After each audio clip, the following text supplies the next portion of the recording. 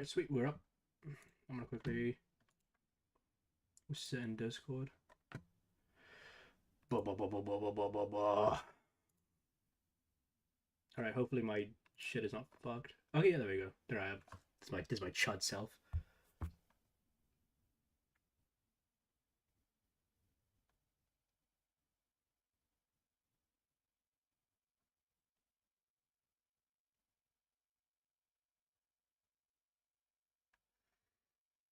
Alright, I'm gonna put my phone to the side. Alright, let's get this stream going. Yesterday we analyzed the Green tax policy, so my hope is that today we can do something that's a little bit on the down low, because I do not want to have to do that kind of shit again. I'm gonna put some Zens in, alright, get activated, and then we'll see what it is.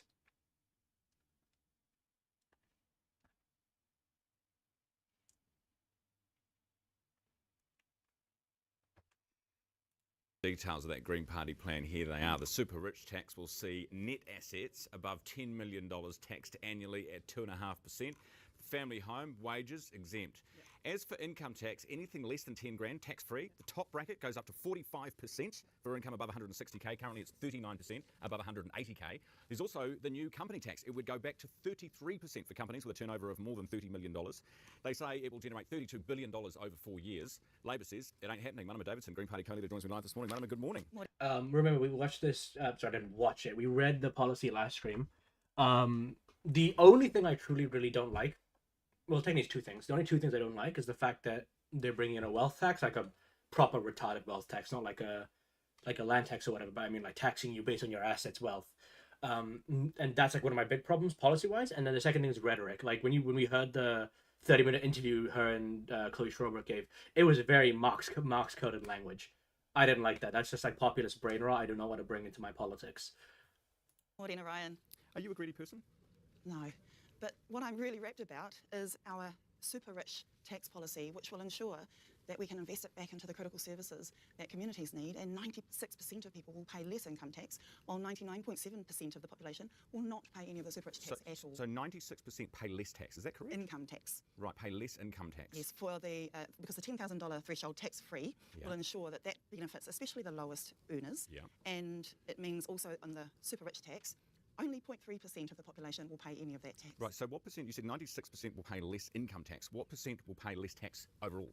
The majority of us will pay less tax. This is about the majority of people paying less, a tiny few paying more, and investing it back into the critical services that our communities deserve. I'm in love with it. I love this policy because it is starting to shift the burden away from, taxing people who earn, like our nurses, our cleaners, bus drivers are paying half of the effective tax rate of the super rich. No, they're not. They're not on income tax. They are not. We all pay. So they are. So you're talking about assets. You're talking about an asset for the super rich. For the super rich, which we'll come to what that definition even All means. right. One thing I want to bring up really about this. The Green tax policy is good. I like the fact that we're making new brackets for people who earn under $10,000. It means that if you're a student or you're just down on your luck, really, you don't get taxed. Basically, I think it's good. It means that every dollar goes into your pocket, and you can make the most out of it. Because in that tax bracket, if you're making less than $10,000 a year, holy shit, you need every dollar. My big problem is that how do you put this? You need to tax people to fund stuff. Remember, we've brought this up in stream many times. We need to change our perspective on tax. It should not be a punishment, all right? It should be a responsibility you have to society. But it's not necessarily a bad policy. My main gripe is with the wealth tax and the wealth tax and the rhetoric. Those are the two things I take a big gripe with. Means in a second. But when I started this interview, I asked, are you greedy? What does greedy mean to you? I mean, what even is this to do with the conversation? Well, hang on. You guys brought the word greed into the conversation. That's why I'm putting it to you. That's true. Because that's true. Greedy means somebody who takes more than what they need. Mm-hmm. And how much do you earn? Oh, we're taxing us. Yeah, but how much do you earn? 200k? Yep. 200k. Yeah. So living wage, 62k. Yeah, I want to pay more tax. You're taking more than you need, aren't you? The government needs more, actually, for our critical public services, health, education, water, infrastructure. But this is why the government needs more. I get it, but I just want to get to this definition of greed. Are you greedy because you're taking more than you need? Not at all. This is about all of us. So why if somebody who is earning $400,000 or $500,000, who is in the same position as you, taking more than they need, why are you calling them greedy? Why are you calling them super rich? Why are they the ones that we're pointing the finger at? And is it a bit hypocritical to do that? 1 in 7 children are living in poverty, going without kai, warm housing, and unable to heat their homes. I'm proud of my ambition to want to change that, because we have enough in Aotearoa for everyone to live good lives. Okay, so we get this money. How much are we getting? $32 billion over 4 years. $5 billion odd a year is the extra revenue from our policy. Okay, and how many children? So you said 1 in 7 in poverty at the moment. How many children in poverty after you've done this? We'll announce our further election policies down the line. But what we wanted to be really clear about. But hang on. You just $32 billion, and you can't even say, what is it? Is it 1 in 10 children in poverty? 1 in 20? Well, no children in poverty? Let me talk about this. There is no reason that any child or family in this beautiful country of ours should ever go without kai, without housing, without a good education, without a proper health care. And those are the critical services that our policy will help to fund, which have been starved for successive governments. Successive governments have allowed the super rich to continue to build and hold assets and wealth. Those are untapped resources that I think people can see. It's not fair, it's just not right when our nurses, our tradies are paying effectively twice as much as the super rich on their assets. All right, let's talk about those assets, because you're talking about people like Nick Mowbray, who you mentioned in your document, which I've had a read of. Also Graham Hart, and another very rich man, rich New Zealander. Where are most of their assets held, do you know? Our policy will include not the family home. So it doesn't include the family home. Yeah, but these really super rich guys that you're talking about. So it includes property investors, where homes are being used to build wealth instead of a place for family to live in and put their roots down in. Yeah, but these rich guys, Graham Hart. Extra homes, how do you know? yachts, how do you? helicopters. Yeah, okay. So how do you value companies which aren't listed on the stock exchange on a random given day every year? And how do you know where they are and what they are? And how do you stop that rich person from buggering off and being a tax resident of somewhere that's a little more friendly? There's a few things in there. So firstly, we know that the super rich, because they value everything they own, they are most likely valued whether it's insurance, whether it's traded. You got a face cam? Yeah, I did. Yeah, trying to make streaming like more of a thing that I'm doing. It's less of a problem. There is something else in there about, I think you're referring to tax flight. Aotearoa is so much more than just a tax haven for the super rich. We are arts and culture, we are incredible oceans and beautiful native forests, we are comedy and beautiful warm people.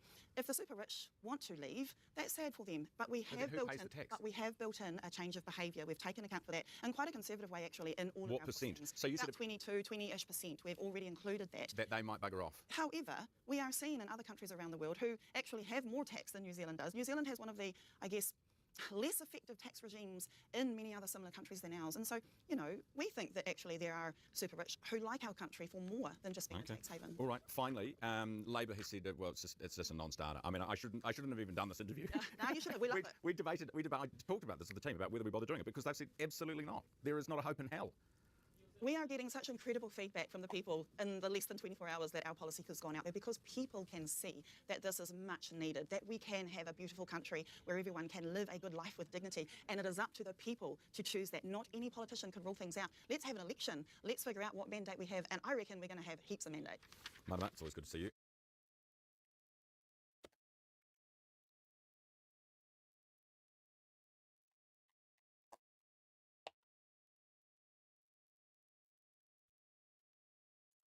Back home, plenty on the agenda.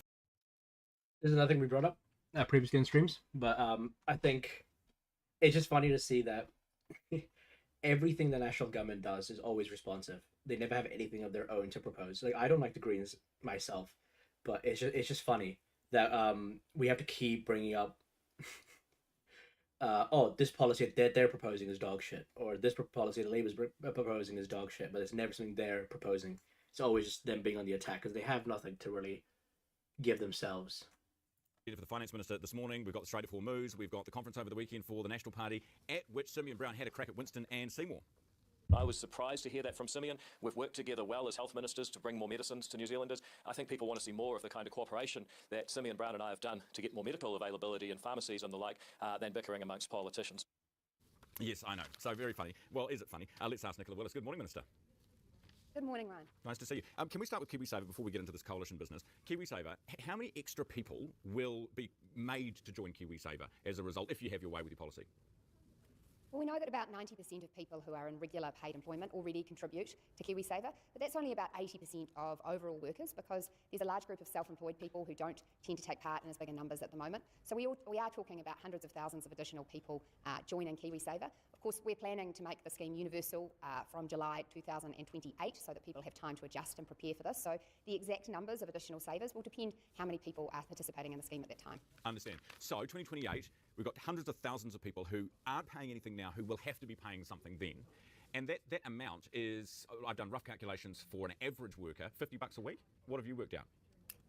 Well, it's 4% of their wage, so it depends what their wage is at that time. And what we know is at the moment, if they don't participate, there's a really large inequity that grows over time, because those small weekly contributions, of course, attract interest, which compounds over time.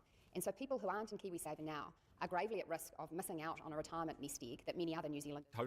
Totally understand. If we move to grow KiwiSaver, we don't want that inequity to keep growing, so that you have the haves and the have-nots at retirement. So we think this is a scheme that will help build people's financial future and give them security in retirement. Okay. Yeah. What about the haves? People buy a house, of course. Yeah, totally. But what about the haves and the have-nots right now? This is what I'm interested in. So between 50, even 60, $70 extra per week in 2028, where the hell are people going to find that money? And are you going to give them a tax break to compensate them for it? We are going to make a government contribution to their KiwiSaver account to sweeten the deal. So for those earning under $180,000, they'll get $260 a year from the government on top of their contribution. Which is not $50 a week, is it? you know what I'm saying? People are going to be going backwards, and at a time like this, telling people they're going to be going backwards. I know there's a long-term game here, but for the short-term, Minister, what's that going to do to your vote? How do you explain that to people? Well, I explain it like this, which is that we want New Zealand to be a country where everyone has a stake in their financial future, with capital and property and investments that are growing. And KiwiSaver has been an extraordinarily successful scheme for achieving this for many, many New Zealanders, and we don't want It just sucks because like the entire policy platform you guys had was austerity, like not spending money. But the reason why they brought up this whole KiwiSaver thing is to basically say that we're going to give you money, so vote for us, Lamau. It's just funny to see this government like flounder and continuously trip on itself to like try to get some sort of support or sympathy for their current policy platform. Like, never let them forget they wanted to cut everything, and now they're adding more money to stuff. All right, remember, like, I'm pro for that. Whatever they're doing with the KiwiSaver, like, I think it's a good thing, but they're not coming at it in like a substantive way when it comes to like them putting money into their KiwiSaver or whatnot. the inequity of a small group of New Zealanders completely missing out on that opportunity. Because, of course, it's not just the dollar you put in, it's the fact that your employer is obligated to match that with contribution as well. So those who aren't contributing are getting hit twice, not only by not having their own saving there, but missing out on the contribution their employer would otherwise make. And that really adds up over time. We know that many New Zealanders have accessed their KiwiSaver account to get a first home deposit, and many others will get a much more comfortable retirement because they have those funds at retirement. The economy as a whole, all you have to do is look to Australia to see that countries that have large domestic savings pools therefore have more options about what can be invested in the New Zealand economy. Totally. So No doubt growing about that. KiwiSaver funds, we see stronger capital markets, stronger growth potential for our economy, which of course is what ultimately creates. Remember, FDI is down like I think 60% since the Labour government. We had like $5.7 billion coming in, only $1.7 billion. I don't know how to. It's just brain dead. It's just brain dead shit. Jobs and higher incomes. We also know that from 2028, according to Treasury forecasts, we will be experiencing good wage growth in this economy, wages growing faster than prices. So we think in terms of the economic cycle, it's as good a time as any. Yes, it's a significant change, but it's one that we can't delay forever. All right. Have you had any update on the Strait of Hormuz? I mean, it's closed and it's open, it's closed and it's open. I mean, it's almost boring now. If it weren't so serious. Yeah, well, I'm like everyone else, Ryan. I watch the headlines for what's happening in terms of Trump's pronouncements and what the Iranians are saying, and I cross my fingers and hope for enduring peace and an enduring ceasefire, because what we know is that 50 tankers did go through the Strait in the past few days, and that's oil getting out to the world. We've seen that the global markets reacted really positively to the initial news of that peace agreement, with the oil price coming down under $80 for the first time in a long, long time, and that translates to lower prices at the pump here in New Zealand. So, look, I've always said this probably won't be a smooth ride. There might be some ups and downs, but the general direction that we're seeing, which is towards that Strait reopening permanently, that's what I'm very supportive of. All right. Minister, very quickly, and I mean very, very quickly, I've got Manama Davidson sitting next to me here in the studio. I'm about to speak to her about the tax plan. How would you describe it in a word or two? Wrecking ball through the economy. It's like kicking. Ah, fuck, man, dude. It's like their whole thing is about cutting taxes, and the Greens tax policy quite literally cuts taxes on everybody but like people who earn like above $160,000 a year. So like you could talk about, oh, we're gonna like, if you want to be good faith to the National Party, what you could say is that they want to, like, oh, Greens wants to make it so that rich people invest less and less money flowing to the economy, but it's not like a wrecking ball economically. Their wealth tax is stupid as fuck, but like that's it. Everything else was like pretty awesome sauce. There's nothing else I found like deplorable in that tax plan. Everyone who's ever worked hard, who wants to create jobs, prosperity in this economy, it's like kicking them out of New Zealand and saying, your efforts, your aspiration are not welcome here. And that is a bad recipe for every New Zealander, because we need people who want to invest in businesses and growth and employment, and taxing them super hard just says, you're not welcome here. Bad, bad policy. Finance Minister Nicola Willis. That was fucking brain dead. I'm gonna quickly...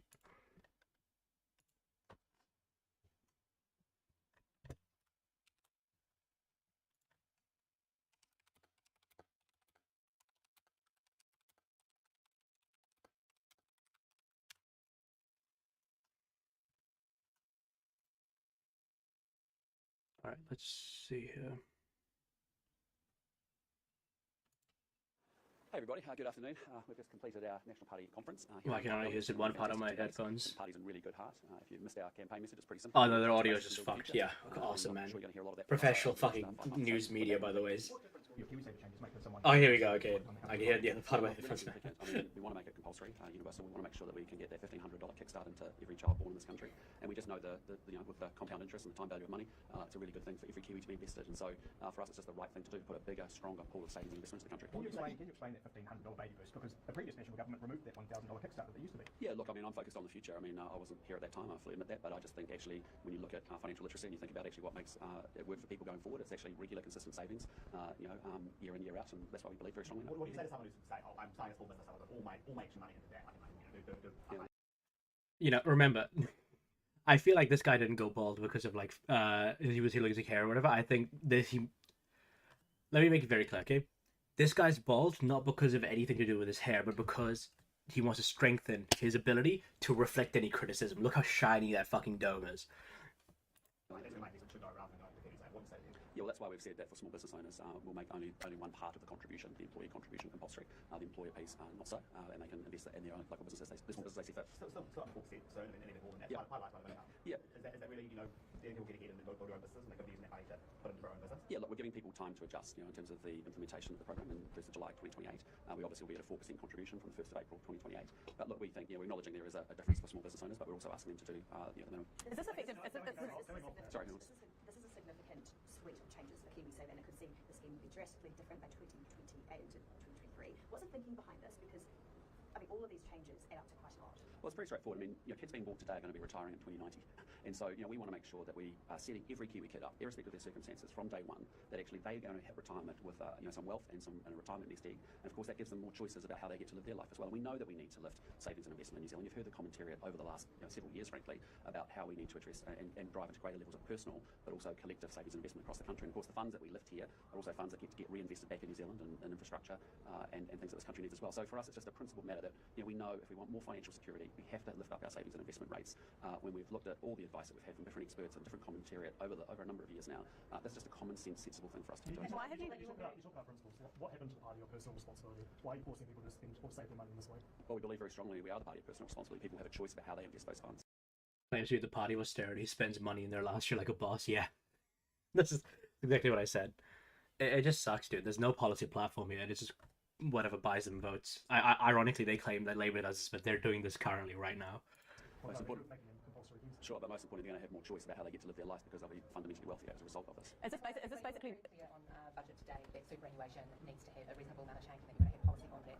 So is that still to come? What can you talk about how that will look alongside what you've announced today? Well, that's not today's announcement, but yes, we will have more to say about superannuation in the future. Did you effectively have to make these changes around KiwiSaver to make the case for lowering the super age? No, we see them as two separate conversations. That we've had a long-standing position about gradually, lifting retirement ages, giving people lots of time and certainty to adjust to that.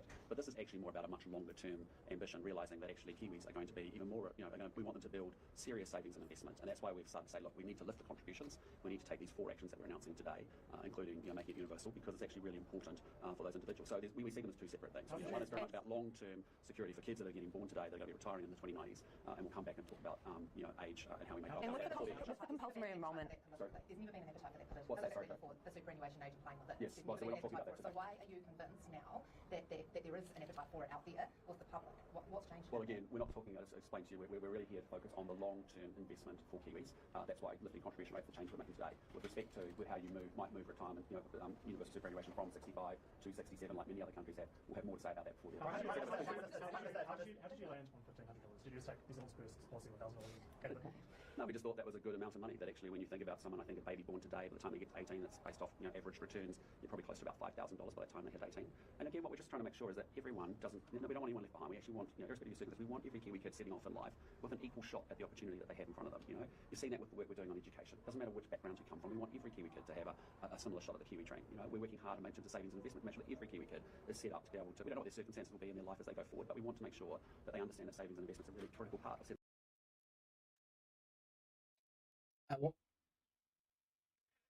Okay. As you know, I'm trying to build an audience of like people who are retarded. This is my whole thing, okay? They're telling you that no Kiwi kid should be left behind because all our opportunities should be used. I agree with this, okay? This is Labour's platform. These people gave a tax break to landlords instead of giving school lunches to kids. Never let them forget this. Set them up for success. Prime Minister David Seymour has said of this policy, this is quote, exactly the kind of feel-good end-to-bad policy act just to hold the line on. Probably will need to govern after the election. Will you be able to get it over the line in college? Look, he's entitled to his views, but he's just wrong on that. On the other side of the coalition, This coalition is so pretty cooked. humiliating to both criticise him in your speech and then copy his policy. What do you say to that? Well, again, we're focused on making sure we're setting up New Zealanders for success. I think many of us have been talking about superannuation for a number of years. We've identified that it's a real challenge here in New Zealand compared to other countries. Having having the savings investment system set up in the way that we've talked about, I think is very positive. Just from a factual basis, I don't recall New Zealand First having a position on universal KiwiSaver, a position on topping up parents during paid parental leave, or a position on continuing to make contributions for older workers. Yeah, you know who had a position on that though? Labour. Fucking rats. And just on that compulsory nature of it. On the paid parental leave top-up, we've seen two policies in the last week that specifically target areas that, especially women, have been disadvantaged financially. What has been coming through to you about that? Why now that you want to target women and paid parental leave recipients for KiwiSaver? Because it's been one of the things that commentators have talked about and acknowledged for a long period of time. Women get left behind when they go on parental leave. It's as simple as that. And so that's just not right. It's just not fair. And so that's why we're making the changes that we are. Sorry, hang on. Come to you, There are a number of cost businesses within this. Obviously, the over 65s now having employer contributions as well. Are you worried about how businesses are going to respond to these increased costs? Look, we're giving business time to adjust. The contributions are phased in over time as we set out to 2032, and we're making sure that they have time to be able to do that. But I also know that many employers want their employees set up for a better future, and that's important. Okay, your policy document noted that the calculations were conservative, but it was going to cost more than $1 billion over 4 years. Where is that money? From our operating allowances. We've got a track record in government of delivering our priorities within tight operating allowances. We've achieved that through being very careful to get value for every dollar that we spend. We believe that this is a very high value investment in every New Zealander's future. You talked about evening the... Some of the additional revenue you expect to get from it? So we don't expect additional revenue from this policy other than through the employer tax that can come through the contributions. And we haven't estimated that for the purposes of the costings that we've provided today, although we know when we previously increased contributions, we did get an increase in that revenue. So that would be supplementary. I gotta make it very clear, okay? What they're saying here is literally the opposition party's like whole thing. They've just decided to say this because they are scared. It's election year, election's coming up, so they're gonna put money into your pocket. So they hope that you can forget about all the dog shit they did in the first 2 years of their government. That maybe National is actually saying no. They're not saying. They're stupid. They don't know what the fuck they're talking about, and they're just trying to gain votes basically by throwing money in your direction. Never forget. These people would rather give a tax break to the debt of landlords than give free school lunches away. I need to make this very fucking clear. Fuck me, dude. To our plan. Do you know what that could be? We haven't included an estimate for that today, but we do expect that will be some tens of millions of dollars. Did you get any advice about how businesses would respond when it came to that increased cost on their books, and whether they would effectively just use that as pay rises for people instead of increasing their pay over the next few years? Well, this is a National Party policy, so we haven't sought official advice on it. However, when we made the decision at last year's budget to increase default contribution rates, I frankly expected at that time that there could be a backlash from businesses. Instead, the experience I had almost everywhere I went was that business people themselves said, that's a great policy, because on the one hand, they care about their employees and their financial future, and on the other hand, they can see that New Zealand needs a deeper pool of savings and capital available for investment in growing this economy. So it was really positively received by employers when we sought to Dude, this whole government is a clusterfuck. I don't get it. There's no platform, policy wise. I just don't understand it. Increased contributions. And I think this is one of those subjects that whenever I go into a room with people who are employing people, who are exporting, who are producing things, they say to me, you've got to make sure that KiwiSaver continues to work and is a more robust scheme for the future. And have you modeled... Jennifer, on the employee side, as you saw yesterday, when we lifted from 3 to 3.5%, just this year, we've seen 99.5% of Kiwis choose to continue to make contributions at that high level. So, I think we feel comfortable with the employer and employee pieces. We're doing it in a very staggered way and taking time to give people time to adjust. But, we just think it's really important. It's a principled decision to say, we want New Zealanders to be wealthier. Part of it is actually doing financial literacy and education around savings and investment. The sooner we get our young kids involved in the schemes, the more wealth they get to create. I just think it's common sense and a no-brainer. Have you modelled how much that have you modelled how much that compulsory nature of it, bringing everyone into the scheme, would cost businesses? No, we haven't costed that. Obviously, that will be very different for every individual business. Some businesses will find all of their staff are already in KiwiSaver, whereas in other businesses there may be one or two who are not. You have a number of people that we have included in our costings an estimate of what we think it will cost the Crown as an employer, because we acknowledge that there are state sector employees who aren't currently in KiwiSaver who under our policy will be, and so we have factored that into our costings. Sorry, did you consider getting rid of the $250 government contribution? Because obviously that accident if people into the scheme, they will now have to be in the scheme. Well, ultimately, we decided to retain that because we know that for those earning less than $180,000, it does provide another piece of progress for their savings accounts. It does add up over time, it compounds. It is of value, particularly to those workers who are on low to middle incomes, and so we think that that's another piece of juice in the scheme. Sorry, you were in the National Party longer than the Prime Minister, who's talking about not being here. This is a long way from Dancing Cossacks, this is a long way from Jenny Shipley, who got very hard against compulsory super in the late 90s. It's also a long way from National actually opposing KiwiSaver. What's changed in the National Party? Well, this is a National Party for today and a National Party for the future. And we have always been committed to the values of personal responsibility, of a strong economy, of strong families. And I think the commitment that the Prime Minister has made today is very reflective of those values. You saw the standing ovation we got from our members. This is a policy whose time has come. Prime Minister, are you concerned you may lose some of your most senior MPs, especially at Cook Goldsmith, Jerry Brownlee, if you don't get your calling up? Oh, well, again, I don't talk about polling. But that is a realistic situation that's facing some of your most senior ministers. Look, we've been here before, team. Is there any polling that's been released so far? NZ polling.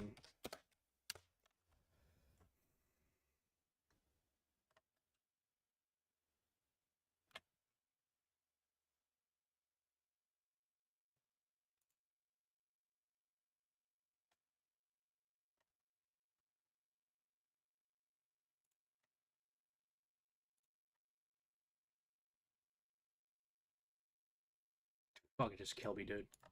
Whatever. I didn't even want to see the numbers. Jamie, I don't have to say any clearer, mate. I don't talk about polling. Sorry, what yesterday was saying that it was not good enough for National to come second, even if it won, coalition won. Is that your position too? Well, our position's very clear. We want. There's no other alternative. If you want to put everything at risk, the only way you can avoid putting everything at risk is to party vote National. It's as simple as that. So party vote for any other political party is actually increasing the risk at a time when this economy is actually due to recover, is recovering. The recovery is underway, which is fantastic. We don't want to put that at risk. And that's why our GDP growth in the last quarter was under 1%. That's not healthy. It's dog shit even. I would go as far as to say that. There's nothing good about a GDP growth below 1%. Okay, that's not a recovery. Our inflation is decent. Our unemployment's dog shit. Like, any economic measure you take this government's record on is just dog shit. There's another way to put it. Okay. Why you should reasonably expect over the next 5 months we will make that case incredibly strongly as I tried to today. Sorry, Sydney Brown speak to you in regards to New Zealand First. With different parties in the past, he said you just can't trust them. What is the level of trust that National has for New Zealand First now? Well, again, there's 2 points to this. Any party vote with any other political party puts it at risk. The second thing is, just stating the facts. We've seen the New Zealand First Party in the past, opt to go with Labour, opt to go with National. You just don't quite know for sure. Do you think Winston Peters is untrustworthy? Sorry? Do you think Winston Peters is I've enjoyed working with them, actually. I think you've seen strong and stable governments over the last 2.5 years for us working together. We're united on, we find common ground between our respective parties and our policies, as I do in all the coalition partners. Doesn't mean we agree on everything, and that's okay. Do you trust him? Sorry? Do you trust him at the end of the day? I've trusted in government, absolutely. Just back on the policy. You suggested today that your coalition partners are like bickering children. Do you agree with that? Well, I think you made the point pretty clearly. There's only one option, that is party vote National. If you want to make sure you avoid the risk to the recovery that's underway. You're only making these comments because National is under pressure. No, we're in an election. We're in June. We've got an election in November. We as a National Party believe fundamentally that the best answer for this country is for a national-led government. We are going to make the case to every Kiwi that party vote with any other political party is actually putting all of that at risk. We have come too far. We have put too much work in to have it all be spoiled by other parties actually blowing it up. We're just seeing a crazy green policy today, talking about increasing taxes, putting a wrecking ball through a recovery. That is not the way forward. Increase the taxes on who? Who would, do these guys even read the policy themselves? Oh, no, they do. They do. They're just being extremely bad faith. Fuck me, dude. for New Zealand. So we're making the case very strongly and unapologetically that actually a party vote for National is how you secure the future, and it's actually how you make sure you vote for Just back on the policy, if I could. Yep. You have both made quite a song and dance about being targeted, temporary, timely. How does this policy line up with any of that? It's free for everyone. Well, because we are keeping the targeting that is there. The government contribution is only targeted at lower and medium income earners. And ultimately what we're saying is that this is for every New Zealander to take some responsibility for their future savings. But when they take that choice, they will be backed by their employer. But a billionaire's baby is going to get $1,000. Well, this is not a scheme that is universal in the amount that people put into their accounts. It's very much calibrated to how much they're earning and therefore how much they can afford. But also, Jenna, we can't predict what's going to happen in someone's lives, you know. And the reality is we're a party about the equality of opportunity, and we believe, you know, actually kids setting off. That's the most bullshit thing I've ever heard in my life. In New Zealand today, irrespective of their poor backgrounds or wealthy backgrounds, deserve an equal shot at the dream. That's why you've seen us put so much store in education, because we genuinely believe that 5-year-olds showing up in school today should have an equal shot at that dream. And it's the same thing here on savings and investment. So we can't predict what's going to happen in an individual's life, but what we can do is make sure that the starting point is the same and they have an equal opportunity. And just another point on that. How does that function actually work? Because what we know about probably lower socioeconomic families don't always interact with government and get maybe the same things that upper or others do. How are you going to make sure that baby bonus gets through to everyone so that there is that equality of opportunity? Our intention is that we have an auto-enroll at birth, so when births are registered, that triggers the auto-enrolment. In most cases, we would expect parents to choose which KiwiSaver fund provider their child's baby boost goes into, but where they don't actively make a choice, there will be default funds that funding goes into. And what we expect is that all children under the age of 18 will have this money invested in a high-growth default. We're going to take 2 more questions. Children born overseas to Kiwi parents who are maybe employment. No, it's the same entitlements as it stands currently. Will have Born overseas to Kiwi parents who are maybe employment. No, it's the same entitlements as it stands currently today. Kiwi parents who are maybe employment. No, it's the same. Someone says something. Fuck. That's only June and the election's still a long way away. Do you think voters might get a bit tired and bored of the political point scoring that seems to be going on every week between even the coalition parties at the moment? I wouldn't call it that. I think we've launched a very substantive policy today. It's actually New Zealanders are going to be very engaged around actually understanding how they get a government in place that fixes those basics, Your party has and builds the parties future. that you're working with, and they have already responded and are planning to respond later today. I'm just asking whether you think voters appreciate that sort of coalition point scoring going on and are going to have to potentially listen to it for another 5 months. Well, I reject the characterisation of that question. We are governing, but we are now 5 months out from an election, and we're quite right to come to you with policy. We don't see lots of parties with policy coming forward at this point in the election.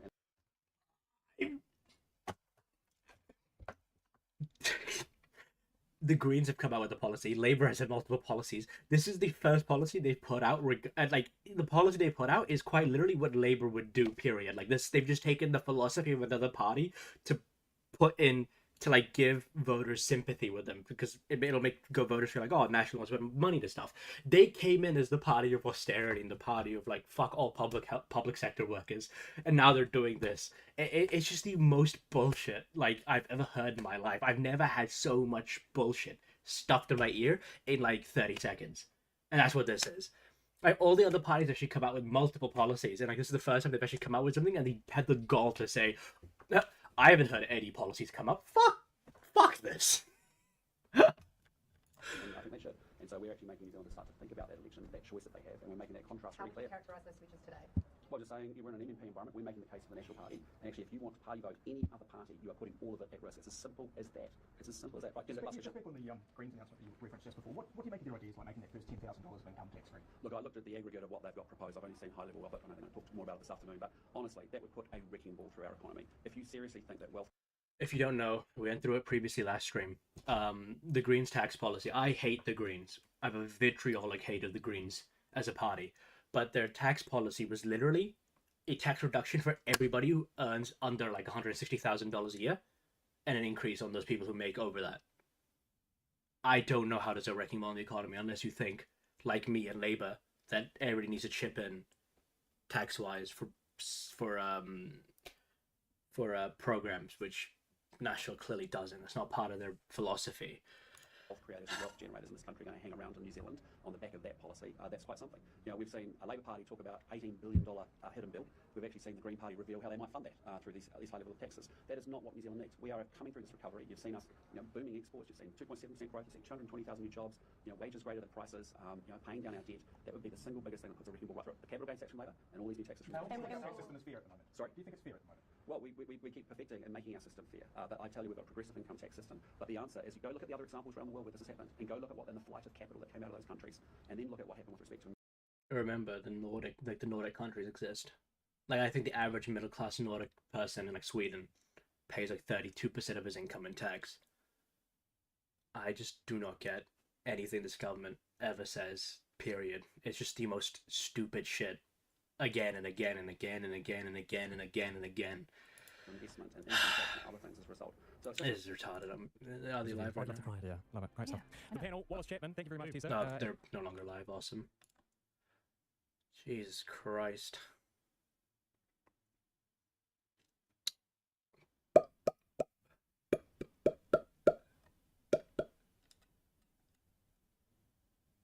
Um.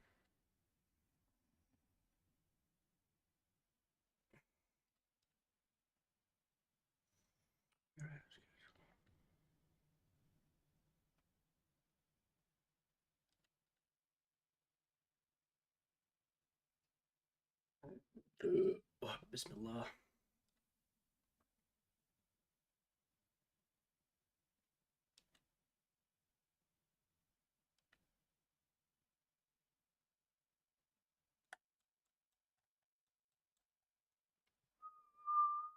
It is time for our panel.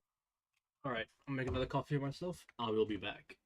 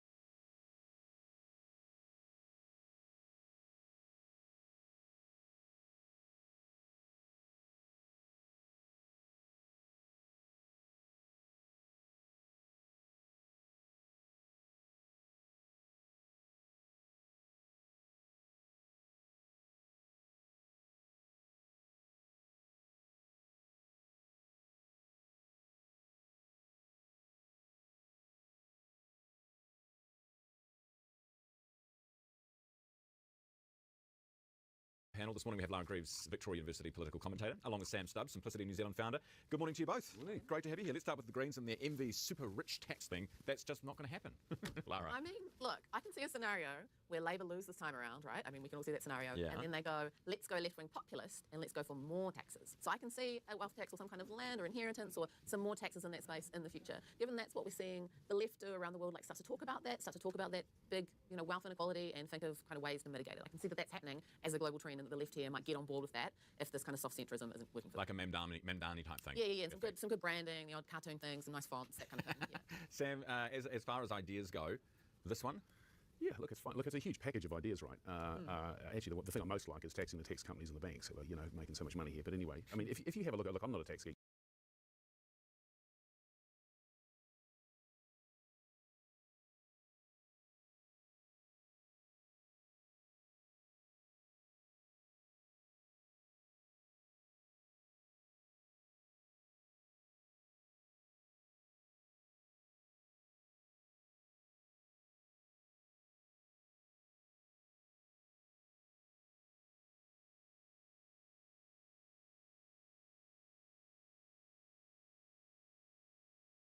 but I hang out with plenty of them, right? The bottom line is we've got to find some more taxes. National super is going to cost us $30 billion by 2030, right? It's another $6 billion increase in the next 3.5 years, right? So where'd that money come from? Well, one of the obvious places is the wealthy. And if you have a look at around the world, they're very good at avoiding these taxes, right? You can make these announcements, but will they pay them? The only two that they can never really get away from is either land tax or inheritance tax. So don't tax the person who made the money, but tax the people who just the other option, lucky, yes. But the other option, of course, is to actually just increase the age of entitlement for super, or income. What's it called when you test for income? Means testing. Why not do that? Why not start there for goodness? You can only have that conversation in New Zealand if people feel wealthy enough to not be receiving as much national super, which is why actually National's KiwiSaver announcement yesterday was a much bigger deal, right? If we can get New Zealanders wealthy enough that they can actually embrace the idea that they might get less national super because we can't afford it, then you start to have a serious conversation. Those two things have to be. I agree with you. But talking about these extra taxes now is almost like putting the cart before the horse, isn't it? Because we're not wealthy enough to actually to even start thinking about more taxes in a country like New Zealand. It's for that small group at the top, right? That's what it's for. It's targeted at that group. That's what the Greens have said. They're being very careful with their branding, saying it's 99% of people aren't going to pay more tax, and then some people earning over like 170 are going to pay $20 a week. So they're being very careful, and they are doing their best to try to not frame it as in something that someone could aspire to earn that much money and therefore get taxed, because that's not the reality for most people, right? So they're really trying hard to really peg it to that small group.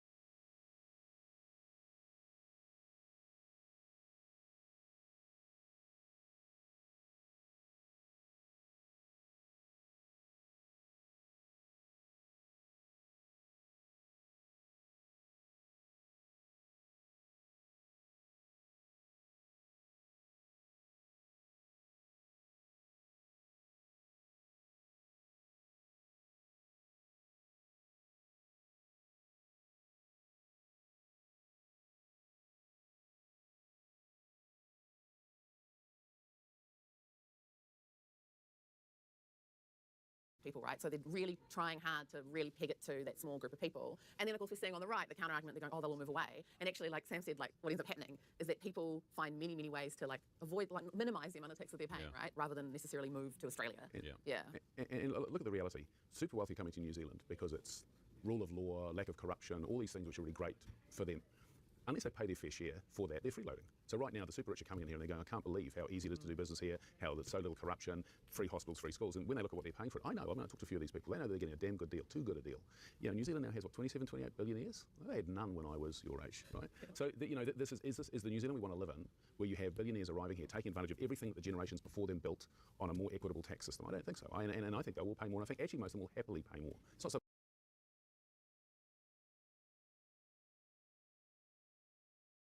you'll ever say, but if you said your cost of living in New Zealand has just gone up, I think that the billionaires and the millionaires would happily pay it. All right, energy drinks. Have you ever tried we've just had one in the studio that has 13 tablespoons of sugar, and there's a guy in the Herald this morning who's drinking 2 litres of the stuff a day to get through work. Are you an energy drink kind of person? All I was as a teenager and in my 20s, you get a cold V in the morning, a Red Bull in the morning, maybe a bit of sushi and V for lunch when you're working your hospo job, that was my thing, right?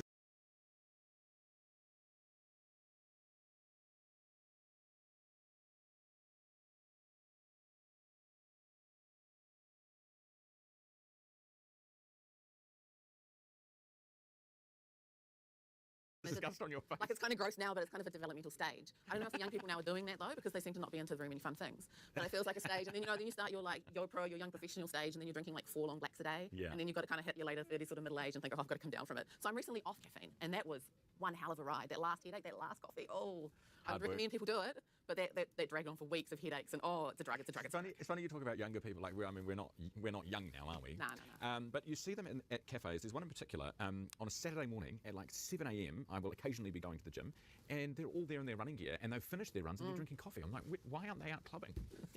What's wrong with these people? Yeah, they should be clubbing. In fact, that was the last time I had an energy drink, 1998 in London in a nightclub. It had just come out, right? And they were serving jugs of the stuff, and I thought, it's just like a soft drink. So I actually drank 2 jugs of it. And I know, it was just unbelievable. And the next 2 days were hell, so I've never touched it since then. But I mean, these things are, they're poison in a way. Yeah, they are. They're bad. That's one hell of a rave, Sam. It was possibly the biggest night of my life. Yeah, that's intense. Now, social media. This is just another one of those things, really, along with fizzy drinks. But social media. There's a series coming out from the Herald. It's going to be on the Herald app, and it looks at what the algorithms do to the kids.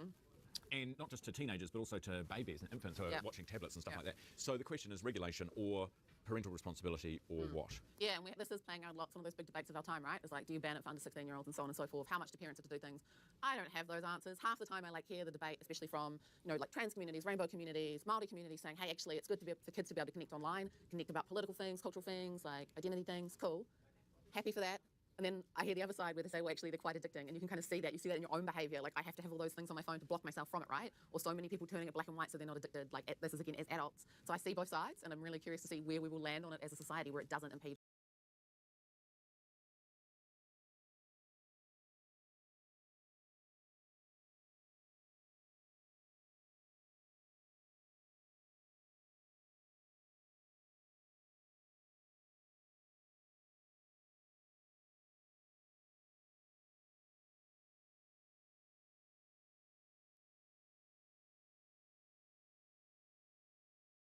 On someone's freedom of speech, but the kids touch the grass sometimes. They go outside and get stung by a bee or whatever. Sam? I want to be a bit sort of old and cantankerous on this one. I've had kids go through all this. I would absolutely ban them. Like, it is not... When I think about the net benefit for my children, and around from having social media, there's been some net benefit, but the price has been very high to pay. So under 16 or something like that, I would ban them and let them have dumb phones, let them be able to communicate with each other, but do not give them smartphones. Yeah. But I've been through this personally. It has been a very unpleasant journey. Yeah, I tend to agree. And then the other thing, of course, is with the parents. I mean, how do you stop them from, getting a phone in the first place? You just don't give them one. Yeah, I'm about Don't buy them one. I've got an 8-year-old. I've got to figure out what to do. As he gets older, when all the friends get the phones, like what line do you draw? I've got to sit down and think about what I'm going to do with that. Might read some articles. I don't know. Might watch that series. Whatever. I don't know. I'll figure it out. Like we all do. Maybe I'll I don't know. Come and have your next coffee with me, and I'll tell you all about it. Do not let them get it. Do not let them get the phone. There you go. Okay. That is the conclusion. I'm going to be the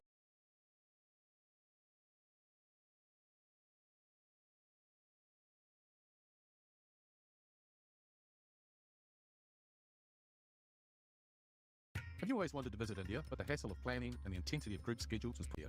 Visit my website. Wayne Brown, the Mayor of Auckland, hit back at that quite considerably, and he joins us now. Wayne, thank you for joining us early in the morning. I appreciate it, mate. How are you? It is early. I hope you got some listeners up and about.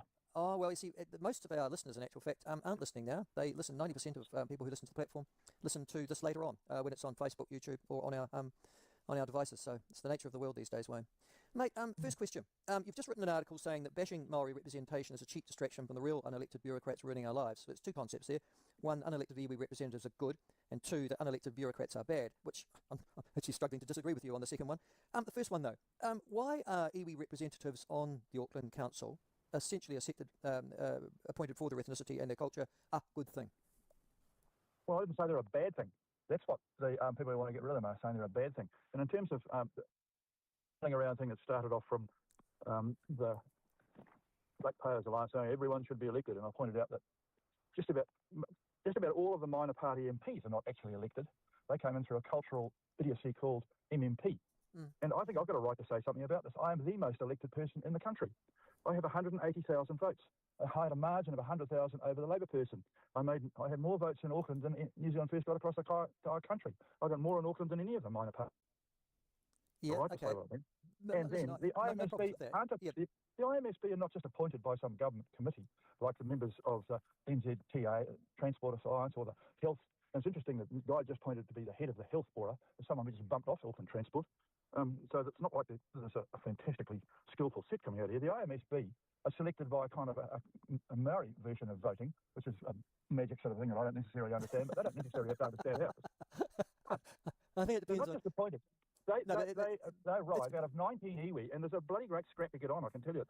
That's an election of its own. And so, what's the problem you're solving? They're actually better than the formerly elected MPs who are now elected to be councils. No, I understand your argument. What's the bloody problem you're fixing other than getting elected yourselves? And well, it'd be really nice if some of those minor parties were so... It'd be good if some of them would not actually get elected. Well, I mean, the argument, of course, as you well know, is that people who are unelected should not, in actual fact, be involved in decision-making and spending ratepayers' money. I agree with that. So all of those unelected MPs, please leave Parliament now. No, they're not. They're all elected, Wayne. That's a bad analogy. No, they're not elected. Most of them have lost their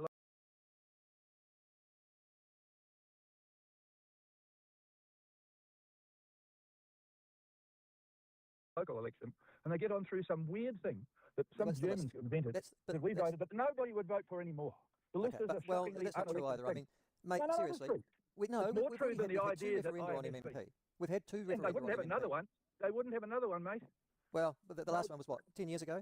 But that's not the issue that we're talking about. Okay, No, I'm the interested. Issue, it is an issue we're talking about. What's the problem you're solving? The problem they're solving is getting elected themselves. And so there's no problem. These guys work okay. We've had them for about 15 years. Why is it suddenly a problem? And they were appointed by a system that Rodney Hyde and Stephen Joyce came up with. And it's worked okay. It's not brilliant, but then again, the election doesn't give me brilliant people necessarily either. So, and we've been there Can for I ask a 15 years. question of you then? The Independent Maori Statutory Board. Yeah, but the Independent Maori Statutory Board, do you make better decisions around the Auckland City Council table having them, can I ask? Well, if we don't have them, there'll be a bloody great row about having Maori elected seats. And why do I have to go through So you that? see this as an Because alternative I've to got having much- Maori wards? Yeah, and at the moment, there's much better things to do. I mean, the problems we've got to solve, we've got to get the Auckland transport changes. The government are doing some liquor licensing changes, which I pointed out on Sunday's Star Time, are actually wrong at the moment. The idea is good, but they've got it wrong. We've got a city deal now, which means that nobody in Parliament can make rules without talking to us. So when they suddenly announce something, they've just forgotten a city deal. The bed night levy has been floating around, being held up by ACT for some reason that nobody can explain. The government are interfering with our planning changes. And one of the things the government should get on and do, that is a problem to fix, is why don't they pay rates? Everybody else does. So there's lots that they should be doing. And the IMSB, there's 19 iwi. Under the legislation, we have to consult with iwi. It's a hell of a lot easier to go up and talk to the IMSB than wandering around talking to 19 iwi. So they save money. So what's the problem? So your basic argument for keeping them is that it's a more efficient and effective way of dealing with the requirements of the Act, under particularly consultation under the Treaty of Waitangi, than not having them there at the end of the day. Yeah, that's the argument. It works okay. It works okay, and they don't have a vote. Yeah, that's good enough. Well, I like to fix things that aren't working rather than fix things that are working. All right, well, that brings me on to the second part of this conversation. You argue that unelected bureaucrats, particularly those in Wellington, are the true and genuine problem in this country when it comes to unelected persons having influence and power, yeah? Well, you can't just say it's only a problem of merit. There's unelected people fiddling around and interfering with my day everywhere. And who do you see most as the problematic for you? Well, they're all over the shop, really. But, I mean, basically, Wellington is full of citizens down there who are doing their best to ruin the lives of people in Auckland so that they can keep a job in Wellington. And you're talking about bureaucrats in particular. What about politicians? Because you have a sort of vexed half of them are unelected. There's far too many of them. How do you justify? There are 40 MPs in Auckland. We're a third of the country. We've got 20 councillors seem to manage it, but we have 40 MPs. Nobody can name them. You know, while I was being elected, going around last time, there I offered 10 grand to anyone in an audience who could name them. Nobody came in even close. Okay, so would you have characterised, I think, Wellington as an anchor upon Auckland's aspirations and its development, and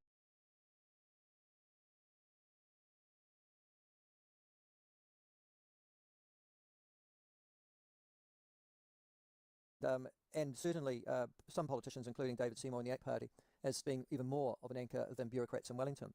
How do you see this playing out after the election? Do you think that the centre-left will provide you more independence than the centre-right parties? Well, I like a centre-centre, actually. I've been promoting that Labor and National should get together because I'm a centrist. I can't tell the difference between Labor and National much. They have to point out, you know, just look at when we suddenly had the need for worrying about fuel prices once President Trump discovered the Straits of Hormuz. So National offered money directly that they don't have to lower paid workers to get to work, whereas I think a less left-leaning responsibility was what Labor suggested, or somebody else suggested, that if you're going to give them something, give them a bus card. It's a golden opportunity to get people to use this public transport that we put on at great expense.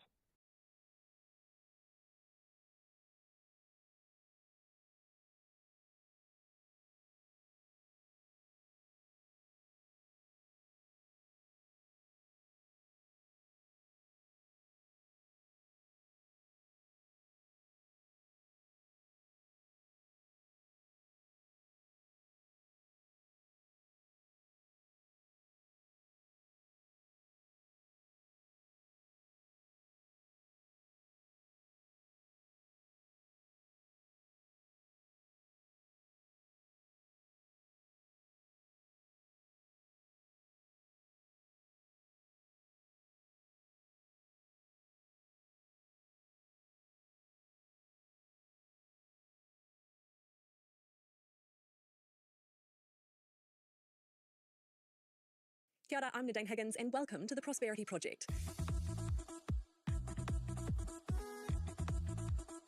Most property investors are small time. They're mum and dad investors that own maybe one, at the most two, investment properties.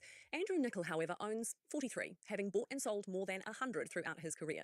Through his business, OPS Partners, however, owns 43, having bought and sold more than 100 throughout his career. Through his business, OPS Partners, he advises others on how to invest in property. He records a daily podcast about property. He once even self-funded a reality TV show about property. So who better to talk through the current market and ask the question, is property investment really dead? Well, hi, Andrew. Thanks for coming into the Prosperity Project. I want to talk a little bit about the origins of your property journey, because we know the headline numbers now, you know, dozens of properties, but it all starts somewhere, doesn't it? So can you tell us about how you first got on the property ladder? Yeah, so I grew up in a very working class family in Christchurch, and because we had no money, I was very aware of money from a young age and the pressures of not having any money. I can relate to that. Yeah. And when I went to school, I was good at maths, and I decided that I wanted to be a lawyer, because back then it wasn't Suits, it was Boston Legal, and that was pretty cool. And so I'd enrolled to do that, and then during that process, I'd entered a competition at school, economics competition, and I was getting a whole bunch of info from the bank. And someone at the bank actually said to me, why don't you just come and work for a bank for a wee while? And so that'd be a great way of learning more about money. And it was Westpac. And at the time, I banked with Westpac, and their service was terrible. So I thought, I wouldn't mind working for a bank, but maybe not Westpac. So I sent a CV, the one and only time I've had a CV in my life, sent it to BNZ and to National Bank. And BNZ gave me a job as a teller, and I started learning about money. And then I worked my way up over a couple of years. And when I was dealing with clients, I suddenly realised, again, I was in like quite a working class part of Christchurch for the branch.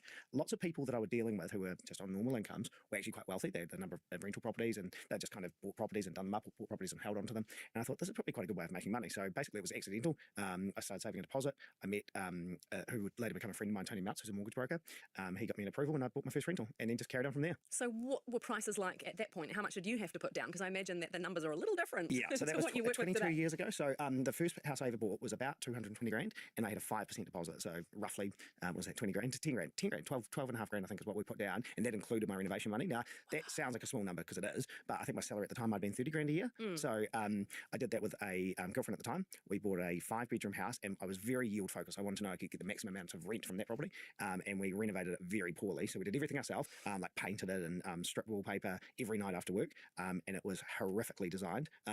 We painted a feature wall in each of the rooms, different Very colour. of its era. Yeah, I remember one room was like a brown colour, and one was like a maroon colour. And then once we got it finished, we got it revalued, and I think we'd like made 20 grand on paper. And I thought, this is easy, money for jam. And then I put tenants in, and because of the area of the property, and because I was trying to get the maximum rent, it was a nightmare in terms of the people I had in there. And so we had people sleeping in the garage. I had to evict some people. There's some drug dealers at one stage.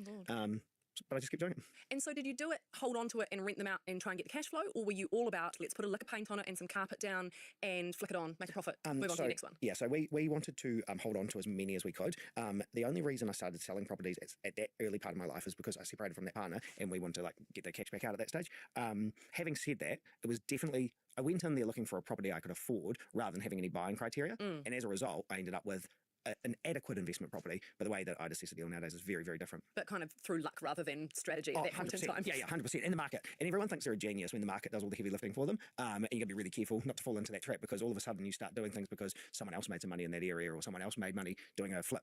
Yeah. Obviously, you invest in Christchurch. We were at that time, and the Christchurch earthquakes came along. What was that experience like, being a fairly major property owner?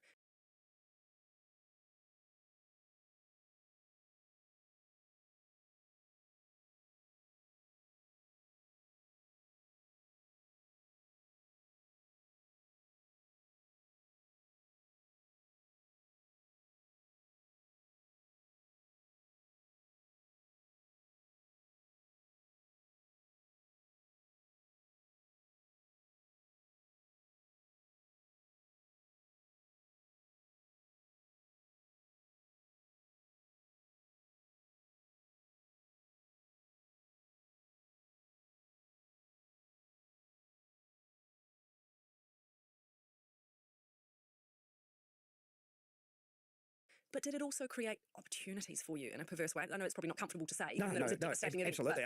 It was a great time to make money, but it was a horrible time emotionally. So I remember when the earthquakes hit, like the big one in February, my house, because I rented a property over in Littleton, that house was damaged, so we had to move out. Luckily, I had a empty rental property that I moved into, but we had no furniture, so we were like sleeping on the floor at that stage, couldn't get into our apartment, get any of our clothes or anything out. At that time, I remember thinking, I've got, I think, maybe 13 properties, all in Christchurch. tenants were leaving. We didn't know whether or not you're going to get insurance paid out or what that would look like. And I remember thinking, how stupid am I as a financial advisor that I put all my eggs in one basket? Yeah, you thought you were diversifying by having multiple properties, but they're all still in one location. 100%. And because you never think about these things until after they happen. And it could have very easily been the unwinding of my what I built to that date. Was it close? Were there any I remember, sleepless nights? No, I think COVID was probably worse. Now they've gone through both of those just because of the uncertainty. It was a slow process, and I think because we were displaced in our own house, it made it even worse because you can't even go home and relax at night. But we were going to move. My partner and I at the time were going to move to Wellington. No earthquakes there, and just kind of rebuild and just keep the rental properties. And we got very, very close, and we didn't in the end because I thought there's probably going to be some opportunity here. Now, as a result, I'm glad I did because that was when I really ramped up my buying. But that was quite a risky.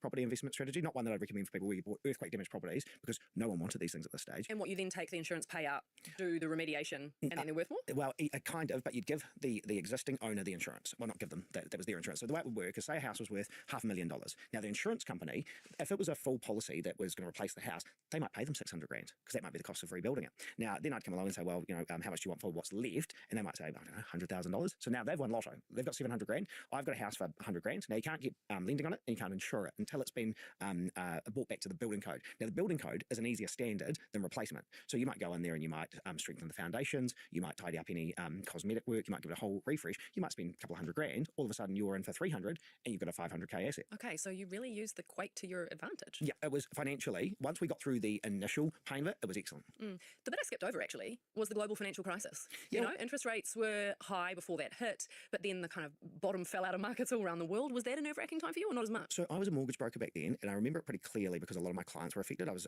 doing a lot of development finance. I had a couple of properties that were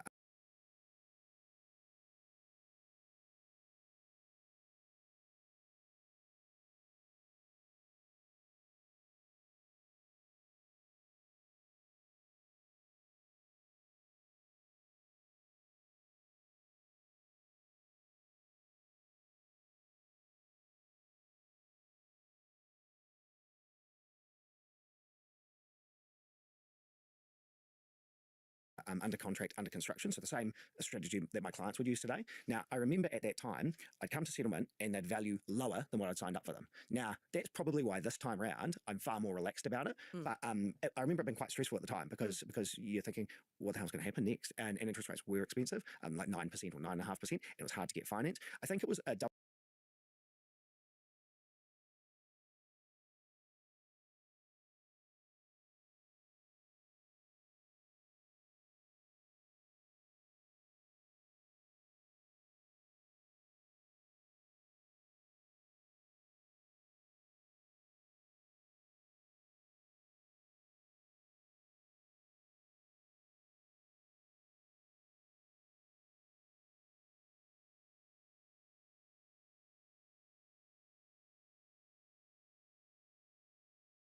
It was a double whammy because not only was that affecting me in my investing, but as a mortgage broker, fewer people are borrowing. Yeah, but looking back, it wasn't as stressful as, say, the earthquakes, which was so out of your control, or COVID, where you just don't know what's going to happen next, and everyone's telling you the price is going to drop by 40%. I was still quite young and naive at that stage as well, and so you don't worry as much when you're more naive. You don't know what you don't know. Yeah. At what point did you go from buying an old dunger and doing it up, or buying an earthquake damaged house and fixing it up, to buying new builds? So I started. Was it labour? Getting rid of the interest deductibility? Yeah. So I started Opus helping people get into new build. Now I was still buying and renovating properties at that stage and new builds because for me I quite liked adding value and sprucing something up. Not that I had much time to be able to do that. Most of my clients were a bit different. They wanted to be more hands off. They didn't want to take on any extra risk if they could avoid it. So that's why the new bill kind of worked a bit better. Plus, you know, at that stage there were LVR restrictions coming in, and so people wanted to put less of their money into an investment. When the interest deductibility rules came in, and I did the numbers on my portfolio, that was a real problem. And what I didn't want to have happen is assume that National would come in and repeal it, which is what happened, and then end up having a massive tax bill because you didn't have the money to pay that tax bill. You had to find that from somewhere else because essentially you were on paper making a profit.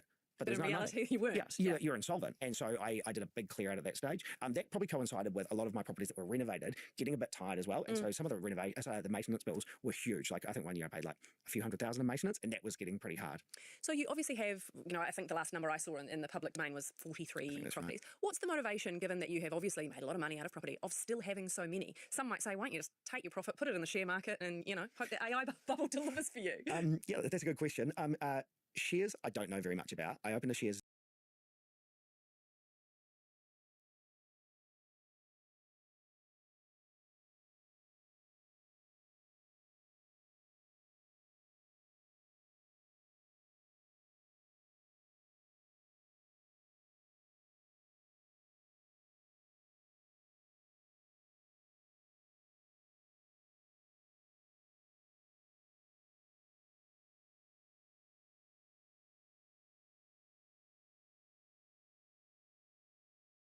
account recently just to trial it out, and I put some money in a fund.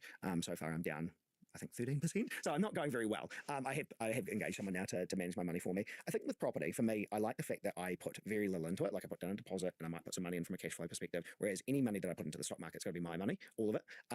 So I will transition into that kind of thing at some stage. But for me, recently I've been just diversifying in terms of startup businesses, so putting money into businesses, taking more risk because I'm 42 this month, and well,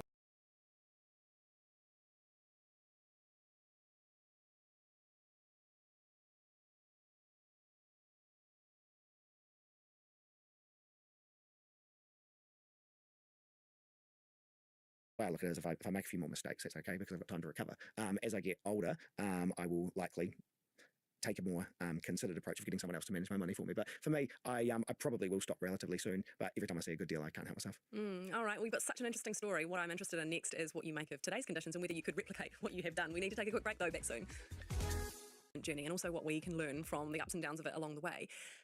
I'm curious, though, that you've invested, obviously, through some big events like earthquakes and GFCs and pandemics, singular pandemic, but you have also invested through 2 periods of phenomenal property price appreciation. And we're not in that phase right now. Prices are high, yields are low. Do you think if you started today, you could still do what you've done? The high prices isn't what would stop someone replicating what I did. The fact that you can't get money as easily, that will. So someone to borrow money to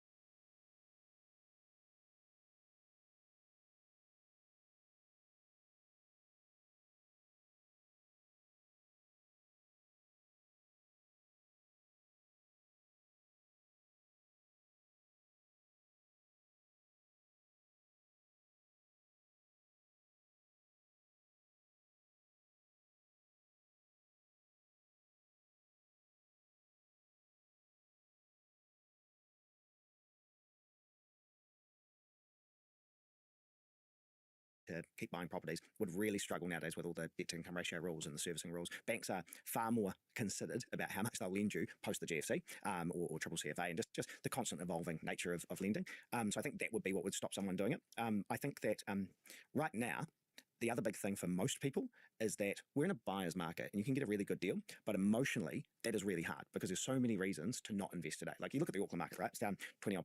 It's hard to get a tenant now.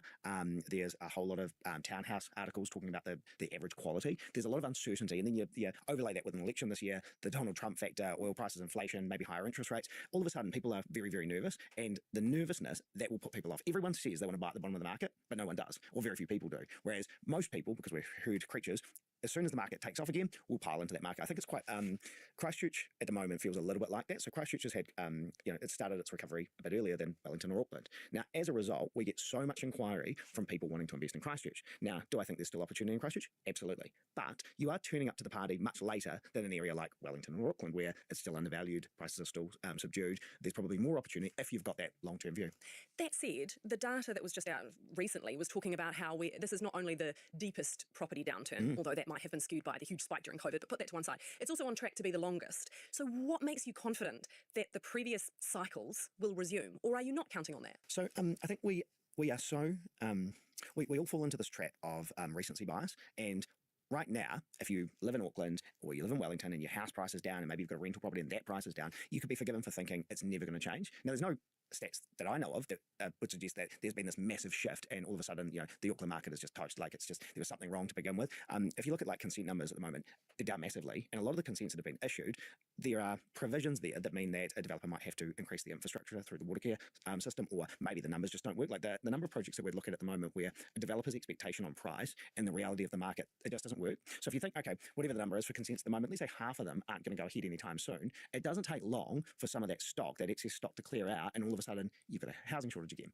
And if you look at places like, again, Christchurch, where there's been a lot more kind of momentum over the last wee while, there are a lot of more projects coming onto the market. And I think that, again, if you follow the trend of what everyone else is doing, that's a dangerous position to be in, because those are the markets that will get a bit more sluggish. But if you think about when you're modelling out what the future growth might be, I don't think it'll be the same, because we've got more restrictions in place. We've got DTIs, we've got RVR restrictions. So if someone was looking at the Auckland market, for example, if you take any 10-year point in time, Auckland house prices went up by 6% over compounding over a 10-year period, 91% of the time, whereas other parts of the country might be 5% and more like 70% of the time. So Auckland is still the place where the vast majority of people want to be. It's just that right now it's going through that natural cycle. But your income to house price ratio is still way out of whack. So if we continue a growth rate like that, or anything close to it, who's even going to be able to afford to buy the houses other than you? Yeah, well, hopefully someone. I'm going to sell them at some stage. I do understand that argument, but so if you're kind of modelling out, you want to be really conservative, and you thought, okay, let's imagine that everyone only ever pays a higher price based on their income.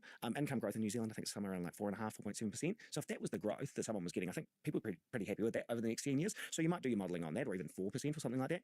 But the other thing to remember is most people haven't exhausted their debt to income ratio level. I think as a nation, we're around 2.5 times borrowing. Now, some people will have no mortgage, and so that will skew the numbers a little bit.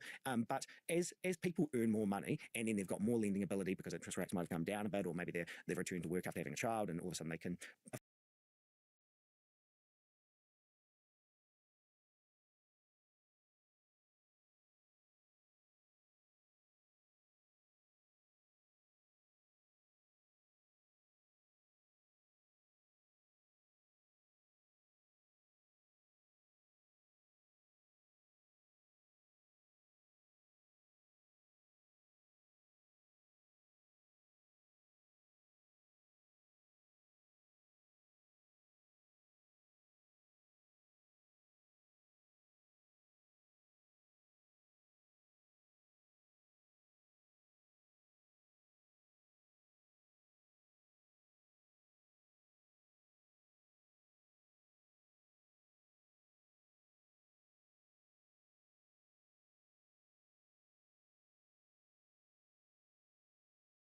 afford more of a house, that emotional factor comes into play. And the odd thing about houses compared to other assets, we tend to get an approval from the bank, and then we go shopping for that amount. We tend to just spend the maximum we possibly can. Whereas imagine if you did that with a car, right? You find out how much you can borrow to get a car, everyone would be driving around in Lambos. Yeah, chance to be a fine thing.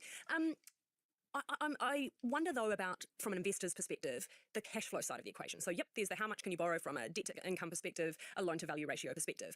But a lot of those new build investors are negatively geared. So they are chucking in some money every month or whatever to top up the mortgage to afford to own that house. If they're not, for the foreseeable, getting any kind of capital gain, how long are they going to keep that up for? Because it feels like you're just throwing money down the drain. Yeah, I remember this from the GFC. When you're topping up a rental property and the house price is staying the same, or even worse, going down, it can feel like you're just in a debt, you're putting good money after bad. And probably at least a third of our meetings at the moment will be with existing clients saying, you have to stay the course. Like, this is just part of the process of holding for the long term. It's interesting because often, because we use the term negative gearing when something's requiring a top-up, people do think, oh, that's a bad thing, it's negative. But the reality is most people are borrowing 100% of the money to buy an investment property. Now, I'm yet to find a better investment where I can use someone else's money and not have to put something in, right? And so just to kind of put some numbers around it, if you bought a property with 100% debt right now, over the next 15 years, you might put in somewhere between 100 to 150 grand if you're topping it up, but over that period of time, right? So what's that? It's 18 grand a year. Now, it will be far more top heavy at the start. So you might pay $500 a week at the start, and then it will go down over time as interest rates, let's say they stay the same, but as rents go up over time. Okay. And so if you buy a property today, it will seem like a relatively low top up in 15, 20 years time. Now, you don't know when the growth is going to be, because if you look at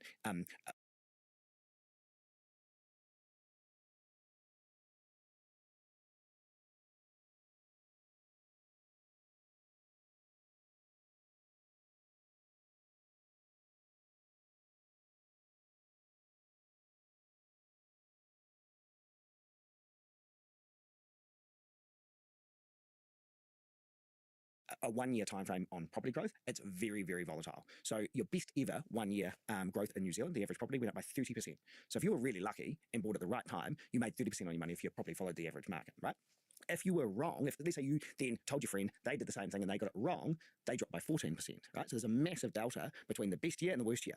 Now, the longer you leave it, the narrower that gap is. And once you get to about 10 years, it's pretty consistent in terms of the amount of growth that you get on that average. Now, history doesn't guarantee future performance, but given we don't have a crystal ball, it's a better indicator than nothing. And so if you look at, your worst ever 20 years in New Zealand growth, it's something around 5%. Now, again, I don't think people should necessarily model off that same thing, Yeah. but it goes to show that it really does have to be a long-term view. And anyone that can tell you that the market's going to go up or down next year, they're just guessing. Yeah, but I guess what I'm getting at is, isn't buying a new build property at the moment that we have to plough cash into it, 100% borrowing, isn't it just a wait and hope strategy? Because other property investors go, well, actually, if you get in there like you used to, with your liquor paint and make it look better and add a bedroom or whatever, at least you have some influence on the outcome rather than just expecting previous property cycles to repeat themselves. As much as I'd like to take credit for how much of an impact I've had, the reality is you have very little impact, right? I might have moved the dial that $20,000 after putting $5,000 into it. Now, that's great, but that isn't going to change your life. So if you buy, I see lots of the renovation people online and they talk about, buy this property, renovate it, add 50 grand worth of value.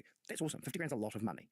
But most investors are doing this for millions of dollars at retirement, right? Which might require 4 properties over the next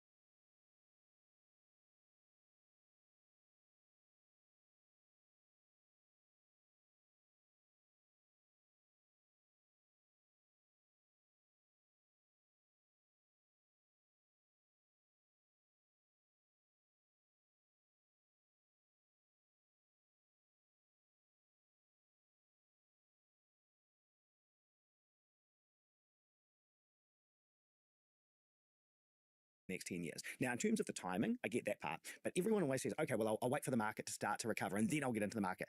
And then what happens if you go to do that, but maybe you've had a change in circumstance, maybe you've gone self-employed and you can't get money from the bank, maybe you've had a kid and your income's changed, maybe the banks aren't lending. And so I think the only thing you can control is when you enter and when you exit. So if you take a long-term view and you can get the money and it suits your risk profile now, that's why you just go ahead and do it, or at least be realistic with yourself about what it would take for you to take action, because again, otherwise you sit on the sideline. I'm enjoying this, but we have to take a quick break. We will be right back with Andrew Nicol. To Andrew Nicol about property. I'm wondering, given that you're quite open, that you own dozens of properties, do you get a little bit of heat from the general public because landlords don't tend to, they're the politician's whipping boy and they're not that popular. Do you get a bit of heat? Yeah. In fact, I don't feel bad for me because it doesn't really bother me that much, but I do feel bad for the mum and dad investor who, like you said before, they're probably topping up their property. They probably don't have a whole lot of cash. They're probably stressing because the value's gone down, and they are subsidising people's rent because they're topping up and they're putting their assets on the line to be able to get ahead. And then you get some politicians will come out and basically say landlords are the root of all evil. And I just don't think that that's true, particularly because the reason they're doing it is because they don't want to rely on the government to provide a superannuation in the future.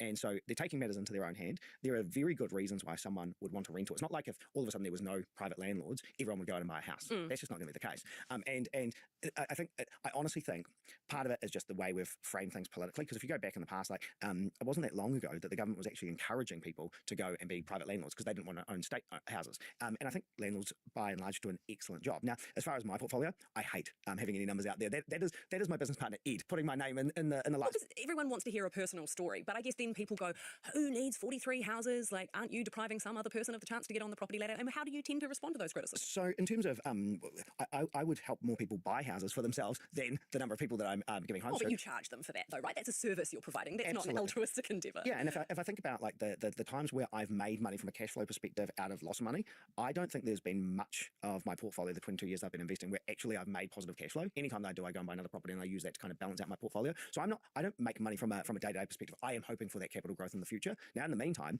So is that to say you're saying you subsidise people's housing by doing that in the pursuit of a capital gain? Yeah, 100%. But again, like it's not because I'm doing it to get into heaven. I'm doing it because I want money later well, on. Exactly. That's the criticism. But in the meantime, like, I think there is this perception that he must be making a whole lot of money from this portfolio. Absolutely not. I don't think I make any money right now, and anything goes back into maintenance. Now, again, that's not a woe is me story. I am fully expecting to make profit from this in the future. But in the meantime, there are people that don't want to necessarily buy a house right now, or might not be able to buy a house, that are getting provided accommodation and like every property that I have, all Healthy Homes compliant. The majority of them are new. They're decent properties in decent areas, and the rent is very fair. Like it's set by property managers, so I don't try and price gouge. Okay.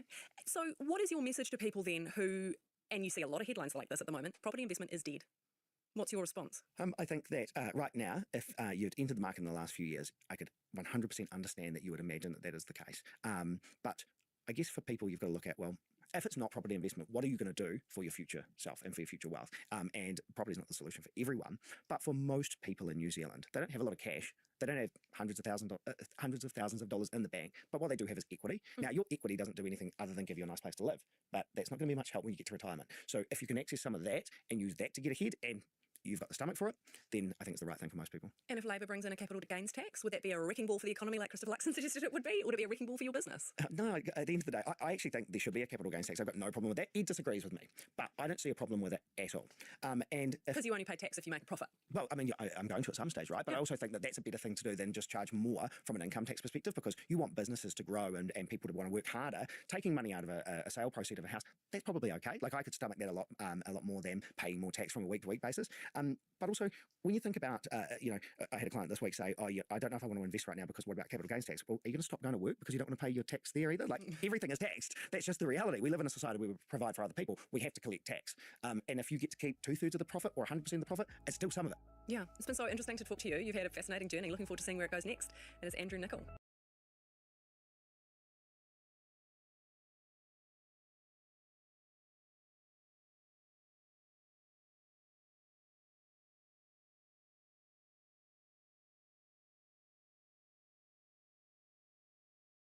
And if I don't think we'll ever do that again, we gave our rangatahi unfettered access to the internet through the smartphone, and we did not know the monster we'd unleashed. The first social media I got would have been Instagram in primary school, quickly followed by Pinterest and Snapchat, and then unfortunately followed by Tumblr later in primary school. At first it was really cool, it was really nice, just taking fun photos and posting them myself.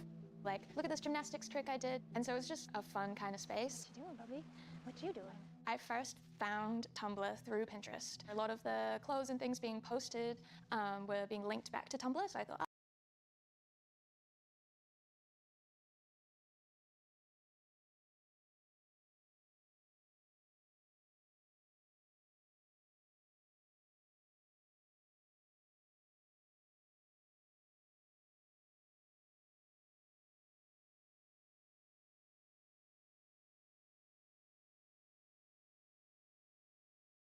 let me look at what's on here. Most of those cute little outfits and aesthetic photos actually were thinspo. I didn't actually even realize at the time that what I was looking at was thinspo. I thought I was just looking at the clothes or looking at these gorgeous girls that I hope to look like when I was a teenager, when I grew up. And it's a rabbit hole you kind of go further down, unfortunately.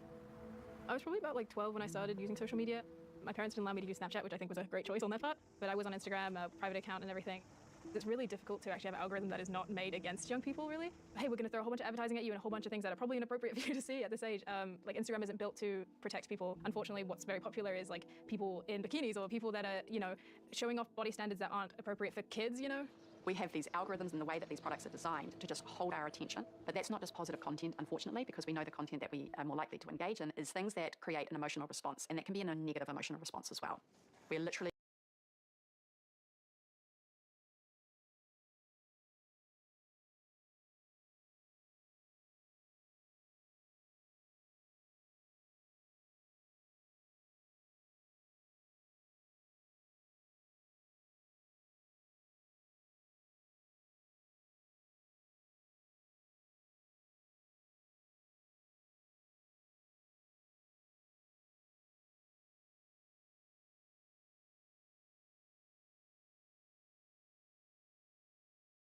wired to pay attention to novel content, to new content. That is an evolutionary thing because, you know, you're out hunting for food and there's movement up to the corner of your eye.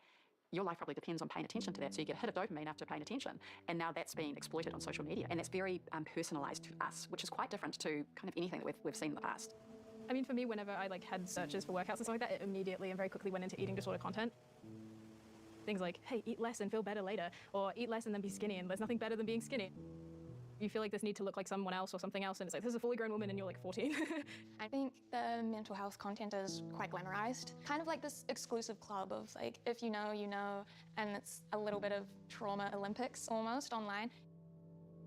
If you are someone who feels like you have had some kind of trauma or you struggle with your own mental health, then you'll be pushed into algorithms that will not only encourage that, but also make you compete to prove that your pain is valid compared to all of the insane things that happen to people around the world.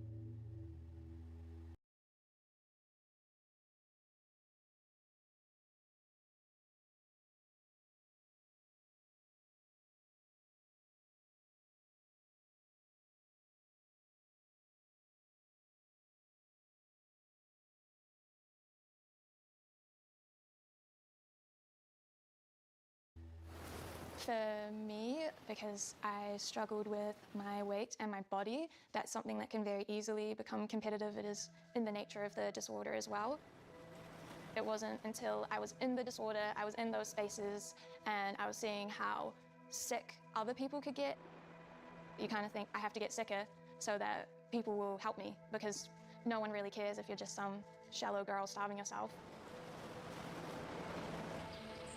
What we know from international evidence is there's been these massive increases in anxiety and depression, which may have just been, you know, that kids feel a bit more comfortable talking about their mental health, so they're seeking out help, they're getting more likely to get diagnoses. Unfortunately, we're also seeing the same trends mirrored in actual behaviours like suicide and self-harm, which suggests that these are actually real increases in things like depression and anxiety. Social media is every single one in the world and their trillions of thoughts, all conveniently produced for you, and you're digesting that constantly. Yeah, it was always on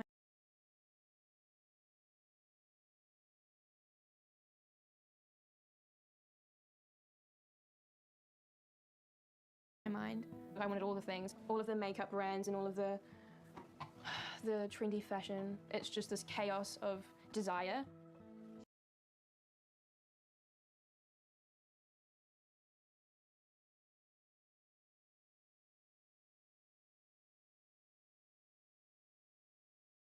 At the time, Isla was spending a lot more time in her bedroom, and people would say,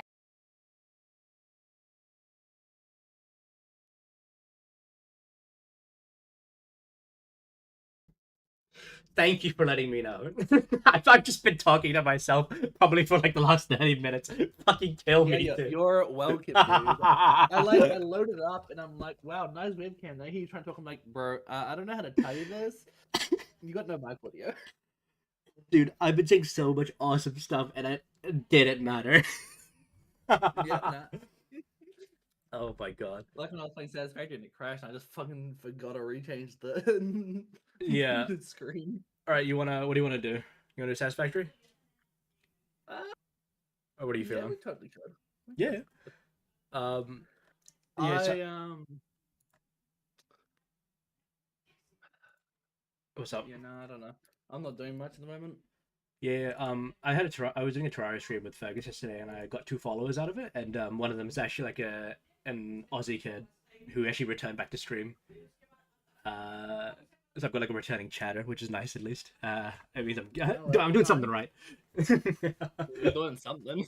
Yeah, so I got my webcam today, so I set it all up, and I'm trying to figure Oh, out that came in today. I was yeah, wondering literally when today. it came in. Yeah, it was literally today. Yeah, So I no. set it up, and I'm trying to figure out the settings. But there's like an autofocus thing that I could do, but it was a bit retarded because Autofocus?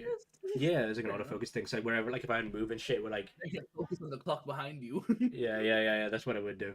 But yeah, we can play some games now because I'm not really doing much. I was just reacting to some stuff. So do you want to wait? So how do you? YouTube? I'm surprised you got your camera in the top left. Yeah, no, the problem is I wanted to put my chat underneath my webcam, and the problem is if I put my webcam where the YouTube search stuff is, it gets a bit like you can't read some of the chat messages. So My fault was, yeah, that's what I was saying. Like, if you're in the top left, obviously, you're not playing the videos in full screen, so like the video itself is in the top left. true. I should probably. Honestly, what I do would full screen then. recommend, I think what Yeah. I would recommend is put your camera in the bottom right, and then have the chat like directly above. That's actually no. You know what? That's actually a very good suggestion. I'm gonna do Because that, obviously actually. the bottom left has like the least video coverage, and then the chat on the right side again is also just kind of where the recommended videos are anyway. There you go. I've changed my shit up. I mean the bottom right, by the way, not bottom left. Nah, fuck But you. the right. It's on the bottom But left. like, now. if you want on the left is fine. Yeah, no. Okay, that actually, no. That's such a pretty good suggestion. Thank you for that. But Yeah, I mean, it's more just like the top right, obviously because of how YouTube is. That's when like most of your video is gonna be. yeah, but that's been pretty good. Like a lot of my stream stuff starting to go up, and I'm starting to get people every now and then. Obviously now with because another thing I noticed, a lot of my views started taking off once I put that closed captions things on, the auto generated stuff. So I'm just noticing, man, You know, brain rot has a point. I actually was like scrolling one day before you told me about it, and I Yeah. saw this I saw it come up. Yeah. I didn't even think it was yours because of the captions. Yeah. And when you told me, I went back and saw them. I'm like, wow, that Yep. does actually. It makes it a lot, and the captions are actually good. Yeah, because like man, like as much as I despise brain rot, it has a point. Like, like now that I have a webcam, plus I have chat, plus I have those auto-generated things, I just like so much stuff to keep you engaged. Because dude, ever since I've had this, a lot of my shorts would have maybe 5 to 30 viewers, and if they would break, then it would get to the thousands. Now I'm getting a minimum of a couple hundred views, bare minimum, even if the reel honestly, hasn't taken off. having a webcam is one of the best things you can do because people like to attach. Obviously, on Twitch, instead of it being more about your content, it's more about like the Personality. Yeah, no, without it, I understand So that. What I'm saying is that if I wanted to watch someone play fucking like a game, I would just pull it up on YouTube. Yeah, You exactly. Go to Twitch for the personality. No, what I'm trying to say is like when it comes to like the shorts or like the reels or whatever, it's more about just keeping your eyes engaged, so having like 3 different things happening at one time, and like that's what I mean. Like brain rot has a point, you know. Exactly. Like you want to grab their attention and keep it. You want that viewer retention. Exactly. So yeah, I'm gonna bring up Satisfactory now. Yeah, it will be. Let me just quickly edit my Probably. shit. Oh, in like a few minutes. Why is that? Oh yeah, then yes. Your hair thing? I will be back in a moment. I'll load up the game, but I'll be back in a moment. Yeah.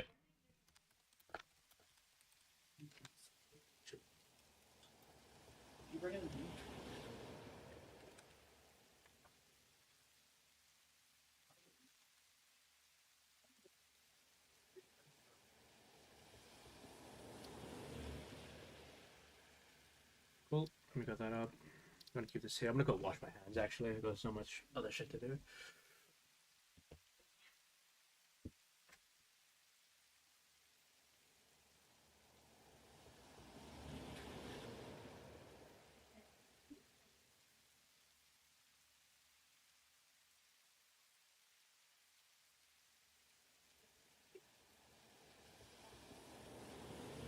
No, I will go do that right now. Cool. And no. I'm gonna quickly do like one thing. I'm gonna be like a minute. All right, no problem. Regan. Do you want me to set up the lobby, or do you want to do the lobby? I'll set it up. All right, no problem. Eeny, meeny, miny, mo catches in by the toe. If she cried, let her go. Eeny, I'm taking this one.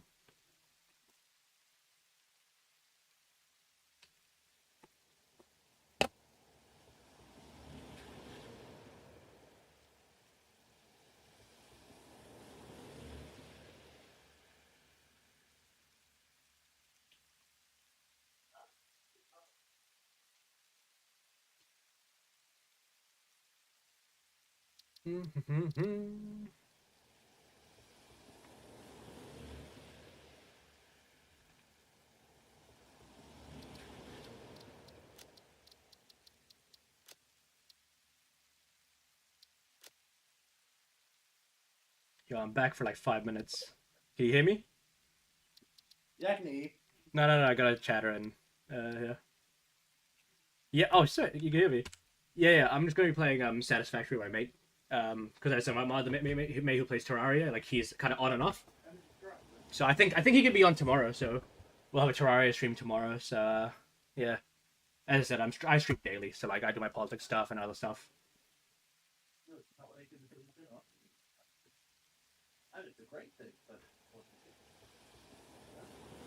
So I just on your wait. I'm probably able to play on Friday, maybe tomorrow, Wednesday.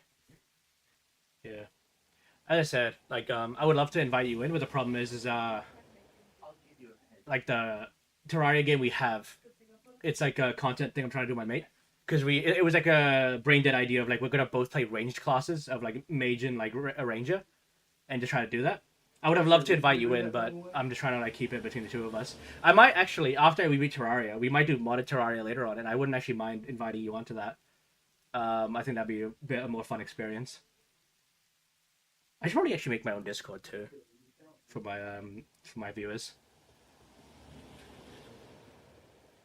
Okay, I can give you tips. Yeah, dude, that honestly, God, because as I said, because I love Terraria as a game, but I did not know what I was doing, so which is why I got my mate in to come help me. But yeah, I wouldn't mind having you in when we play modded. But that'll be a while. Like we want to play, like I want to finish Terraria, and then I've got some other stuff. I gotta go now. So yeah, all right, I'll see you soon, brother. All right, you better come back. All right, cool. Yeah, just set up the lobby, and then we'll get ready. Yeah, let me. The hell is this? Yes. Let me pick up the stream. I'm just gonna get my stream ready to start. Sweet.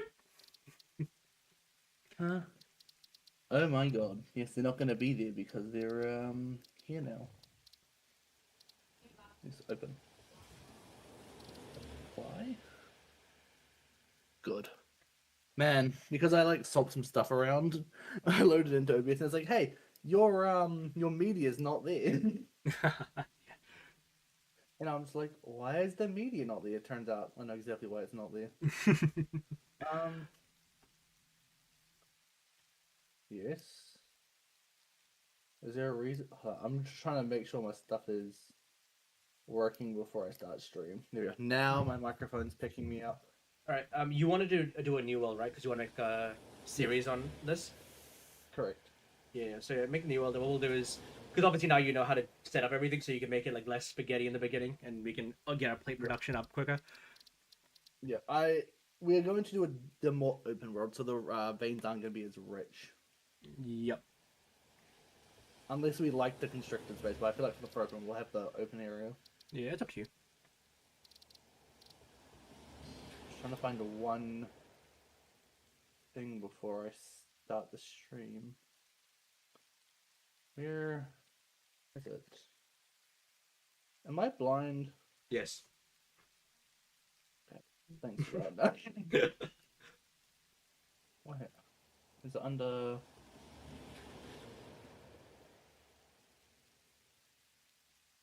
I know it's a thing. I have it on my other version of OBS.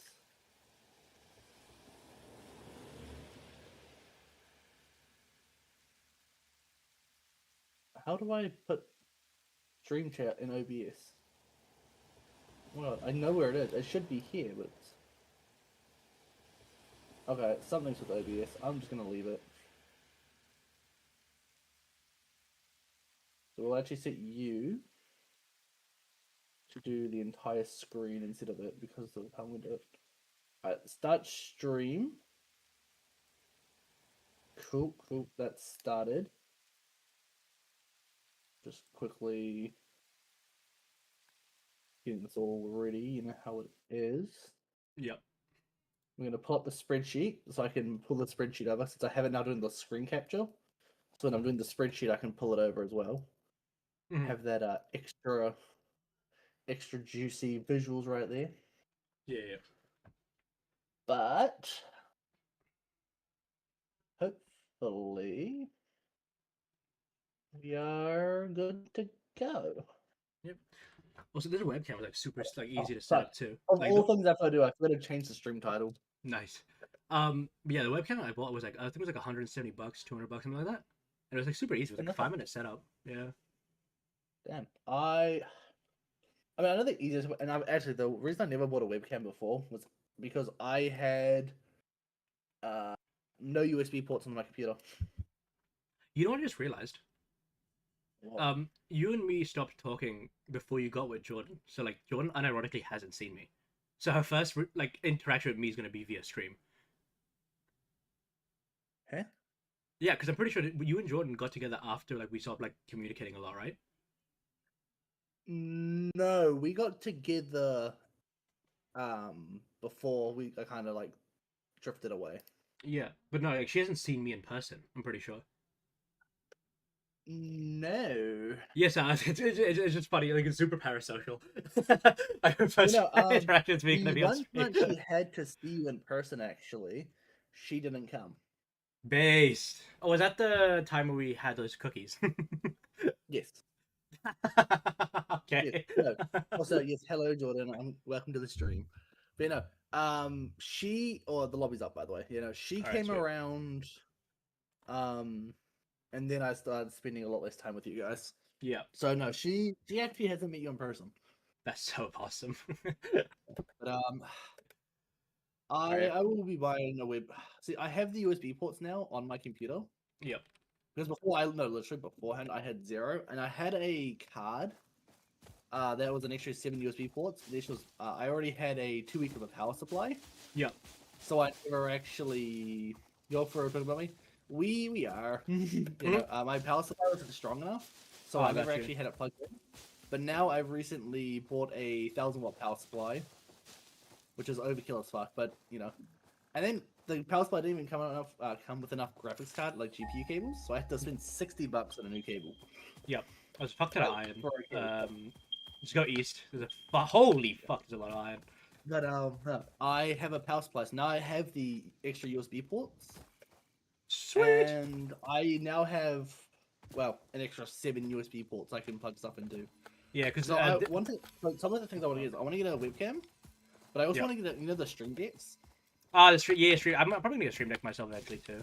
I can do some soundboard stuff. Because I'm not sure how their Linux support is, I'm actually gonna try and make my own possibly. Yep. Because they're not. Well, actually, I might just buy one because Elgato's just fucking a good streaming brand. Yep. Also, I'm skipping the tutorial, so we're just going straight into it. Yeah, no, I saw that.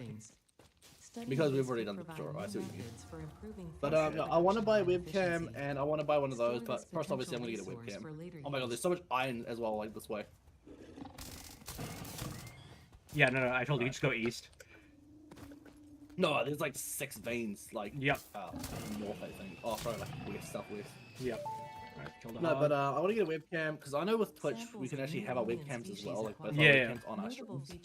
Which is a feat. Have you gotten it so you can set that up? Like, you can do that yet, or is you I don't even know. I just set it up to whatever it needed to do to get into OBS. Okay, I mean like your Twitch to like use the stream together feature. Like these are all normal veins. That's not bad. Yeah, these are normal veins. It's not that bad. But no, that's something we should do. Especially if we have both of our webcams, that's a solid thing. Yeah, we should also eventually play some more like games where like chatters can come in and like it can do some stuff like those extreme games or whatever. No, I wanna start playing like when I get more people obviously. I want to start having games that we can get viewers to join. Yeah. Like that is one of the reasons I actually am doing Twitch. I want to have viewers just to come watch and come like be actually able to come join into the game. Yeah, so we got impure limestone there. Ooh, yellow power slug. Okay, I'm gonna start setting. Yeah, you start setting up. I'm gonna do a bit more exploring. Oh, it's gas. Okay, we can't go anywhere. We're gonna get the hub set up. Now we have a. Do we want this area here to be our main area, or do we? Yeah, want I think this flat area should be our main area because then we can like use where the iron is for this to go in a separate thing. I'm gonna put the hub slightly further away from the iron. I'm too. Yeah, put it here, like in this field, like near where the gas is, kind of.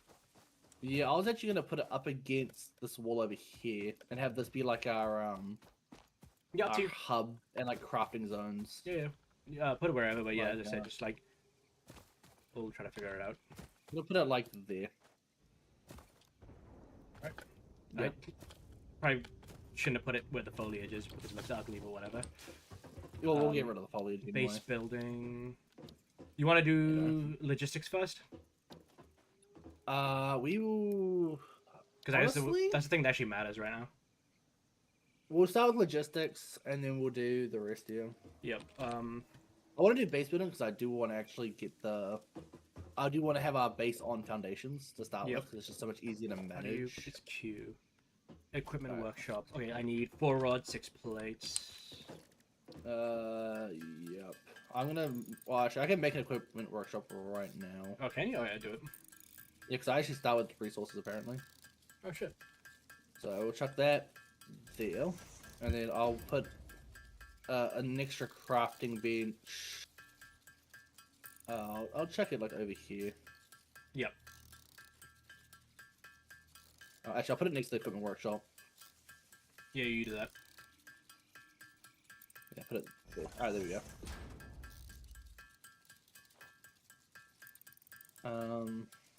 Oh, I actually start with portable miners as well. That's kind of funny. Nice. Actually, yeah, the game starts me with quite a few materials for skipping the tutorial. Yep. So did you make an equipment workshop? Yeah. Alright, perfect. Alright, let's get just some miners down. Yep. Don't make as many as you did last time because as a waste. Well, I've got a few to start with, so I'm gonna put a couple down. Is this more limestone over here? There you go, got plates. This is another impure limestone, okay. Where is our nearest copper ore? Over this way. Sweet, not that far. Equipment workshop. It is up the hill. Damn it. Alright. We got 1 portable miner. I'll put this portable miner on the. Oh, you already got the limestone. I'm gonna go to the iron. I started with 5 of them. So. Yeah. I'm gonna put this in the limestone, and then I'm gonna. Not the limestone, sorry, the iron. You already got 2 in the iron, but I think we should get a 3rd one going. Yeah, and I'm running up to this copper. The copper's a little far. Yep. I won't lie. Like, it's up the hill. That's another iron node. Let's go. I'm gonna get the iron out of the miners you've already placed down. Yeah. Grab all. Right, can you alone? I'm trying to put this down. Yeah. Please tell me this is at least decent iron node. Copper node. Yeah, as long as it's not impure, whatever. Yeah, that's the thought. That's a normal. Sweet. Sweet! And then I've got probably 2 miners, which only 1. I think that's that. Yep. So what hog remains? What they're doing was make it ironing this, yeah.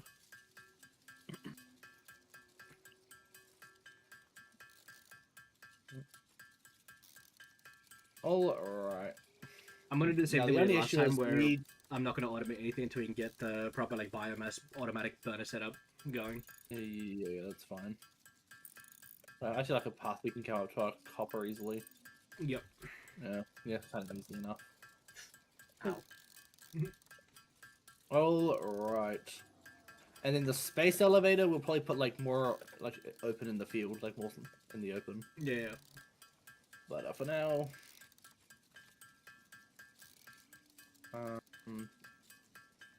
let me make some.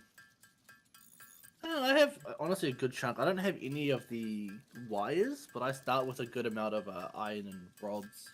That's pretty good. Probably so we can start automating stuff pretty early on. Yeah, that's probably what it is. How many rods do you have? I start with 50. Okay, cool. making up all the ingots at the moment. Put I'll the make some rods wire. into the milestone then. Yeah, 'cause yeah. I should have enough to finish it. Yeah. Oh. Oh, actually, let's see what we need to start building some burners, because I honestly might be able to build some. We don't have them yet. It's a tier 2 tech. Okay, that makes sense. So we gotta do some of the milestones before you can do anything. How does my audio sound for the people who are actually watching the stream? Does it sound alright?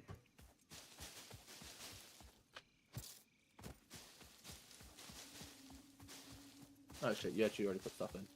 Yeah. So yeah, just start like finishing up the milestones. Yeah, as many as possibly can. I can see if I can do the rest of it. Let's see, it is 10 of these, which I can do. Grab all.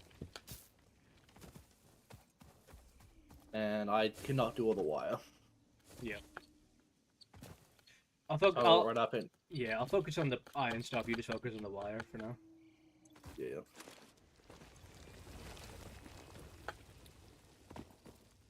I mean, I've got the plates already. This is just the wire we need. Yeah, well, we'll need more rods and plates for the other Yeah, milestones. yeah. I mean, obviously, but. Yep. Let me start running over. Oh.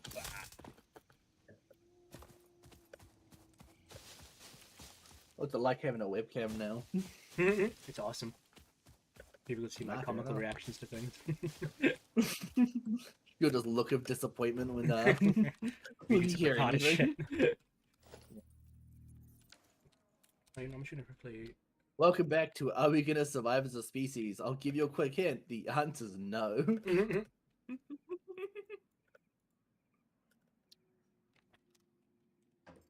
Join us next time when we...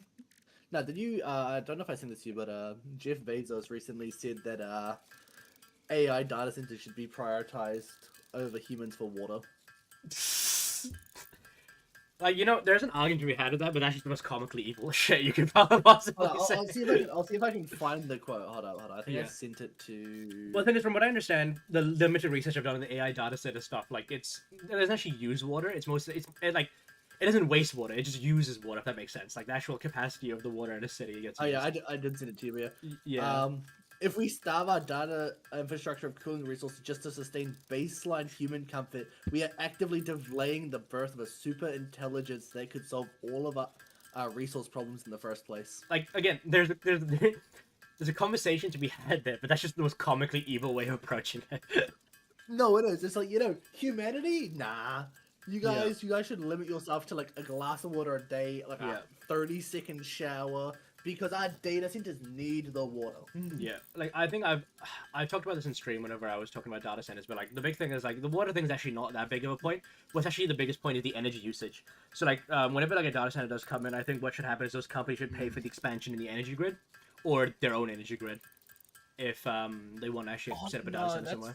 That's honestly fair. Like they're drawing I from think the most it. recent one I've heard is like the one that was like gonna replace like a national park or something. Yeah. And essentially, I think it was just like 1.6 gigawatts of power on its own. Yeah, it's crazy.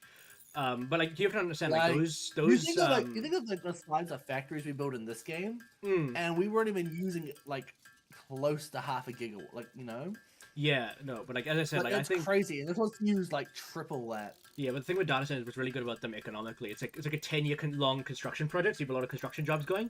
Plus, it supports like high-tech jobs too, which will keep a lot of skilled Kiwis or skilled people in your country. So like I'm not exactly like anti-data center. Like the water talking point is a bit redundant because from what I've heard from the latest research, it's actually like burn water. It just uses water. But the big thing though is power. That's like the biggest thing. Like the way it uses it is it doesn't actually use the water, but it takes up the capacity of the water supply. Is it That's does, yeah. I have heard it does pollute the water a little bit. But for the most part, you know how they do it. You know how they have like heat exchangers. For Yeah, I understand how it works. Yeah. That more or less works like that. So like more or less, it's not exactly safe to drink, but it's not exactly. Well, yeah, like you just have to add like a recycling process to the water that goes through it because it's literally just heat that goes into the water, so it's nothing bad. Which, to be fair, if they also invested in the infrastructure to do that, I wouldn't have much of a problem. But also, I overall think AI just isn't the future. No, it's definitely the future. The problem is like how we approach it. Like when it comes to like how we tax AI when it comes to replacing certain productive like human jobs, and also like when it comes to like taking up the capacity of our infrastructure. Consumed before authorized is Yeah. compatible with the human digestive we'll system do- by Fixit. The consumer is responsible for any and all consequences. Store We'll do- this potential resource for later use. I want to do base building first. So I want to start getting all of our automated stuff through base building. Alright. Like, you know, I want to start getting the foundation set out. Yeah. Because then with the foundations, obviously, you can make it a lot more compact. Yeah.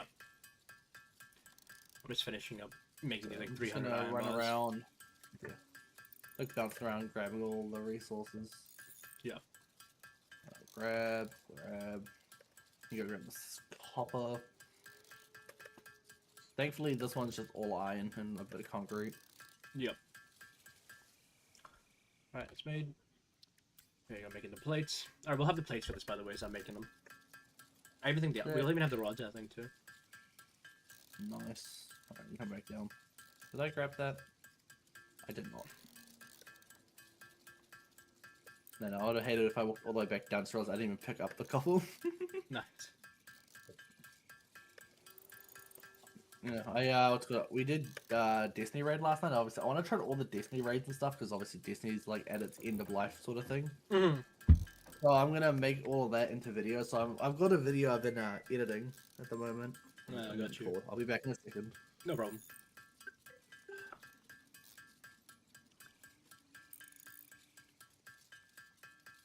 How many plates do we have? Oh, more than enough. Jesus.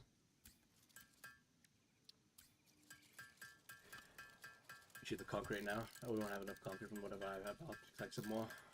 The limestone or whatever.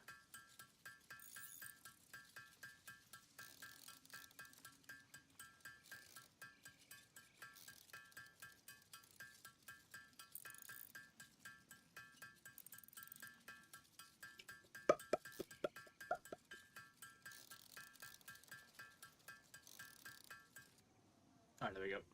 Let's make that. Let's... Oh, it's still returning. Oh, I'll make the concrete then.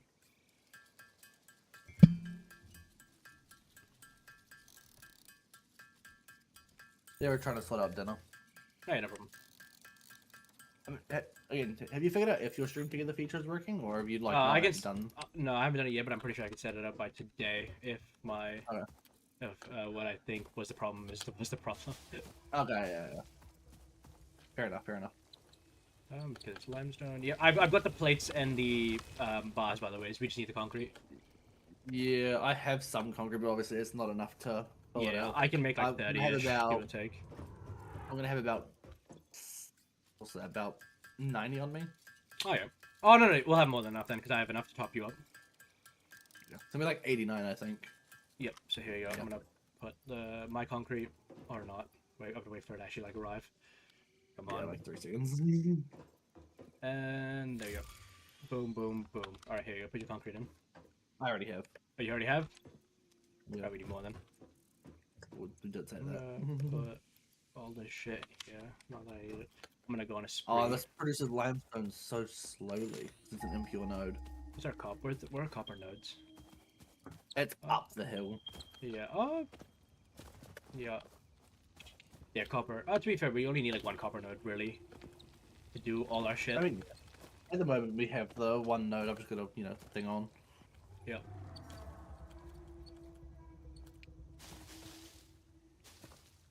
Oh, there's more iron up here. Nice. Yeah, I can imagine there's quite a few resources up there. Come here, bitch boy.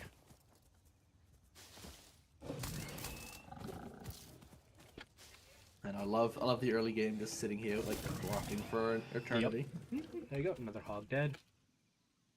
Sweet. Sweet. Sweet. Welcome to the inside joke. Yeah. Oh, it's just impure iron. Yeah. Because obviously we're not in the same world, we're not gonna have as pure resources. Yeah. Yeah. The other one, you don't have much space, but you've got an abundance of resources. The one is you've got the space, but not the resources. Look, I'm just hoping that our coal, when we eventually get it, isn't just surrounded with like radioactive shit. Because that was the most cancerous thing. That's gonna be funny if it is. I'm gonna All cry. about cult, like nearby corners are in the radiation. I'm genuinely gonna cry. Nah, that would be so annoying. I agree. Opa. Do we need to get the space elevator to get tier 2 away? Oh, no, phase 2. So that's when we have to get to tier 3 or 4. I think it's tier 4 actually. So we don't need it like now. That's once we get all our shit. Basically, once we get the automatic buy button stuff and getting our stuff all automated, that's when we start looking at the space elevator. No need to look at it right now. Makes sense. Man, just trying to craft everything into plates takes so long. Oh my god, I'm getting caught again. Yes.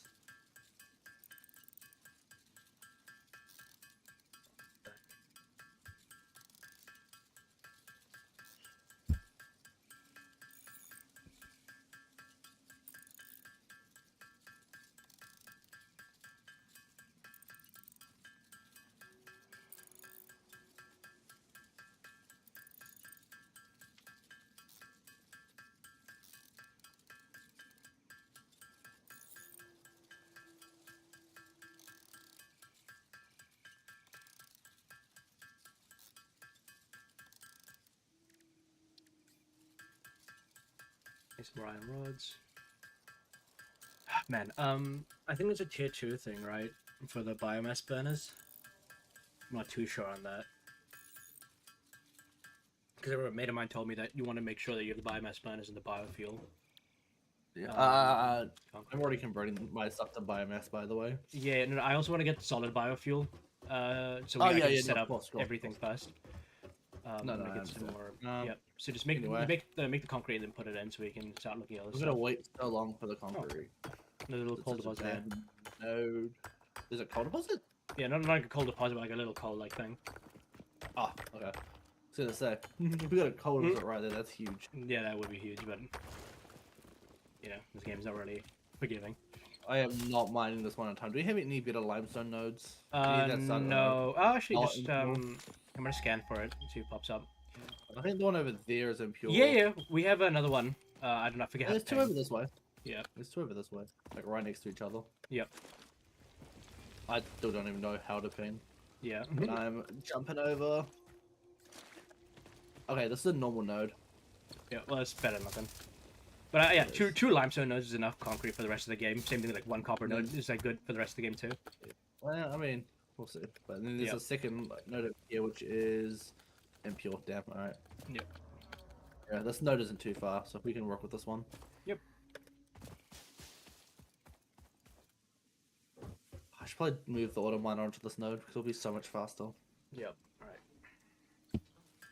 Just put my auto crafter on my spacebar. Yep.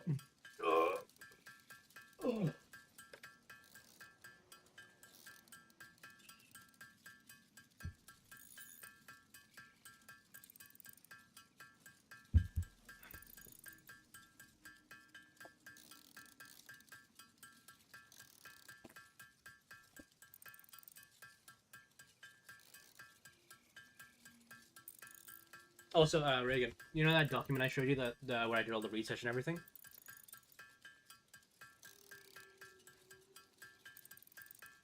You there?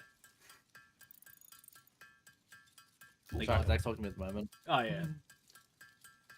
Alright, I'll leave you be then. Hey, he's going. Yeah, what's up? Yeah, so you know how I told you that I showed you that document I researched on and like I made like this whole thing? Yeah. Yeah, so I posted it on Reddit. Okay.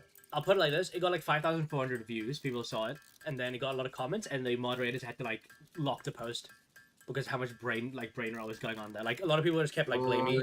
A lot of people said like, "Oh, this guy used AI," or you know, talking about like talking around what I had written, but no one actually refuted any claim I made or put like a counter claim. It was the most funniest shit. I mean, Fergus started going through it. It was just the most funniest shit ever.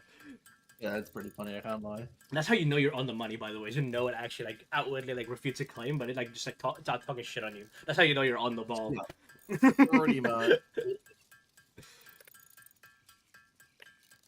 Yeah, I'm back on.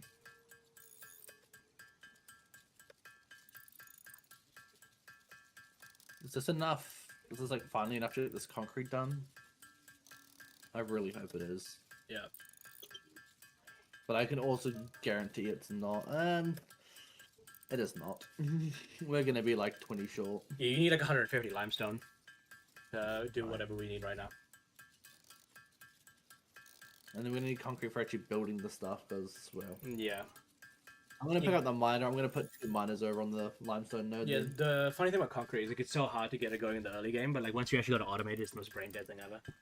You don't actually worry about it once you've automated it. Yeah. Where's our... What do we need for portable miners? They're cheap as hell. Okay, sweet.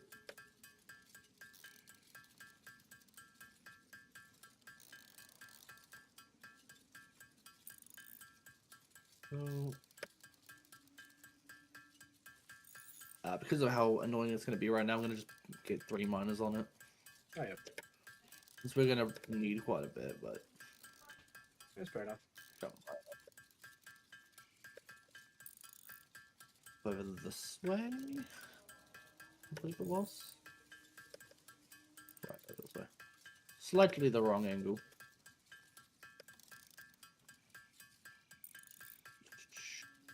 Come on.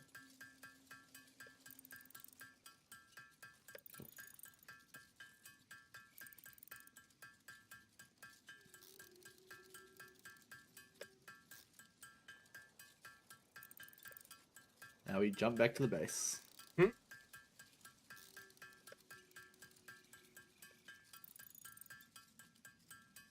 Where is concrete?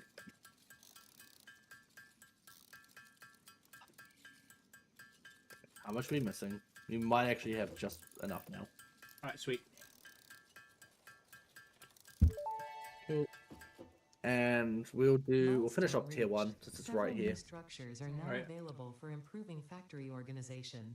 Foundations provide a building grid, which makes it easier to manage placement of any structure. In the event that you are experiencing amnesia for all events, I get that in place, Tom. I have enough iron for that. be reassured that I can already do the nails too. humans and or You can do the nails animals would have too? only been Yeah. distractions from your So you said he's employer's working the copper? We need the wires? Yeah, I can do that. Yeah, I can do that.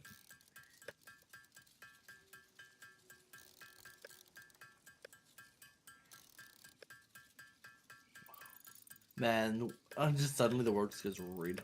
It's the blood moon, what can I say? Yeah, it is. Okay. Need 300 nails. There you go. And just make all these nails. Oh! I'm back. Let's see. I can almost make all the wires already. I Sweet. just have to turn all the ingots first, and then I'll be able to make the rest of them. Nice. Oh, I love how like it's such a tedious process to craft it yourself, and then once you automate it, it's like, okay, now I just forget about it. I just forget about it for the next few years, and then we're good. We're fine. Bro.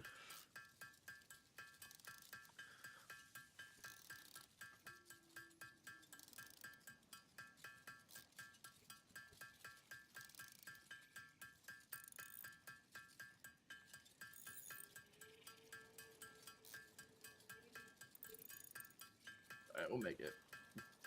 Oh, no, yeah, there should be enough. Cool, I've got the nails and the plates done. I'm just gonna wait for this wire to craft. I'm just gonna quickly look at the select milestone tier 2. Yeah.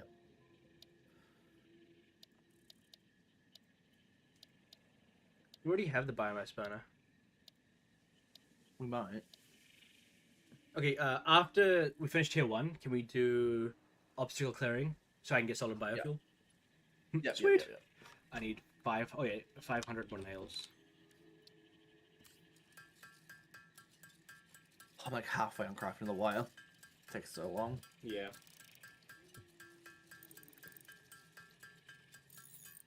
Alright, Regan, what I'm gonna do? Yes.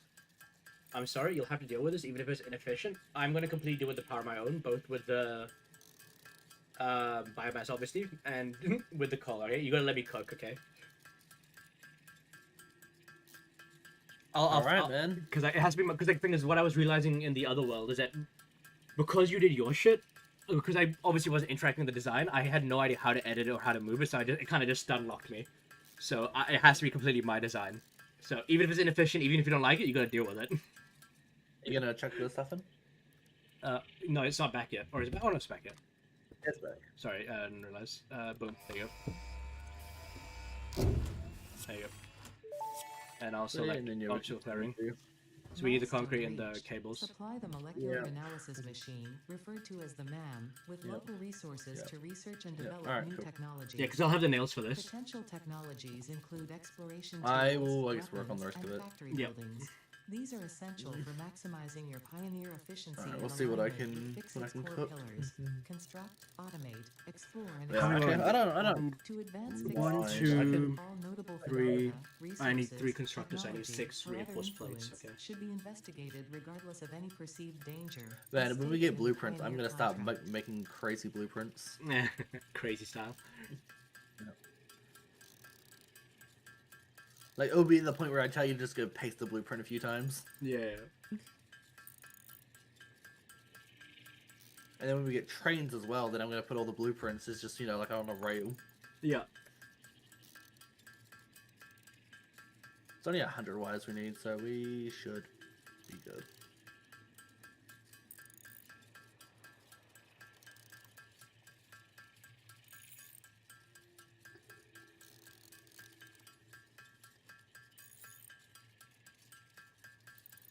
I can't even click out of the game and let it like keep crafting. It's gonna like click out and be like, okay, yeah, let me just quickly do one thing, and then I'll click in this. This is a click out of the game. It's like, nope, you can't craft anymore. Sorry. Yeah. Like, let me like pulse automate this. All right, come on. I wish I didn't construct most of these. I've got the cables already. I'll see if I can get the concrete going.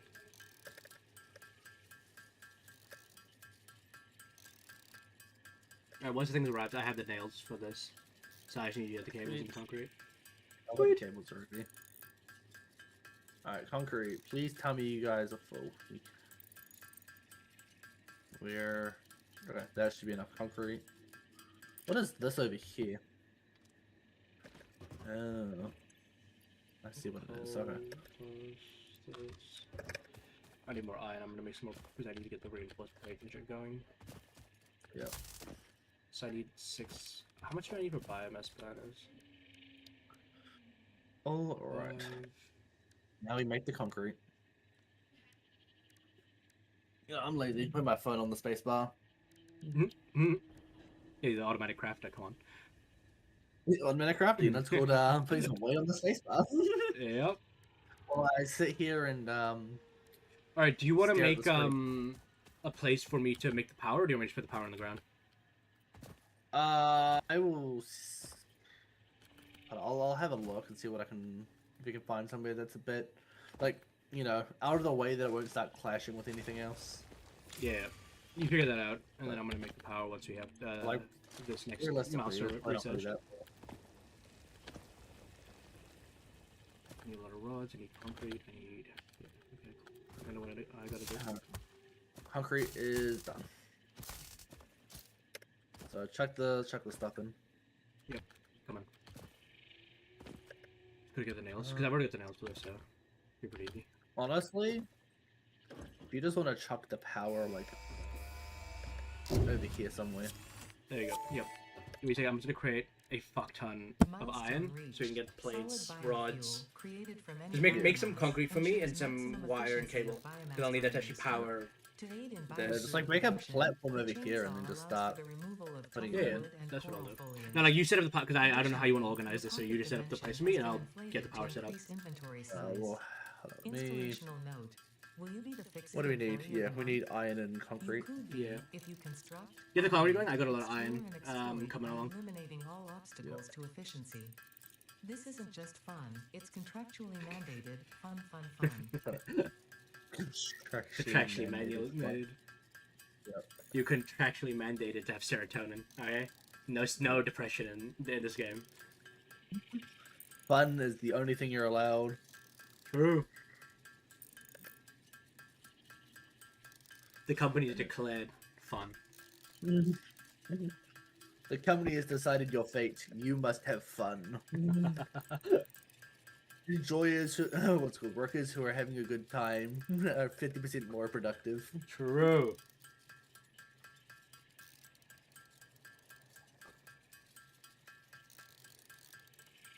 I have to wait for the iron to like finish doing its thing. Next we'll probably grab.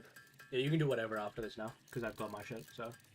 I mean, I think we need to do.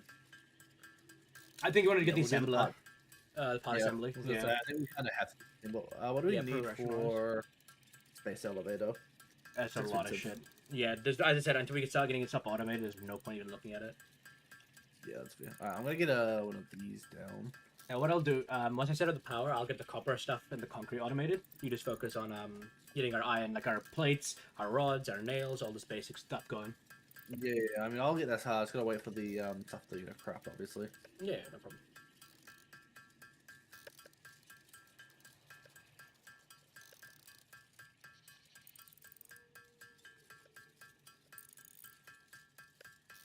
What the hell? Cool. Grab it over here. Hopefully by now the iron's filled up. I can go pick that up. Mm-hmm.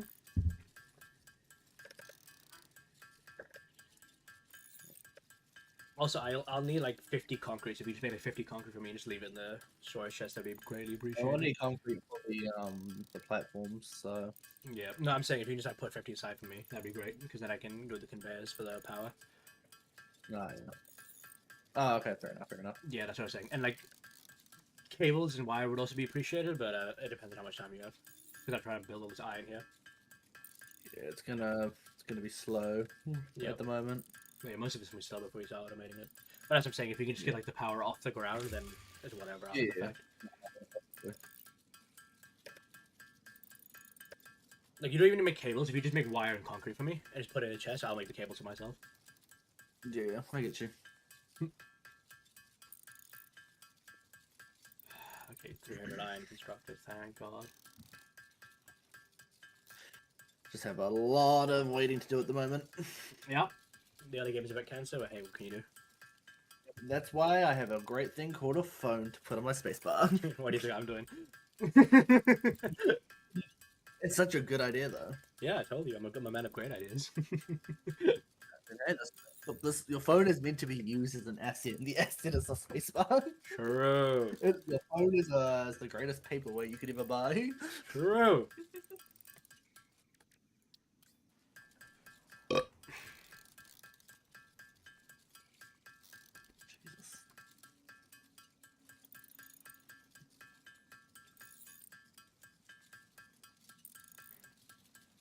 Alright.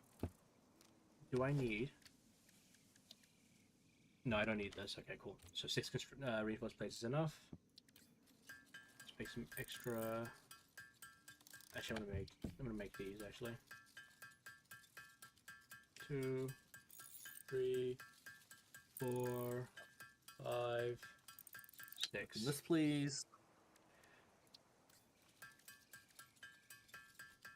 And then... What do I actually need to... what resources do I need for a foundation? Is it just... I think it's just concrete and iron plate, yeah. Alright, cool. Well, I'll make you... I'll put down an area for you to work from. Thank you. Obviously, when I craft it, that is. Yeah, don't worry. It's gonna take me time to set up the actual fundamentals I need for the building all of it. Yeah. So 12 iron plates. It makes make the power. It'll make the cables. It'll make the wire. It'll make the concrete. Cool. So I have enough for those constructors.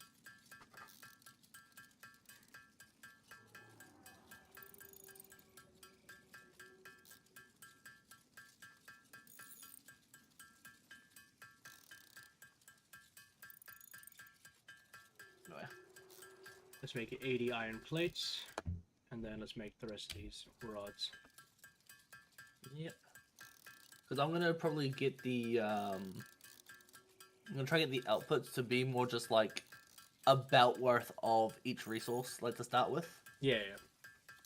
Which it's gonna be. Yeah. What I was gonna say is just maybe make it so like each node just does a singular thing. Kind of. Yeah. Well, I'm gonna see what I do, but it'll probably be. We have enough, options, like enough nodes that I might do that to start with. Yeah. All right. But where is this place you're building? Oh, have you not built it yet? I haven't built it. I'm waiting for resources to craft. All right. What I'll do then, I'll grab limestone and make quick concrete myself. But if you want, yeah, I'll point you in the direction. Oh, did you take? It's like on the other side of that. To be fair, it's on like the other side of that radiation hill. So.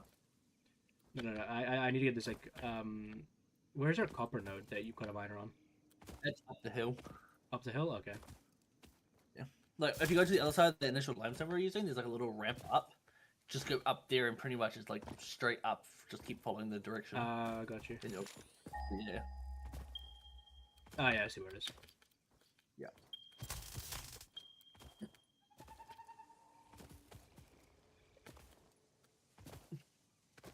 Give me that copper. And I can't wait till we get to the point where like resource highways just running across.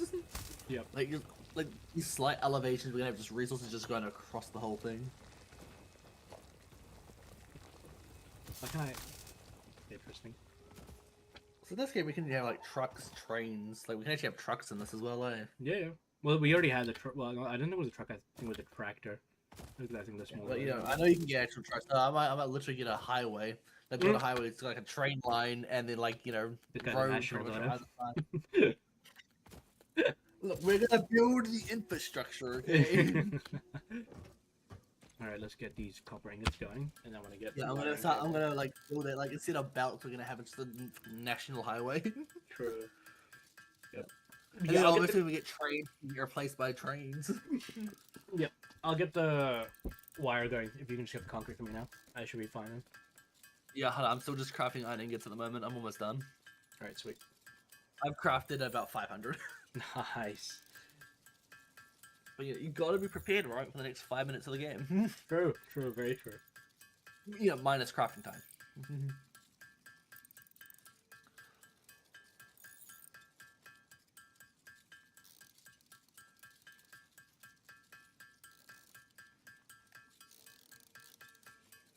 That's done. Almost there. Yeah, that's iron ingots. Now for concrete. Honestly, I should probably go pick up more concrete so I can make more concrete at the same time. But yeah, I'm gonna just craft this first. I'm giving you your platform because how big of an area do you need?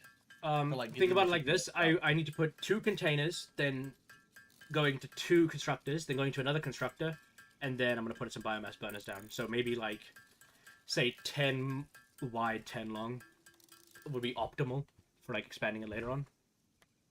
I mean, I can see about a 10 by 10. Yeah. I mean, obviously, it just depends on like how big the. Oh, we got a big enough field here that we can like chuck it down. Yeah. Concrete's almost there, and then I need to turn some of these iron into plates. So. A little bit longer, but not too much longer. Yeah. Oh, that's the concrete, and then iron plates. Man, this great $500 paperweight known as my phone.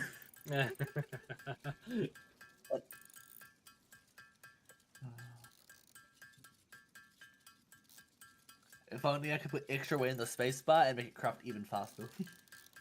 Nice. Automated miner Mark II is the fucking more expensive phone. True. Look, I got the Mark 1, it was expensive, but it's not too bad in terms of phones. And then we got the Mark 2 miner, right? And that's like, and then we got the Mark 3, which is, your typical like $300, $1,000 phone. And then we got the Mark 4 miner, which you might not believe this, but that's, your flagship phone. Very true. Yep, we all know speed is directly correlated to how much you paid for it. There you go, 70. And hopefully that's enough. I'm gonna. There should be plenty of room here for a platform. I just don't know if there's any veins. I'm not seeing any, so we're gonna make a foundation. The limestone. We'll go from. Can I get 10 that direction? Not without running into an issue. What if I go from like here? Yeah, we can run from here. You might be a little close. Nah, you're fine.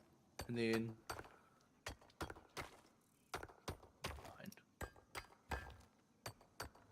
Okay, I'm out of concrete, but if you come over to where I am... Yeah, give me a second. I'm just getting some limestone myself because I need a bit of concrete to set us up. You can see the area, right? I've given you like the 10 by 10 like outline. Like you got your space. You can see. Wait, where are you? Like, oh yeah, I see it. Yeah, I see it.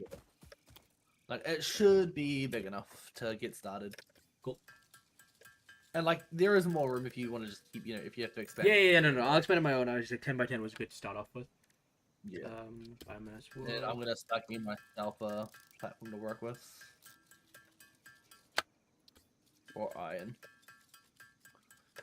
Since you're gonna start building the power, I'm gonna start getting the miners up. Yep.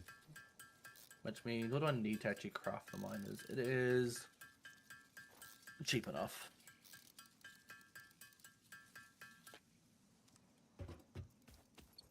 Make concrete using my miner Mark 1. What tier miner do you have? What kind of miner are you? What kind of miner are you? Give me that BuzzFeed article. Let me do it right now.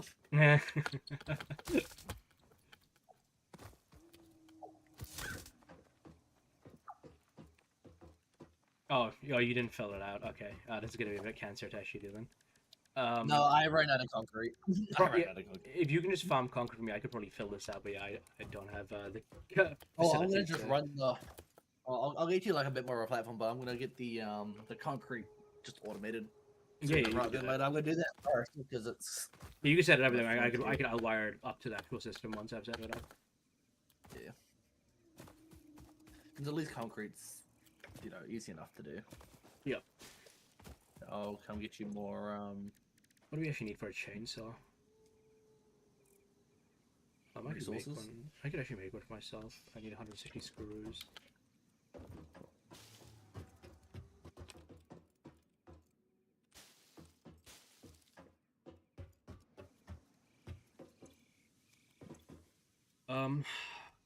Actually, I don't want to waste my bars that I have already. Once we get this upset of the Alright, is this enough to work with to start with?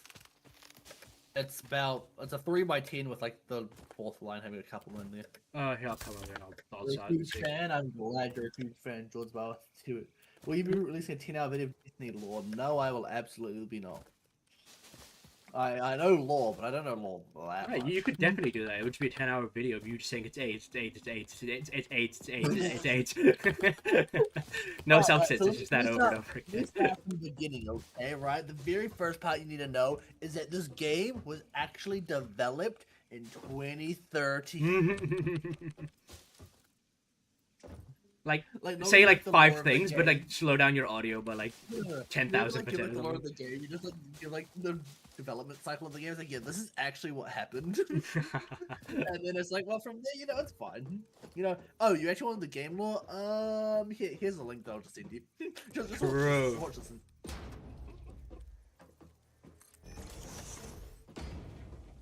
Going in, make a constructor. And then in the background, it's like, instead of having like, any actual like related video in the background, it's just Subway Surfers. True. That'd be base. Subway Surfers, some guy scrolling through TikTok, like. Yeah. You gotta keep engaged the entire. Like, keep it engaged as long as possible. There you go. I don't know why I'm making solid biofuel. Come on, I need okay, I need iron plates. I need concrete. I need every resource under the sun. I'm not reading those out. No chance. Why do you think? I think it's pretty obvious why I'm not going to read them out. You go buy my sleeves. Really? You're going to call me lame because I don't want to read out wood. Come on. Okay, we got that. I do not have enough. Here we go. Do I have foundations? 1 meter. What do you need for that? What do you need? Alright, I'm out of concrete. Let's go. I'm out of concrete too. I still gotta go grab more concrete to even get started on my stuff. Yep. Conveyor merger.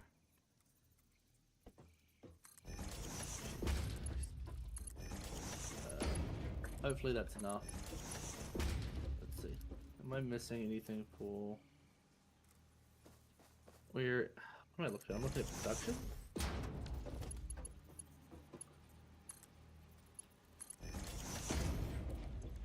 And then you go solid biofuel. Okay, so I've got. Oh, yeah, I see concrete. Like that's literally what's capping me right now. Funny. What are you missing out on? Biofuel. Concrete. Oh, concrete. Yeah, I know. I'm working on it, but I have all the stuff for it. I just don't have the concrete. yeah, the issue is we're gonna need a lot of foundations, so we're gonna need a lot of concrete. So I'm gonna just find as many concrete as I can, just get them all. Yep. Running.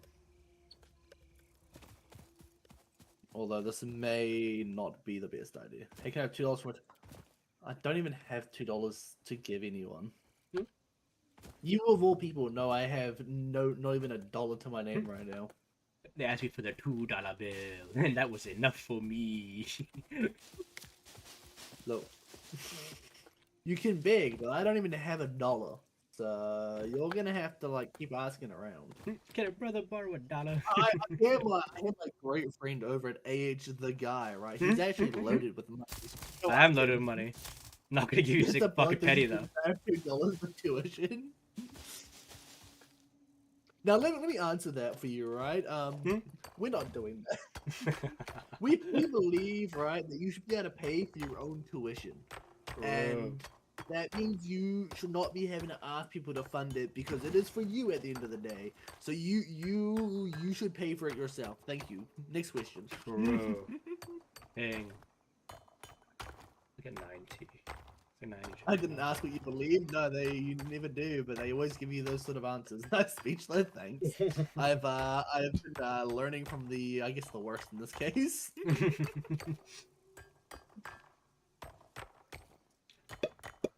What do you mean invalid placement? That's because there's a mindset rock right there. If only I was listening. That's so true.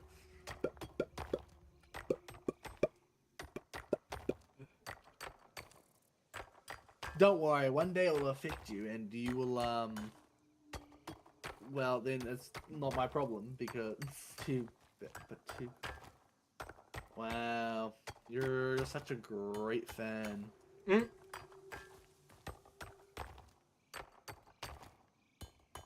Put a Subway Surf Club over near my teacher Reddit story, too. I got 90 lines, that should be enough for now. Let me grab my foundations. 1, 2. Actually, I didn't need that. Opa! Alright, just go here. Actually, see, this is producing me 60 a minute. And by smelter. God damn it, I need a wire for smelters.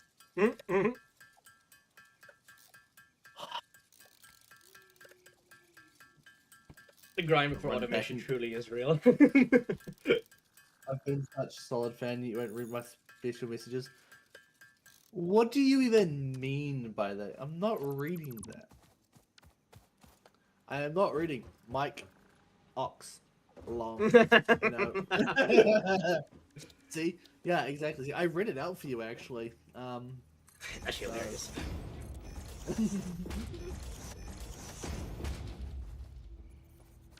I did exactly what you asked.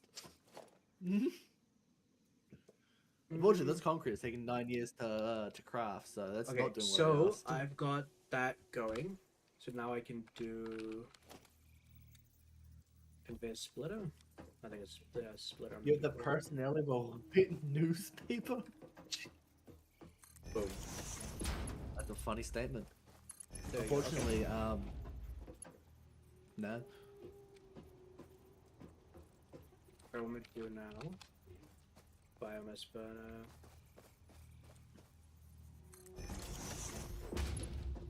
Oh, that's way too close.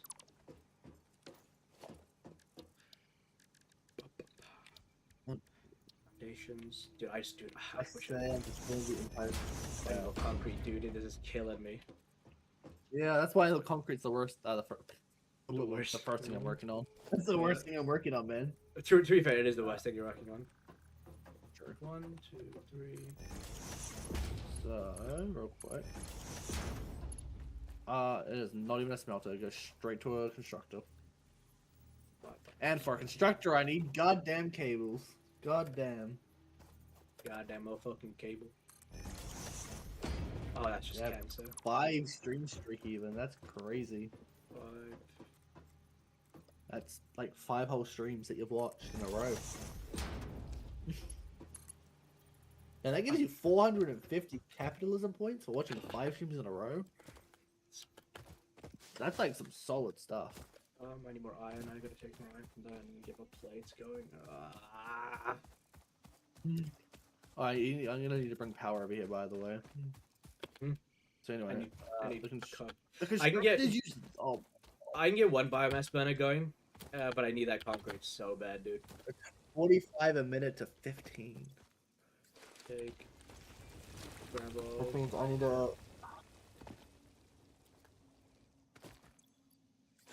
There you go, grab all. So one pure node and one impure node splits nicely into 3 splitters. Right, 45. 45 is 90, yeah, so. What's my favorite animal? That is a great question. I don't have a favorite animal. Oh, I think Jordan asked me this before. I think I said the lion. Honestly, the lion's not bad. The lion does not concern himself with the whimsies of other animals. Yeah, I always have a point. Would you rather go 100 years into the past or into the future? At this current rate, I would rather go into the past. I can't lie. Get me out of here. Like, I would rather go into the, like, you know, the, like, interwar period than, like, gamble. Interwar period, you... Yeah, I mean, 100 years ago, you know, 1930, like, 1926, like, that is interwar period, you know? Take me straight into the Great Depression. I think it would be better than 100 years in the future. Like, I'm being so for real. I think it would actually be better. Reagan, there's a problem with that, though. What's the You problem wouldn't with have that? access to Futanari porn, which you love so much. Do you have any plans to travel internationally sometime soon? I don't know. You're the one planning our travel. You answer the question for yourself. Are we planning on going anywhere sometime soon?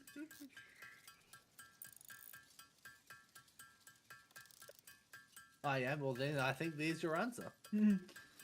I think we might be. I don't know. Am I? Am I invited to come with you, or am I being left out?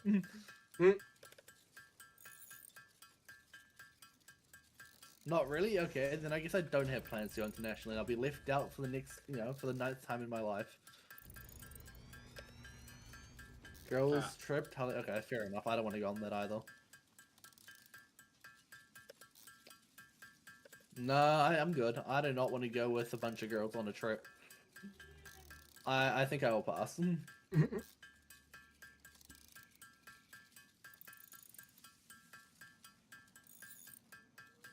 It'd be great. You know how to braid hair. As much as I know how to braid hair, I do not want to go. You know, I think I'm actually going to.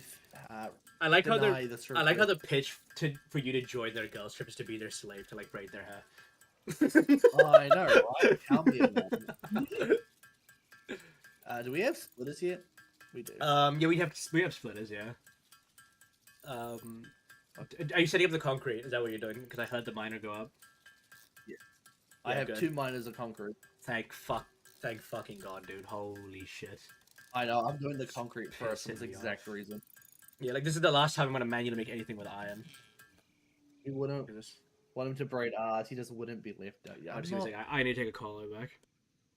Good, good. Good, how are you?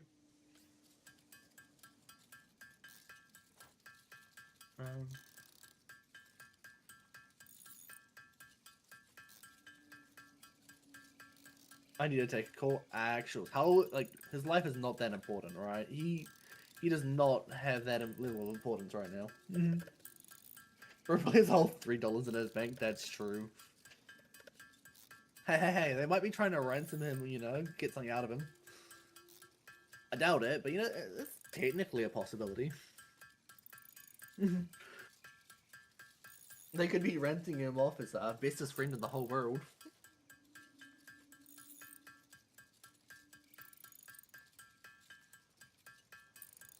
You know, they've got him live on webcam, so it wouldn't be hard to be like, yeah, you know what? Actually, I'm gonna ransom this guy for all his money. and that's it because John don't listen to the ransom. True. Go save the guy. He needs help.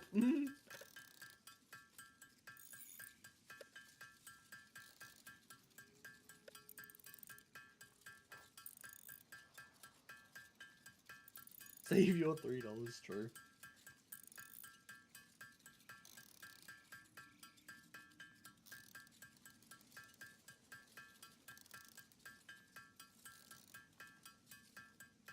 Line it up. There we go. So these are all going to be on concrete.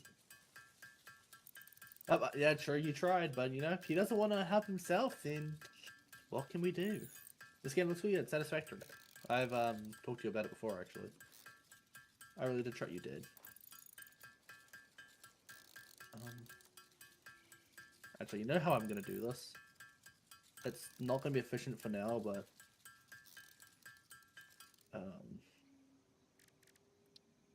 can I like first person factorial? Pretty much. It's like 3D factorial. It is a solid game. 1, 2, 3. Yep. Actually, we'll put that as 4. Give that 5. I'll give you 6. Then 7, 8, 9. Cool. So we want to merge. No. Yes, we want to merge first. So maybe this forward like a tad. I'd watch for 2 more days. I'll get a really? You get a badge if you like watch enough? That's pretty nice actually. What is the badge? How is that too steep? It's too steep. What? All right, I'm back. All right. Well, how's the ransom? What does that mean? we were saying you got ransomed, so like someone's trying to get a ransom out of you. So no, it wasn't like, ransom. It was just some politics stuff. Person I know is gonna connect me to a Labour MP, and I'm gonna have a chat with him. Just personally. Oh wow. Yeah. Doing things, you know. Don't listen to ransom, yeah, true. Make sure to go to the stream and tell them, don't fall for the ransom. It's not worth it. Yeah, man. The problem right now is because I've got a life and a job. I can't like edit these videos I have. I really need to edit this like radio show that I was on, and I gotta do actually, this. Gordon's offered to actually edit videos for me. Oh, deadass? Yeah, so I'm gonna get her to run the one I've got so far. I'm gonna see how it goes, and And sure, don't listen to ransom. Okay. all I'm saying, right, is not saying anything particular, but I'm not saying anything. You can holy shit. All right. Can Cool. you can power these two concrete? Like once these two get powered, then it's. I feel so set up. scammed right now. The concrete. What, you got concrete running? Yeah, you just have to like plug it in. I believe the other day you said you were melanated. I am. Look at me. Yeah, like once you can power these two concrete machines and these, obviously all this stuff, then it is set up. I'm not the most melanated, but I've got some melanin in my skin. You look like how I assumed Harrison would look. Okay, that's just an insult. Okay, don't do that. I feel personally Harrison attacked. sounds like a white boy. Like I don't know what you're on about. Harrison You look nothing like I sounds- assumed. In my humble... What, you think I was like the most darkest skinned Indian with like a red dot on his forehead? Is that what you assumed? Come on, Jordan, you're above this. No, come on. You do the head shake as well? No, okay, man. Okay. Where's the concrete going, by the way? No, okay. What do you mean, where's the concrete going? Follow the one Okay, belt that you can see. Alright.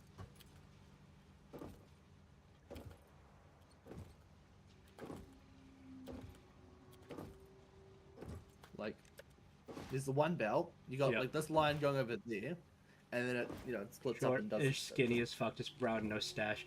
Look, what can I say, Jordan? I'm a good-looking young man, okay? I don't know about good looking. Hey, young Regan, people accept. I want to take... Look, I'm not gonna say anything because you're a friend of mine, but like, you already know what I'm gonna say. Okay, I'm not gonna say it though. I look at you and think your name is Naveed. Okay, look, if you just like... Hashtag racism, okay. Oh, have you not even produced any concrete yet? No, it has to be actually plugged in and turned on. Oh, man. That's why I'm saying you gotta power it. But I need the concrete to make the platforms to actually get the shit going. Really? Yup, really. Well, then you won't get the concrete until you power it. This is it. Like, just, get something, power it, and then we're good. Maybe we should not have made the platform thing. Maybe we just keep this in the ground. God damn it, I made the... What I'll do, I'm gonna deconstruct some of the platforms there to the side, just so I can like. Oh yeah, I guess if you want to just do it on the ground for now. No, that's fine. This is like, we're gonna change this out eventually for coal anyway. So yeah, I'm just gonna deconstruct. Like for now, I guess it can be temporary, but like when we can do coal, we're gonna definitely have it on a yeah. On a you definitely but for now, like I can understand. Like for now, I completely understand not having it on a. That boosts my ego a lot. You shouldn't be doing that though. Like your ego's already as huge as it is. Mostly because I'm right usually all the time. all right, calm down. All right, name one time I was wrong. Classic, well, if I go to the archives, right, I'll find some times. Yeah. Well, I will pull up the archives. Do not diss me. Careful, I didn't say which party you belong to. Whoa, okay, no, I think I already know where you're going here. Don't go there, because I despise those motherfuckers. There we go. Alright, chuck this. I'm not a national chud. That's what they all know. Give me a second. I gotta do something. Anyway, that is the concrete built once you actually wire it up.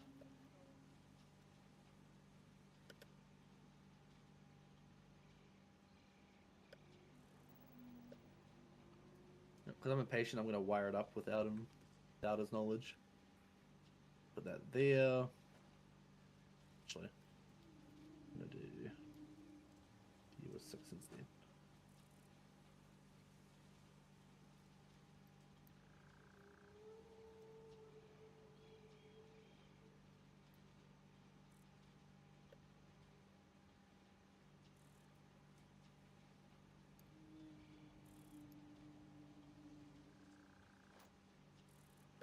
Hey man, this guy needs to power this up right now. I love your stream, thank you. I'm waiting for this guy who's, apparently too important to plug in, to plug it in the miners. What material you're doing, I'm waiting.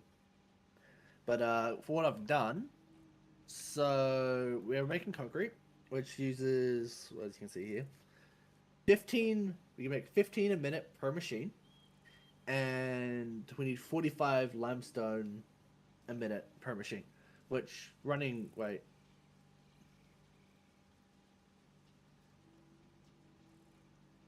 My bad, it's supposed to be 2 machines, not 3 machines, so we're actually gonna redo this a little bit, but don't worry, I actually could look at how it was. Welcome back, Mr. Too Important. Yeah, I'm really important. Yeah, shut up. The greatest! Tell that to the cop. Alright, I think I can do so far. Put a foundation down here, down here, down here, and down here.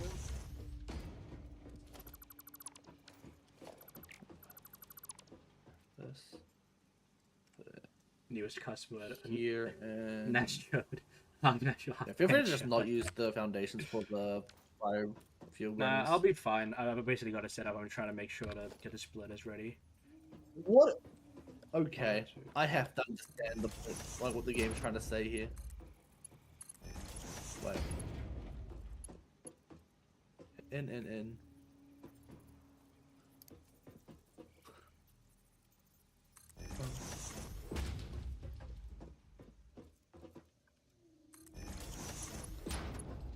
Yeah, this game, I tried to use the straight tool for the belts, and it was,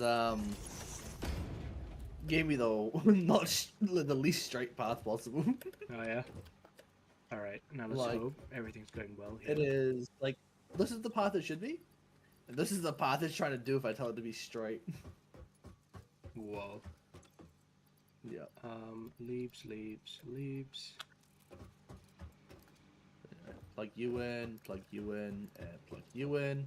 I've got the power line for you to plug everything into. Yeah, I'm just about almost set up here. I'm just making sure we've got everything. What am I ready. doing now? I've just fixed it because I get 90 concrete a minute coming in, and I had 3 machines because I'm dumb. Picking number 1 to 3.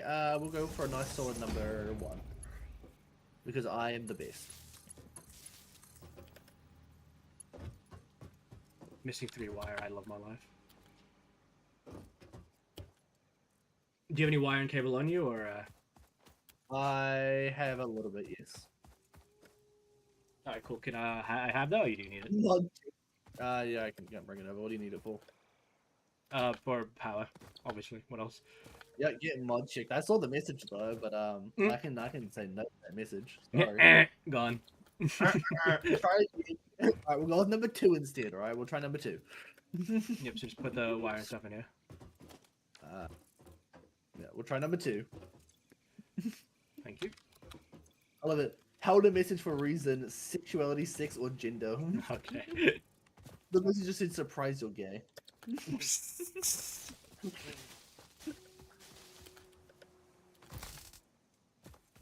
Anyway, Who's Jordan? in the room. Oh, dinner's ready. Okay. Dinner's ready. So while this man finishes doing the power, I can have a nap and go eat food, and maybe by the time he's done, I'll be back. Maybe. Your stream partners and check. Don't worry, John. I can entertain you while he's filling his belly up. She's got to come for dinner too. I think she does. I'm gonna grab the iron, and while I'm making food, I'm gonna have the iron just auto crafting with my auto miner Mark 1. My auto crafter Mark 1. Auto crafter Mark 1. I'm not letting it go. It's funny. Well, are these 4 like normal veins? Alright, cool. Do that. Set up. These are. Okay, sweet. I'm gonna turn these 4 veins. Wait, am I? No, wait, that's 3 veins. Well, we don't really need screws, but we do need plates. So I'm gonna run the numbers, and see what I need to do to get some, some stuff. All right, bringing the power, but I don't think I'll have the concrete actually. Bring it over. Let's see. I do not have the concrete. Well, anyway, I'm gonna put my stream on. Be right back. I'm gonna let this craft, and you're gonna have power. Wait, I was taking my phone up. You know what? Whatever it is, my computer thinks it's holding down spacebar. I put my phone down for half a second and picked it up. Yeah. And it's still crafting, so Nice. we win. All right, we actually might have enough power, but by the time we're back. Sweet. Well, I will be back soon, and that's all. All right. Okay, I'm just gonna go over here.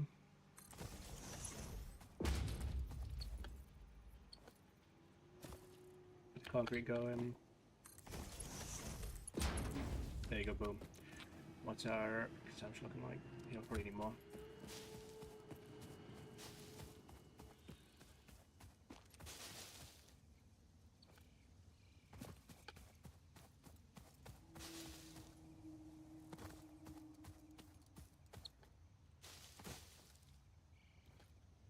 Right, I'm just gonna. I have to expand the power base, man, but I'm just missing concrete for that.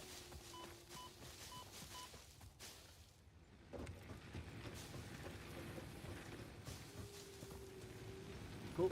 Everything's flowing in.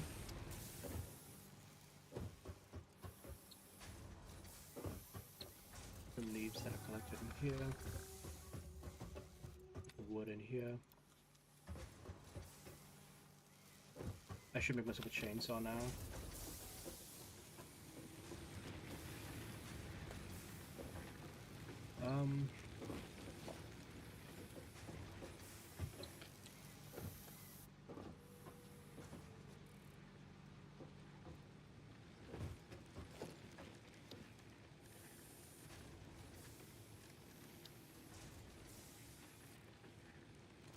Okay, let's go back to base. I want to make the chainsaw probably. So I can the leaves and the shit we need to actually fuel this.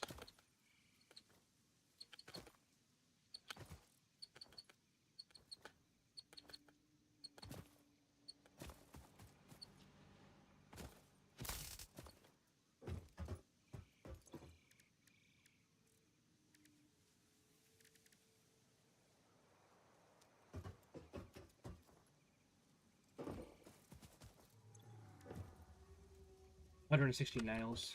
I can make that. Where is this? Okay, I'm gonna get a chainsaw. After that, I probably need to start setting up the automatic copper stuff. So you get the wires and cables going, because this is gonna be pretty annoying to do all the powering after, if we don't have it.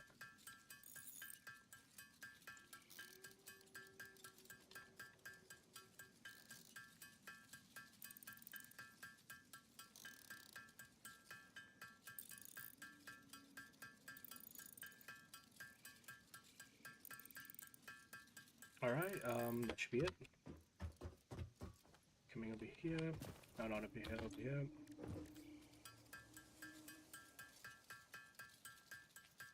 Boom. We got the chainsaw. Let's put that over here.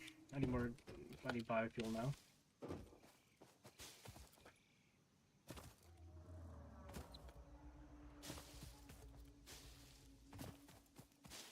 It's all up.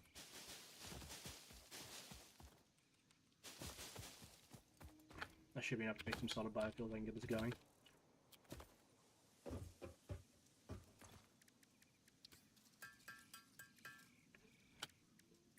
There we go, I made 12 of this.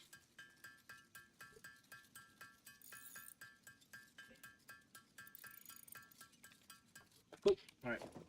Nope, don't want to dismantle that.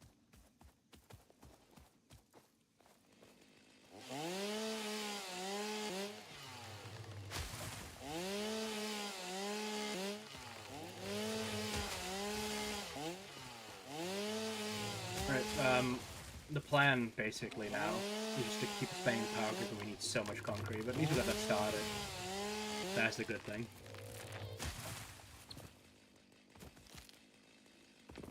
Oh, I can put some more berries over here. They're all there.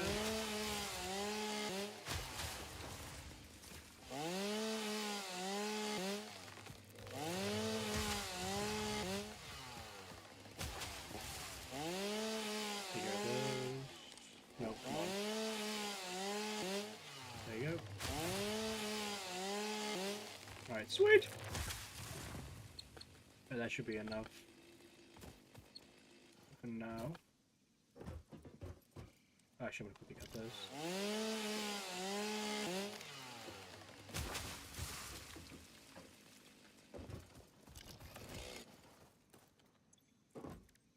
Give me a puddle miner. I need 5 more reinforced plates.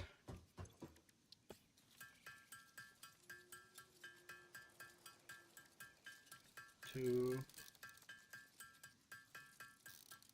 3, 4, come on, give me 5. Get these going, then that means I can make all the stuff for the copper. Okay, cool, I'm gonna go up and get the copper going now.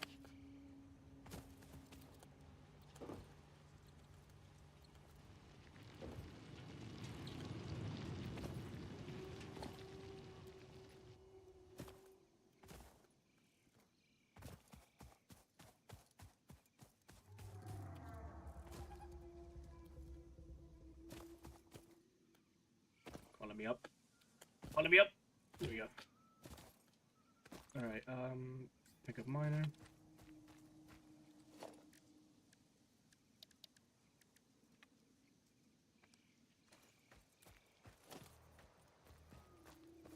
I'm missing concrete to just like break my legs in half.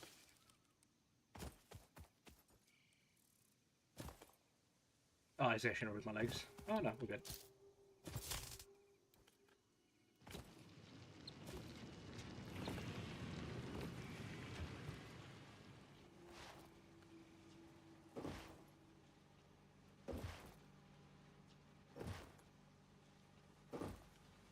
we have a decent chunk of concrete over here.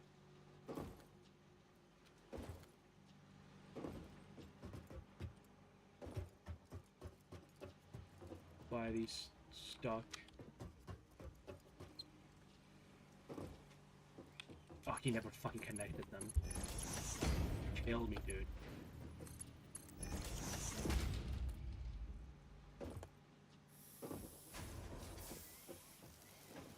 Alright, so now it's going. Stupid.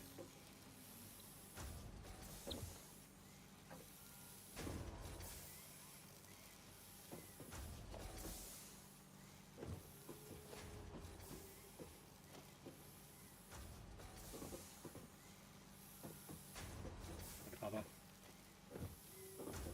Set concrete. Ah! Alright, let's get started on the work. It's better than I can do.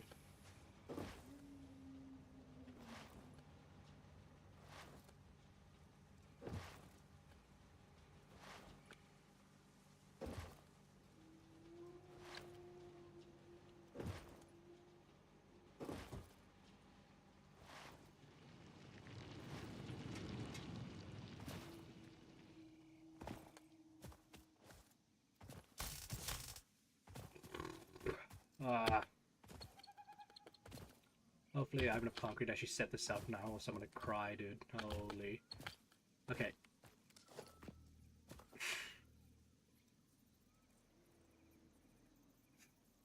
Gotta go back. Gotta go back.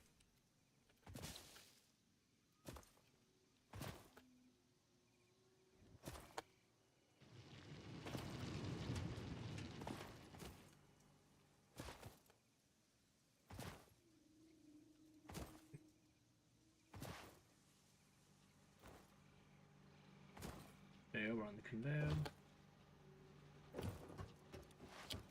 Kill me. Alright, come on. Please tell me we actually have enough concrete. Just sitting there. 28, I'll take it. Give me this. Give me that. Alright. That should be more than enough for now. Once we get the wire automated, then I can bring the power stuff easy, and he can get the iron stuff when he gets back from feeding his fat chub belly.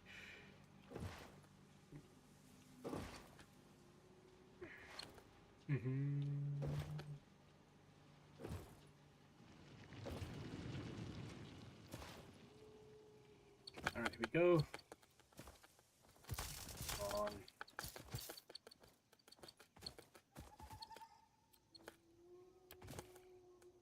Nice. Okay, ugh.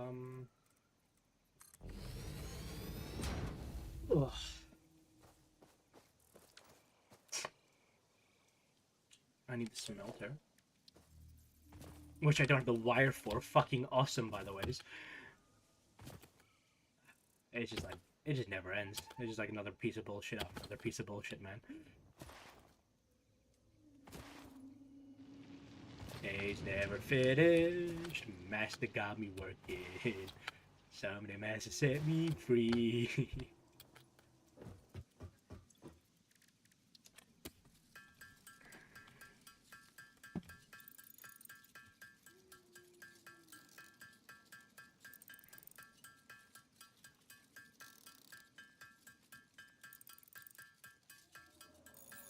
You know, while we're constructing this,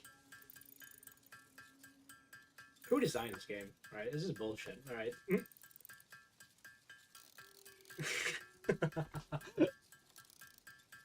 I feel violated, okay? This game should be easy to the point where I should be able to, like, turn my brain off and play it. Why do I gotta use math when I play the game? Like, I understand how it works. That's so stupid.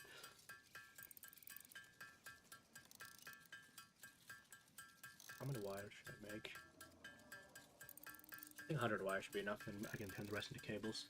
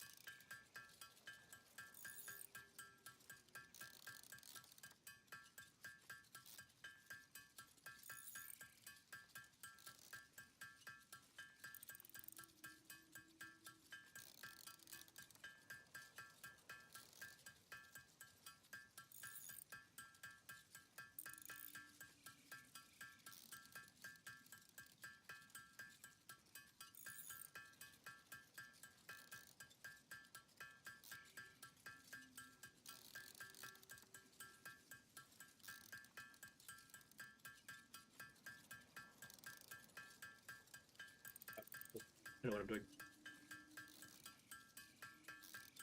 There we go. Get some cables going.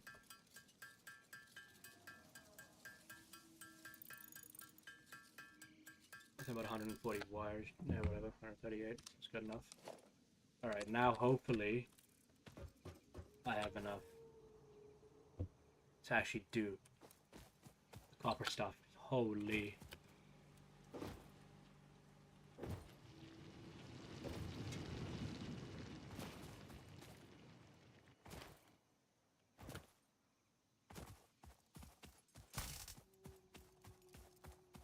Oopa. Come on, man.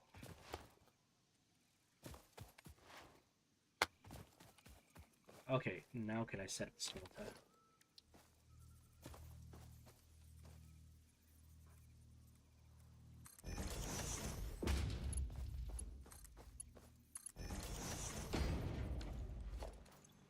Copper ingots.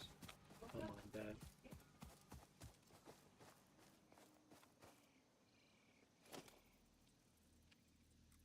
Conveyor splitter.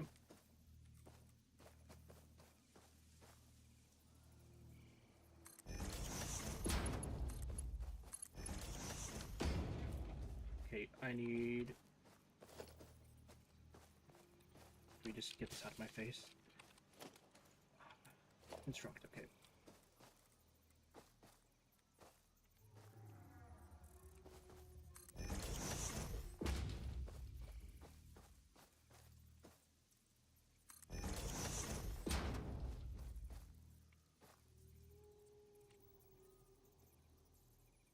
Oh no, wait, here we go. This is what we're supposed to do. Put this here. I need wire. Wire. Cable.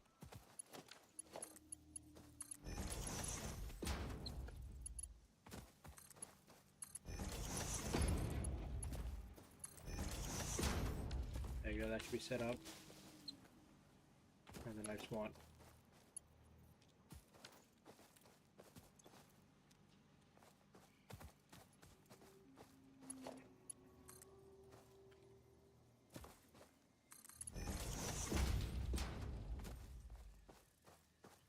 come down here. Dudes also come down here. What I'll do, I'll just set this up here for now, and then Regan can play around with it later.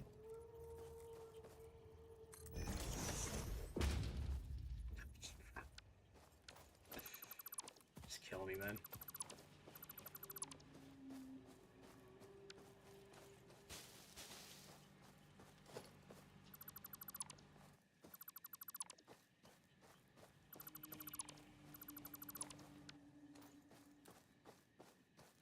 So what actually are you doing, Mr. Net? Okay. I'm just trying to set up the copper stuff for us, so the game is not just like absolutely boring, because right now a lot of our automation is set up. How many... So what is this? I go here, take.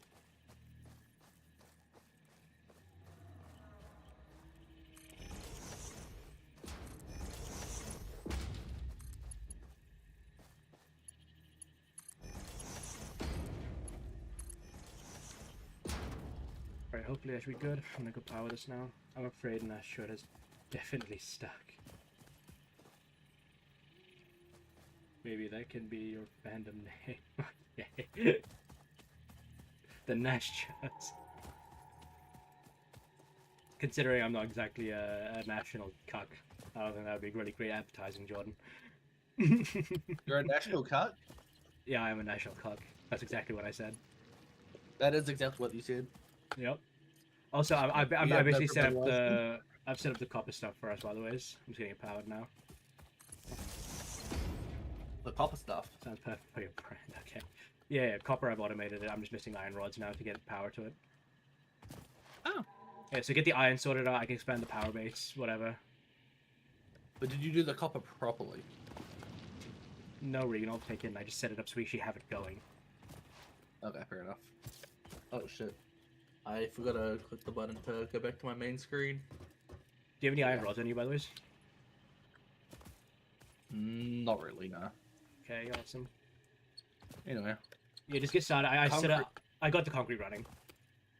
Sweet. So just get the iron running now because we desperately need this. Like it's not funny. Yep. Oh, you might want to grab the iron out of here because I'm going to be taking the miners. Yep. Was just staring at the air screen but hearing you talk like you've been yeah. Well, it could be worse. Could be worse. Alright, let's see. So we have 1. Alright, while I make this iron, I'm gonna go make myself a coffee. 3. Is there a 4th one anyway? 1, 2, 3, and the nearest one is okay over there. Yeah, no. All right.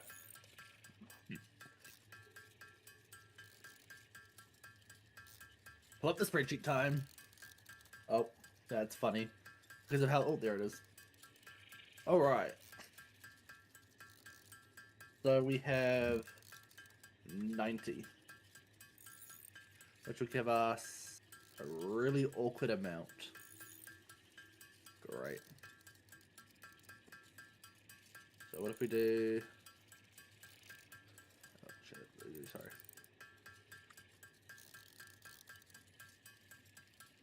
Hydrate? Well, I got a drink right here. So I need a webcam.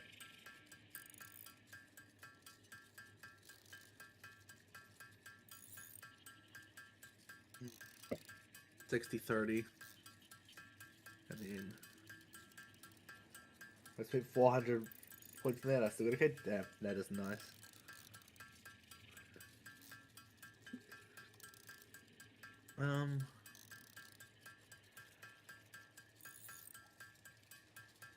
Yeah. So we have 2 of these on plates.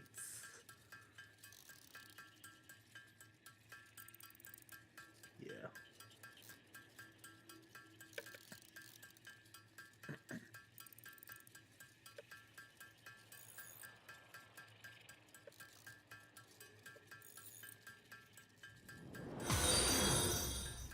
Platform here. Wasted them well, but still wasted them. Fair enough. Fair enough. Alright.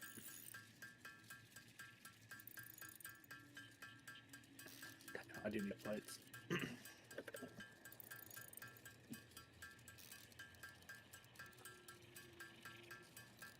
We haven't gone the bit of logistics yet, have we?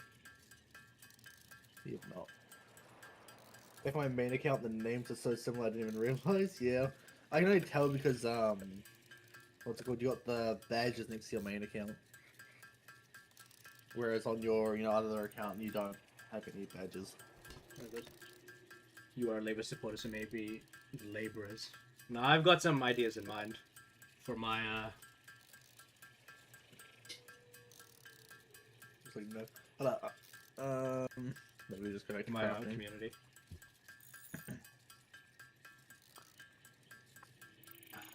But then Alright, I know how I'm doing my my miners, by the way. With the eye and stuff. You know, Jordan, you should really be into advertising. You make very good decisions when it comes to these kind of things.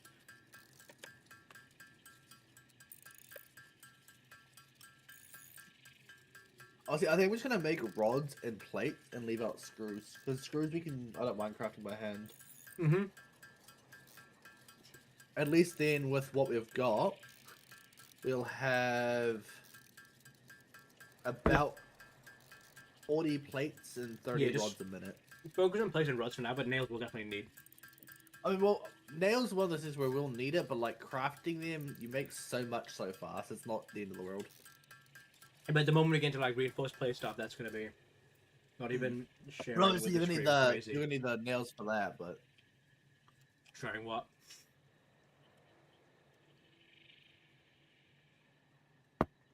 You're supposed to hold a spoon up and say ah. Alright, you ready? Super.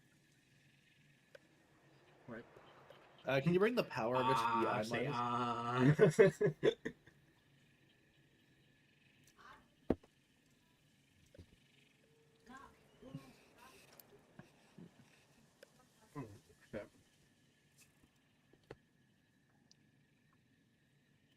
Bring some power over to the iron miners real quick. I was so fair enough. Fair enough. So these are both producing what, 30 each? No, 60 each. So. Basic cables. Cords. Yep. Alright. Let's see. What you're building now, I'm gonna get the iron stuff, like the basic iron goods set up. And then I'm gonna go and fix his copper stuff. And I'm gonna get working on plates, like reinforced plates. So first I'm gonna, do the basic iron, go do the basic copper, and then... What are you guys trying to build for copper and iron? Well, iron right now, I'm just getting plates and rods, because these are like your basic building materials. And then for copper, we need wire and cables, because those are also basic building materials. We're just getting like the basic materials.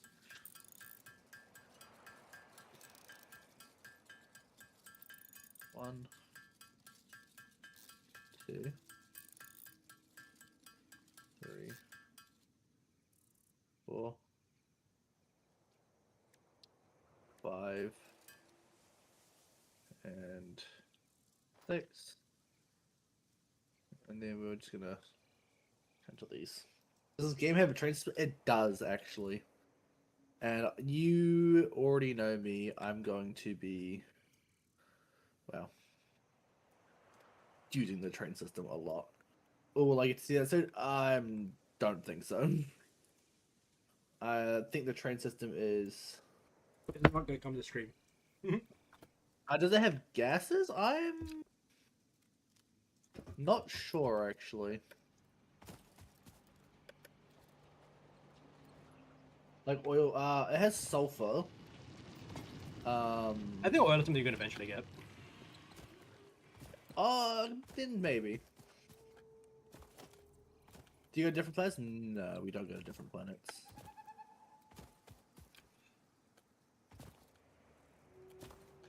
You know what we should do, Reagan? Have you played a game called Astroneer before? I have, actually. I own it. Ah, damn. I was going to say, it'd be cool to play together. No, okay. I played it when I was like 8 years old. Really? Holy shit, okay. Yeah, I've had the game for years. I've never actually properly played it, because obviously I was a fucking dumbass kid. Yeah. Well, you've always been a dumbass kid, but yeah. Alright, shut up. But I do own the game. I think I'd be done. I'd be done. Yeah. Are you building a rocket? No, we're not building a rocket. Unfortunately. No rockets in this game. We do build a space elevator and build a space station. But we don't actually go up. I need your power over here, by the way. I know. I just got the copper stuff set up, and I'm gonna start building up the power infrastructure. We only have like two, 3 bioburners working right now. And then on this side, you're going to show what we can do. Merge. And then we can merge this one over here.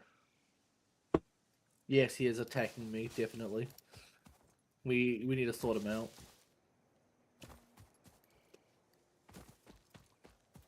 Yep, you need to go from over there.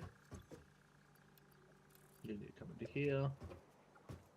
Right, so were these made with the curve tool? I'm not here using the curve tool. I am a man of the straight tool.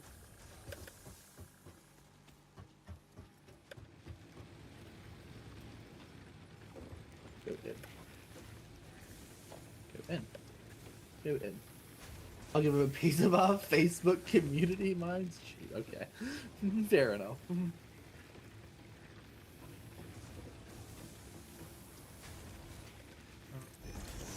Actually, is it not a... What am I looking for? For iron plates? Actually, yeah, iron plates can do 1-to-1, so...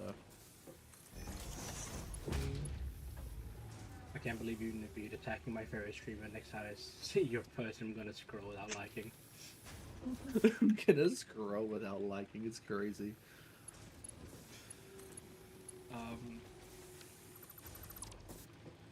Why is it like this?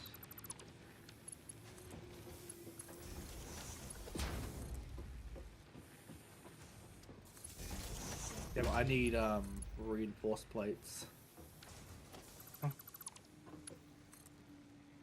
To build constructors.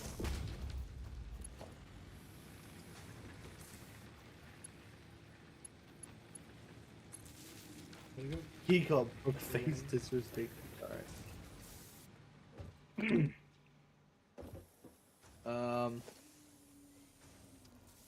So what do we need to make?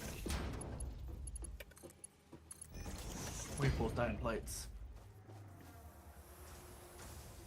I need to make a fuck ton of screws. Oh yeah, I gave her a real piece of my mind too. Did you really? Yep. She gave every piece of her mind. Now she's retarded. Whoa, whoa, whoa, whoa, whoa. Okay, okay, calm it down, calm it down. It's very generous of her, you know. Usually I wouldn't give all my like pieces. Oh, of my 2 brain cells. Yeah, you know. I appreciate that. Of course, of course. Keep up the good work. Yeah. She's just a very generous person, you know. That's true, that's true. Oh my god, bro, I forgot how like annoying they were to craft the reinforced iron plates. Yep. And I need to put every constructor I make as you and Stash better back up. No, I don't think I will. Looks and lover. Okay, okay, that's a bit too far. Alright, we have standards over here. I said it, okay. Really? Okay, I'm bringing over power to the iron thing because we need to get it. So I said it. Yep.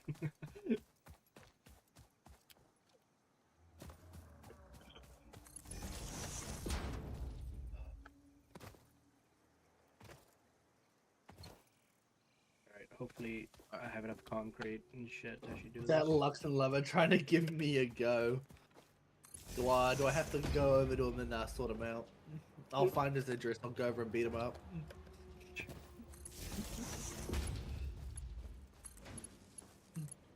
God damn, I need wire too. Me and my regenerating, soon to be complete single brain cell are not having it. That's, you know, fair enough. Oh, you've done all the copper stuff? Yep, I need actually. What's funny, I actually need more wire from that you said the power for the iron stuff. Yeah, I need copper to actually build the iron stuff. Yep. I Don't need take too much of it cables, because I do need wire and cable myself to power it. I called him Naveed so much I don't even know his real name. Damn, you know, maybe he doesn't have a real name. True.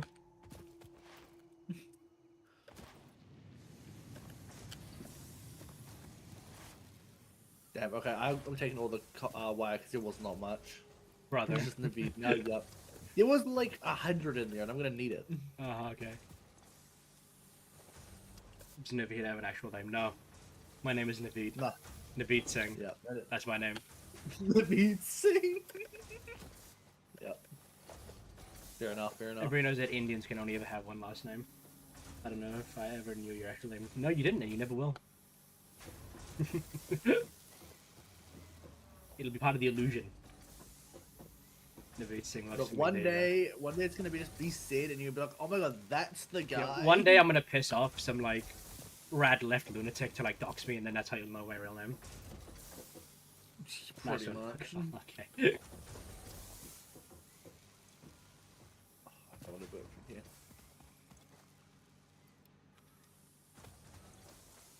Okay, that should be enough for now.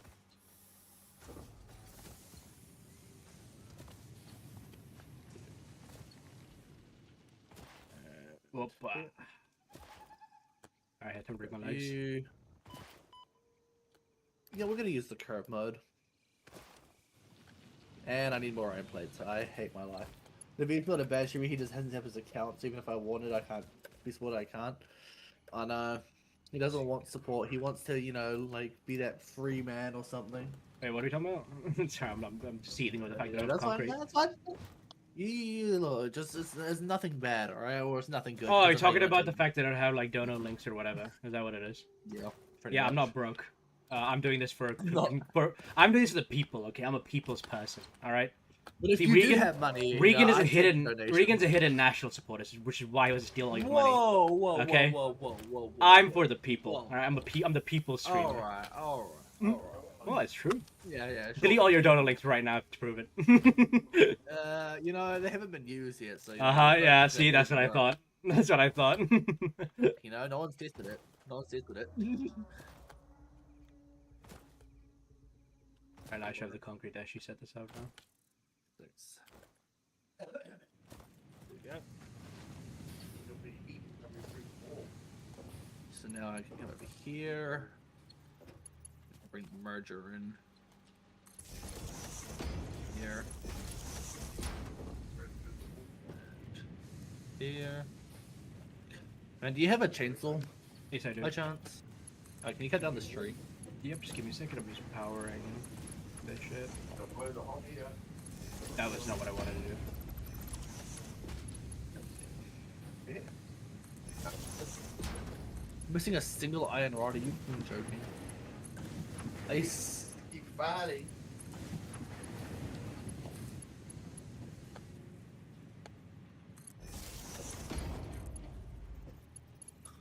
Need iron rods, but I need everything. Man, once this iron's set up, I can actually like go brain dead and just leave it for.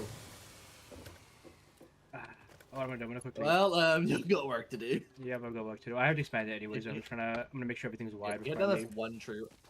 That is a horrible place. I was gonna put something right there. No, you can reconfigure it. I was just putting power poles up. Yeah. There you go. Thank you. Let's go back. And boom.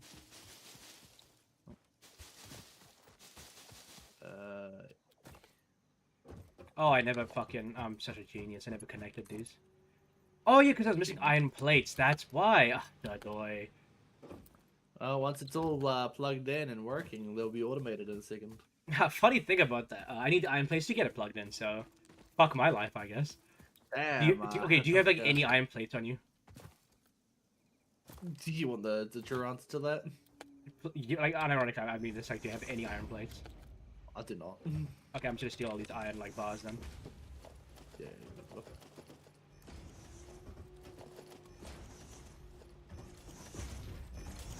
Anyway.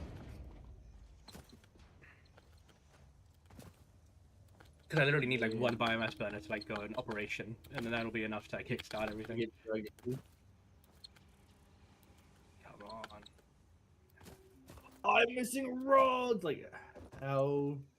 Wait, in the eventually to create the sing points. Like, yep, that's true. You should go. You should make your sing points redeemable for Okay. redeemable for one hit bulb. So true. Right. There you go. Wait, is this powered? And I can make my rot like I need. Okay, finally. Jesus Christ. Boing, boing, boing. Wow. The limestone's backed up. Well, actually, yeah. The limestone's gonna be backed up until we can upgrade the conveyor. Alright.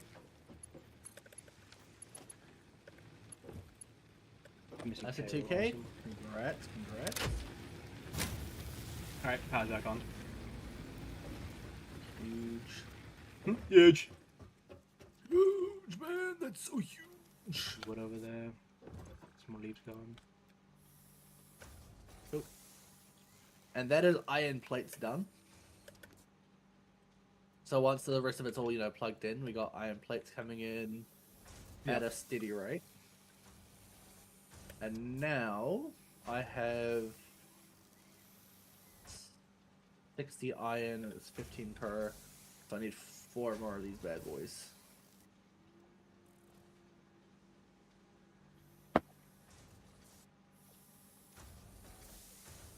One, 2, 3. Hopefully, we'll do 1, Oh. Two. Whoop whoop. Wait, you're gonna have me a date in? That's completely fine. Hmm.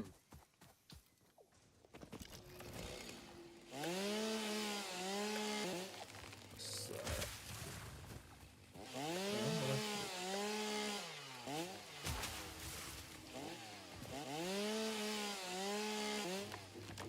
Splitter.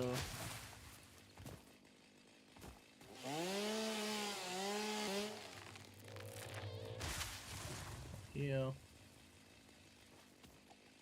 Oh, actually.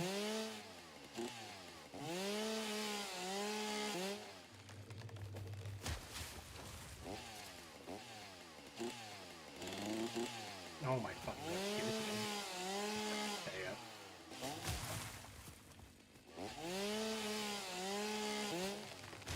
I'm out of iron plates again. Classic. But thankfully we have iron plates automated so I can grab them from the chairs. I just need cables and wires to get all the power like going. Yeah. Let me plug you in there. Plug you in there. You come there. And you come there. All right, and now we can tell us to go into rods. And that should give me 60 rods a minute.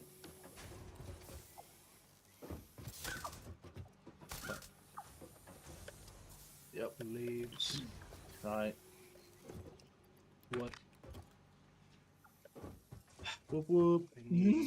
I see cables. Okay, I gotta get cables and. Yeah. Alright, I'm gonna come over there to grab some plates and rods.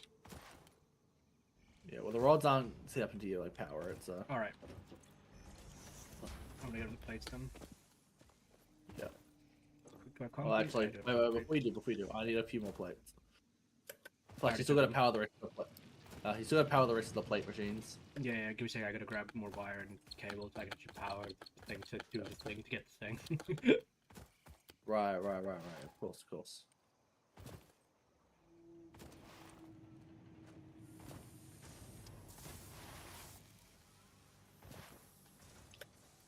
There you go. Got the cables and got the wire. Sweet. Sweet. Get you in. Put you in. Realize it's now the wrong way.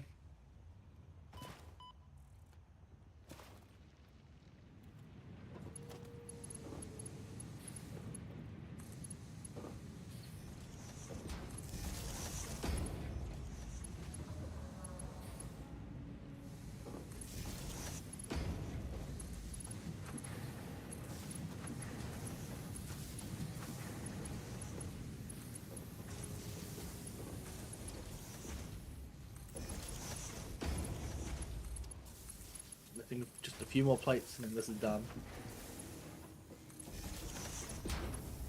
Yep, there you go. Everything's powered up. Sweet. Sweet! Alright, I'm gonna go over here, expand the power generation.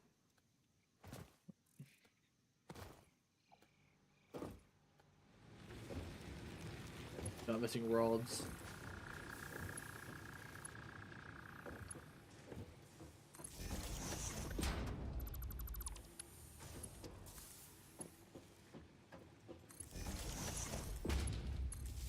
There you go, cool. Capacity expanded. Cool. Alright. Plug you in when I get a singular plate. And cool. We now have rods and plates. Nice. No what's it called? No screws, but it's fine.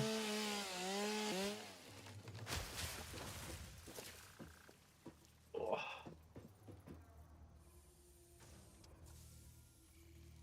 Now I need to go fix your cobble. Yep. So we'll pull up the spreadsheet. And we're gonna run off a single vein is gonna be crazy to work on. 1, 2, 3 more.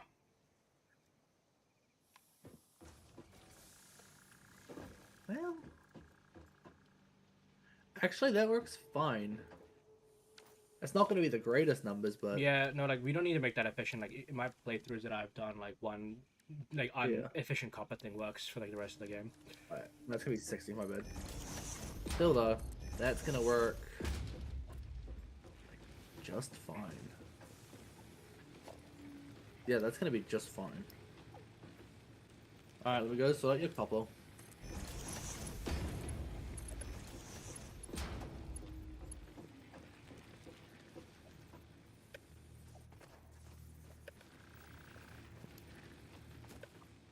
We'll go grab some more I'm missing concrete. plates. Kill me, dude. At least now everything's automated, so. Sure. there's at All the least that. basics are. Mm-hmm. Oh. Grab that. Yeah, I literally just need to get a single belt to be upgraded for the what's it called, the concrete, and I'll be actually running fine. Nice. There's one belt that has slightly actually needs to be upgraded. Alright, let me go grab this copper.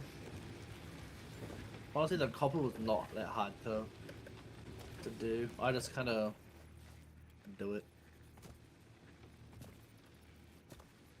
I know. Crazy statement.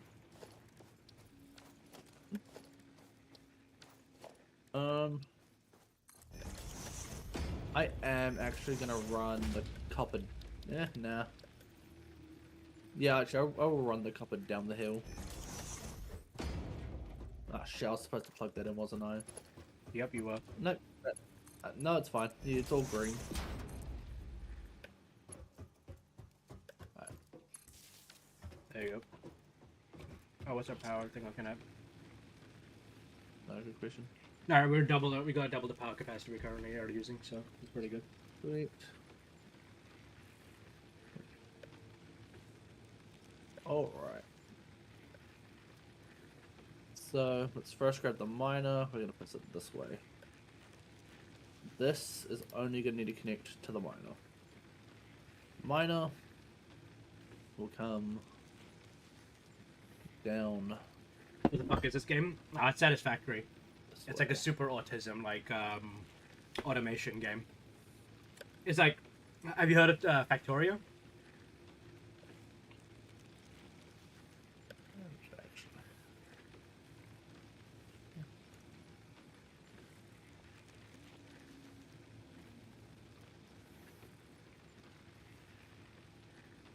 So when you're doing modded Terraria, well, so currently I'm playing with a mate of mine, Regan. Fergus is the guy I play Terraria with, so we're gonna try and get through vanilla Terraria, and then like modded Terraria will come afterwards. But in the meantime, obviously I just play games in between until he can get on.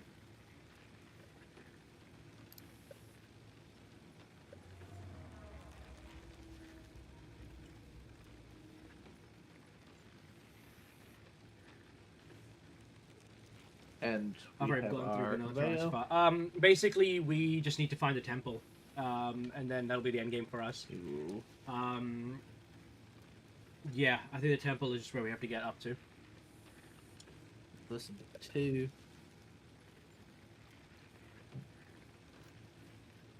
Ooh, that's gonna be hard. Yeah, I like, you got off stream last night, but like I kept digging. I could not find that thing to save my life. I think I went through 4 different dangerous and spelunker potions. So I was mining for like a solid like half an hour, give or take.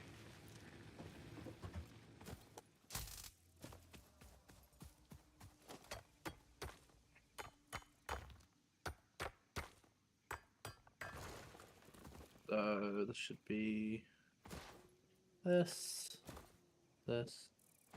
and then from here, I make it all into wires, and then I take half of the wire and turn it to cable. Yep. These need to be split in half.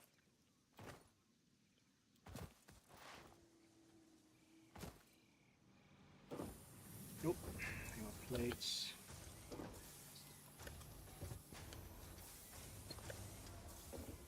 That. The tip is finding a temple. Oh, give me the tip. Fuck, I need it, brother. It's actually. No, I need to come like chop down some trees. Yeah, sure, coming. I know, like, it's like a single tree. Yep. I see it. What do I need? What do you need for a chainsaw? Is it that expensive? No, not really. It's just reinforced plates and nails. Okay. I might make one. I just need a lot of nails, a lot of screws. It would be nice if I can just cut these down myself. Yep. If you can get the plantaminator, you can spray light around the map, revealing dark areas. How's your power grid different coming areas along? without having to mine at all times. Oh, okay. To be fair, like, even when I was using the potions, man, I could not find jack shit. Like, I mean, I was zigzagging. Oh yeah, we're generating a lot. How much power Yeah, are you generating? we've got double the capacity. That's not bad. Cool. Chainsaw. What does an object scanner do? Other than obviously scan objects.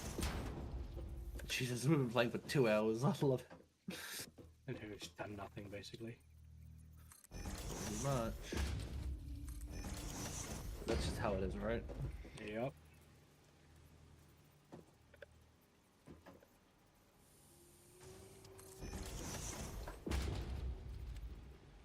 The contaminator uses powder to get rid of the corruption. Yeah, we already had the contaminator. We got it. We got it. I don't know if you were on stream for it, but we did buy it already. We got the NPC and everything for it. So we've got the contaminator, and we have the solution we can get for the ammo for it. But yeah.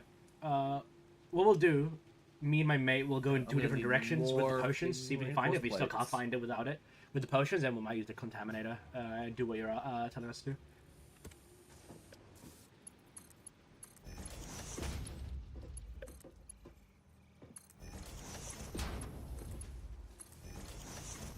Go this way.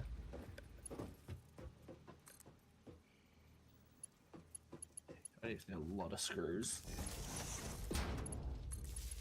I'm gonna regret not automating screws at the moment, but yep. At the same time, screws are one of those things where it's just like we're not gonna need it to be just on its own. All right, I'm pretty sure making a base thing for it. We've got enough power to last us for a while. Nice. Let's get 16 reinforced iron plates.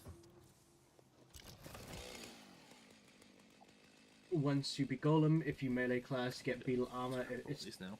Turtle or a clarified mix of beetle Okay, can shells. I get you So you have to beat Golem multiple times. power? Now, so none of us are melee class To guys. get, So I'm a like- mage and my mate's a ranger. So we need the, I think the, what you call it? Look.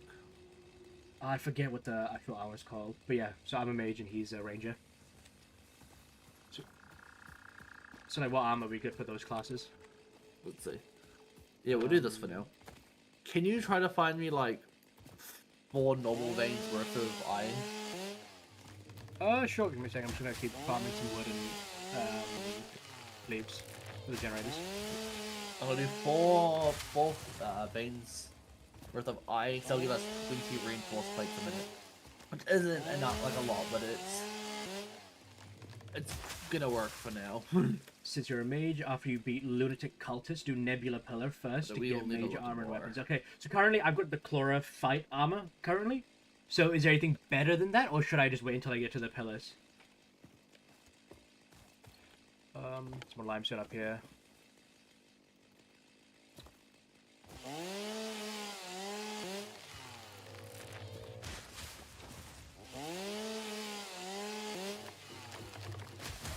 Now I got big tree.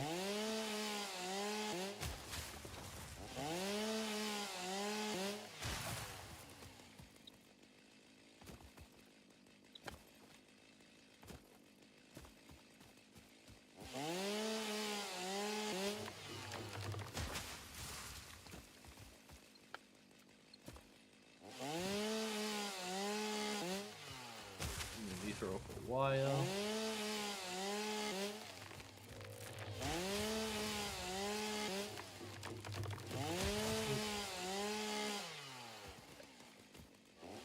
I thought I powered it. I did. I just need... If you have Chlorophyte now, defeat Lunatic Cultist, then do Nebula Pillar, because you need the Ancient Manipulator crafting station From the cultist. How do you do the cultist? Is it just like something you randomly encounter, or is it I do like specific stuff to get to him? Oh, whatever. I'll break my legs. Legs are temporary. That's true. Legs are in fact temporary. There you go. There should be a lot of wood and leaves to last for. Well, I think half of these. Yeah, half of these now need to go to. Okay, so what we can do. Yeah, so currently, Regan, we are. No, there's no way that's real. We've built up so much of it. Not working. No, it's going.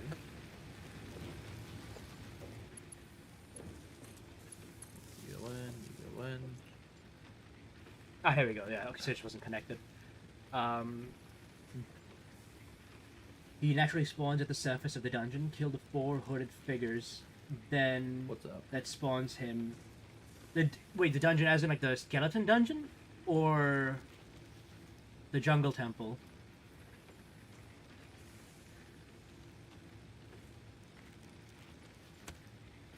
Oh yeah, so currently right now we're using 130 megawatts capacity, like max, but our actual capacity 330, so we have like 3 times the power that we need.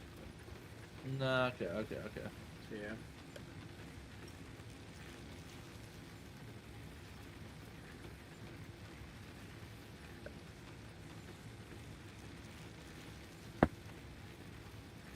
You win.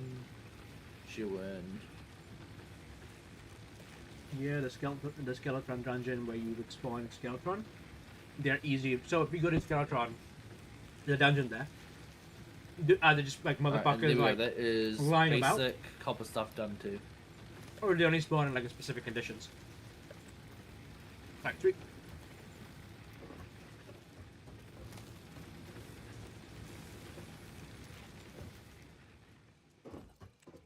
Where the clothier spawn would be. Oh, okay, got you. So like, I swear the clothier spawned like in the dungeon itself. But you're saying it. But basically, you're just saying that we gotta be in the skeleton dungeon to get these guys.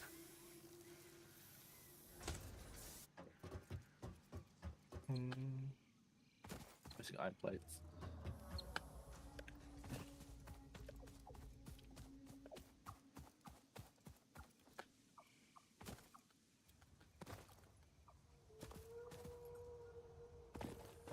Oh, yes.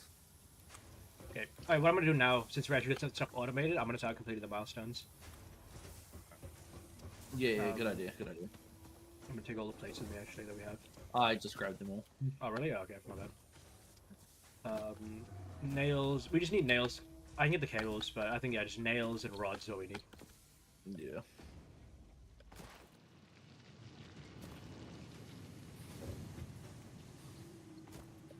Oh, did you move it all down here? What do you mean? The copper stuff. Yeah. Remember, we have to also leave. You also have to make like copper sheets eventually, if we have access to that. Yeah, no. Well, this is just copper at the moment. Yeah. And obviously we got when I actually remember to set these last 2 up properly. Yep. Where's my? Also, I know one of the techs we get later on, we can actually daisy chain machines, like one power line directly into the next. Oh yeah, shit. From machine to machine, sort of thing. Oh, you're powering it. Sorry, my bad. Yeah, I'm powering it already. Yep. Alright, there we go. So So now that is cables are automated now. Is that what it is? Yep, this is cables. The other's wire. Sweet. Yeah, I think we got enough wire. I'm gonna see how far we are into the milestone. Yeah, I'm gonna chuck some stuff in as well. But I definitely need the logistics upgrade next. Yep. So, got enough of those. We are gonna need way more plates. Cool. And then, you have enough to make 500 screws? No, fuck no. Oh, actually, no, I do. But, You do? yeah, Right. I do, so don't worry about it. Make the screws, I'll work on the, Anyways, plates. Pebbles? Minus Terraria stuff, how is your How was school?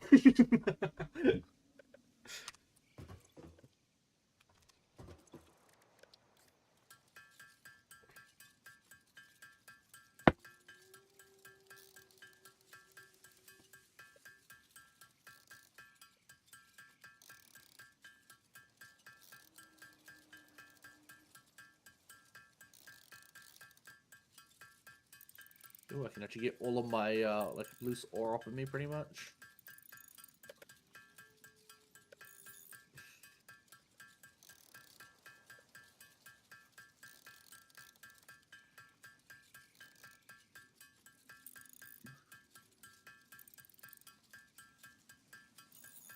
Wires.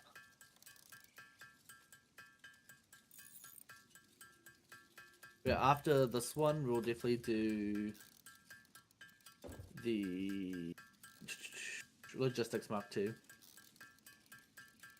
which is just reinforced iron plates we're gonna need. How many nails do we need? 500. Okay.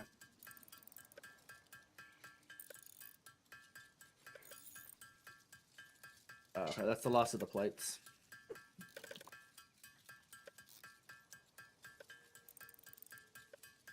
Okay.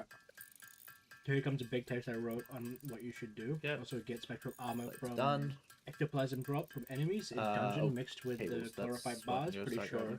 Incoming big text. Okay. Because I have to wait for this tick to be able to start doing the reinforced iron plates anyway. Yeah.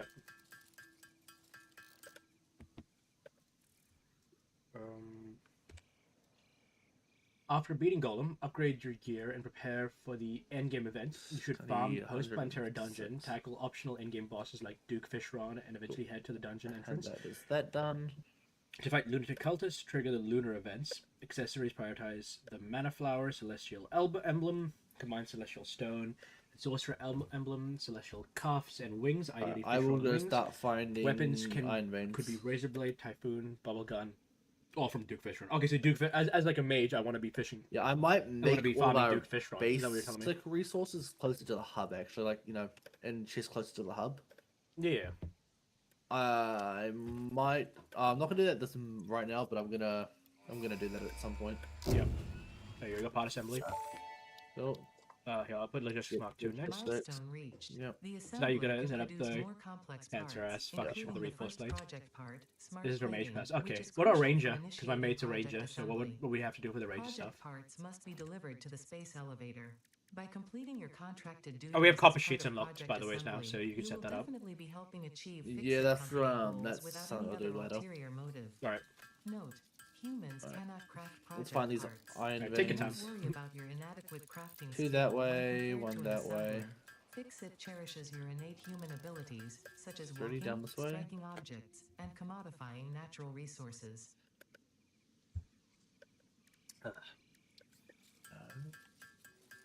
Okay, there's actually a group of them this way. By the looks of it. Cool, set that all up. I want to go grab the concrete for the milestone. Dude, we'll have a look at these iron veins over here first. If I have to, I'll grab 2, make 10, and then I can work from there. As long as we have something that's... The next few texts are Google AI stuff? Okay, cool. Send it to me, I'll see what it is. It's gonna be like decent veins. Or concrete. Yeah, these are impure veins. We're not even gonna touch them. I think you gotta work at them because I'm gonna agree with you. I don't think there's that many normal veins. Yeah. What you could do, you could convert our normal veins into the stuff we'll need to make like the reinforced plates and use the impure stuff to make them. There's more veins over this way, so I'm gonna have a look at these first. Alright, cool. They're like not that fast. I'm gonna go inspect them. My brain carry. I wouldn't put it on you to remember everything. Whenever I do my research, my politics stuff, I use Gemini quite often. Don't worry about it. But you know, source material doesn't matter. More plates. I don't think we'll have enough plates. I think I need to wait for those, but you need rods too. That sucks. I'm pretty much here. Like up the hill, pretty much. Like it's just a different hill. Slightly more roundabout way of getting to it. Alright, I need to get some of this solid biofuel because actually, right here. Let me make sure we're stocked up. These impure.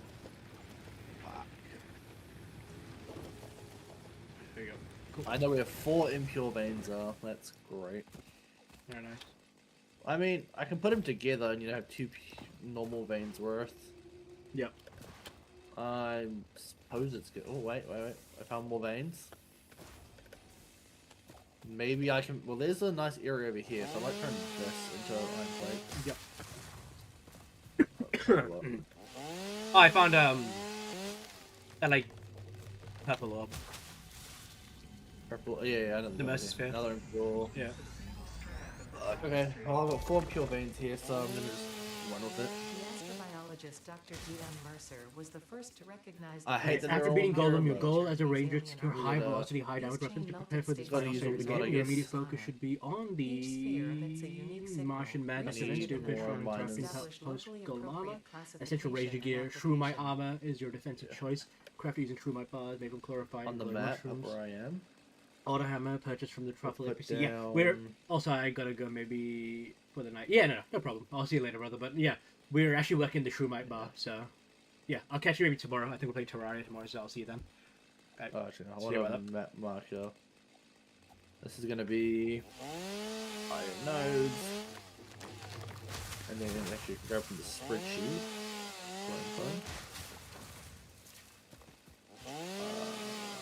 One iron ore. Oh, got some quartz. Unknown crystalline mineral collected. Alright, we have that there. I need to just grab the resources and come back. Alright, can you build a research station near the space? Because I've got a lot of stuff to research. Yeah, I can craft that. I'll just be a second running home, but yeah, no problem. Because I'm a bit far away, so. This metallic Yeah, no, you're good. properties similar to those in Group 11 on the periodic table, such as high conductivity and malleability.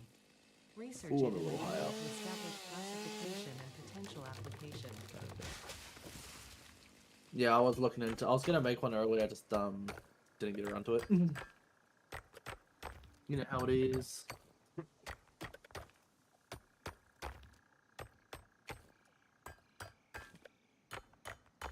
There you go. Impure, nice. Oh, you found a pure iron? No, impure. Ah.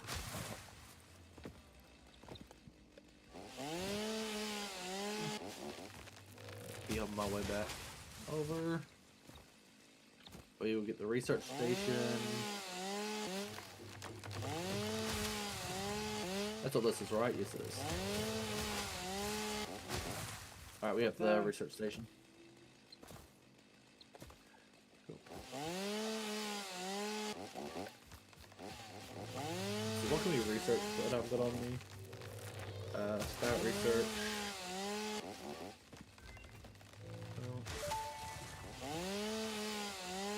The remains researched belong to an organism now dubbed the fluffy-tailed hog. You have a Mercer Sphere on you anyway, so you Yeah, can do that one. Classify it among the There, I'll Pseudoe come back now. family I was shooting a lot of over wood. Hog remains can now be made into Where the alien fuck is more protein, fucking- and there it is. additional research may reveal Research. options for improving pioneer safety during exploration. Oh, more quartz up here. Because I can also start using power slugs soon. Yep. And I can Though obviously. not listening to instructions Pretty means good. you waive Fixit's responsibility for any You skip the accidents or dialogue. misuse of these technologies. Yep. I'm too fast, man. I honestly thought you were to say too fat. Fuck up. Too speedy, man.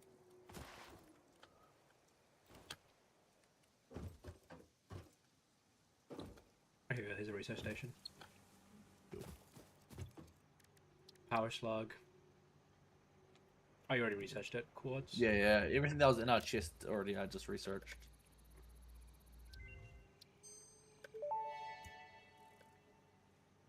The crystalline mineral was a previously unknown variation of quartz, with uniquely large and flawless crystals, normally only found in synthetic quartz. The industrial application of this mineral will follow that of its synthetic counterpart, specifically in communication and exploration technologies. We researched the Mercer Sphere. Mercer Sweet. Sphere analysis completed. Established local planetary signature of Massage 2, AB-B, in the local Mercer Sphere signals, allowing them to be tracked by the object scanner. got Spheres can also titanium. transmit data between specific. Oh, yeah, I forgot about this. Jesus. The voices in my Arguing head. the existence of intelligent What, alien yo, life. actuals? While Fixit has figured out the method, all of the original data is still untranslatable.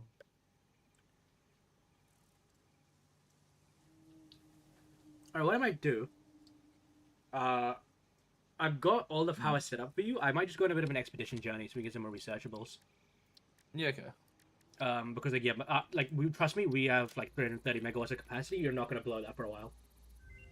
You want to put that to the No. put that to the test? No, I'm not confident The in that. I metal take it has back. been named Caterium after Fixit's greatest. Trust me, CEO, the Kathleen factory will grow Parks. and it will grow It fast. has been added as a viable alternative to gold in industrial applications, specifically in advanced electronics due to its superconductivity, malleability, and corrosion resistance.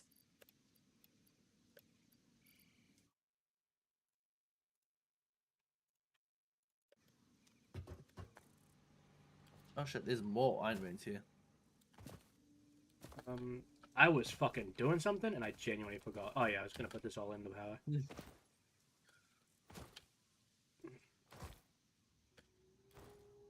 So yeah, just set up the automation for the reinforced plates while I'm out doing Another fun vein. stuff. That's another pure vein, but that's another vein. Alright, honey, I'm off.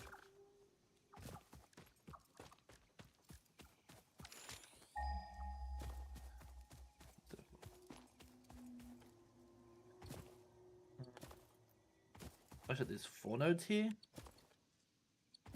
One. Oh damn, that okay. I actually have 6. Damn, I need more miners then. He's more minus, stop this guy. He's Drake. Yeah, I need more miners, sorry. I didn't want to tell you this way.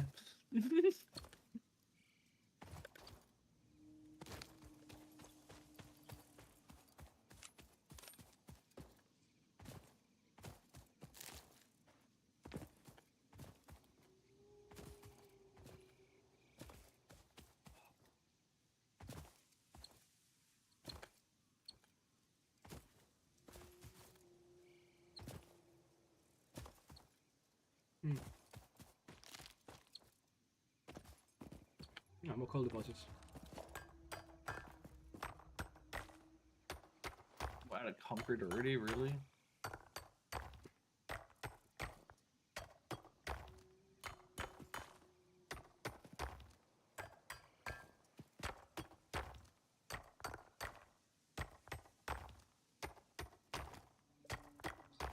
There you go.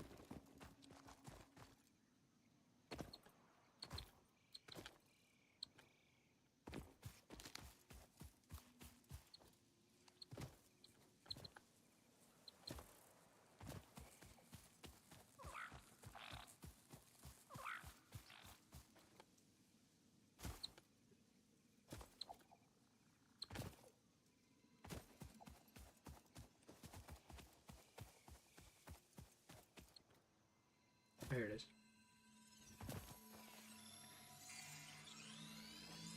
Boom.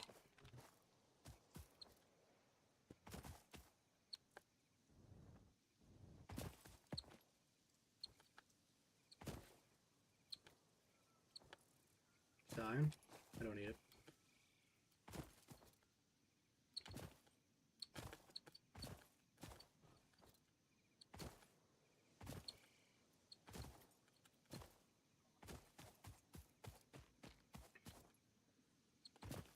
Need concrete for these two.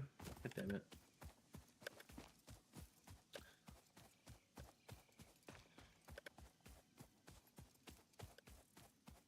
And I'm about to go.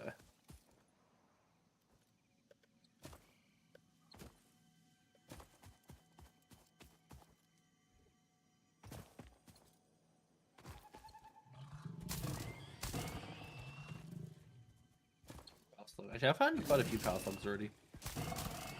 Yep. I've had a normal copper thing, by the way.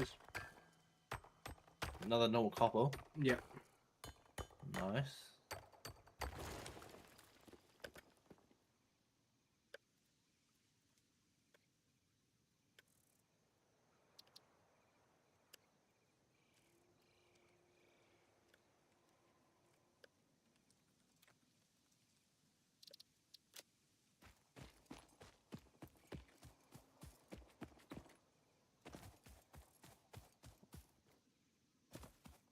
I know it's just the reinforced plates that we're going to be missing. Yep.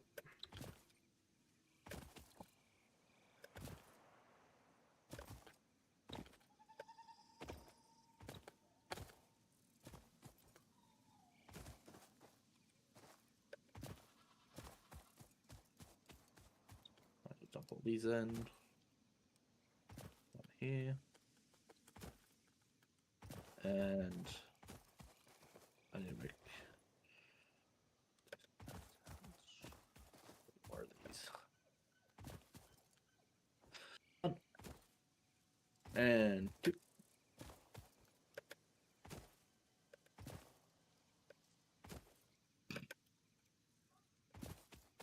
Getting that.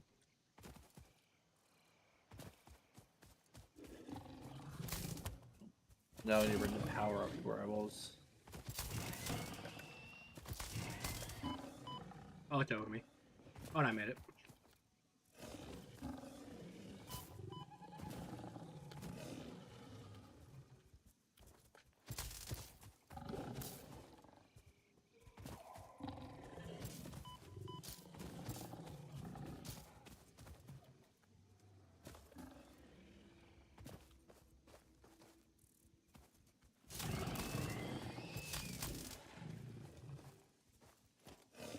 Is that where this loops around? It does. Sweet.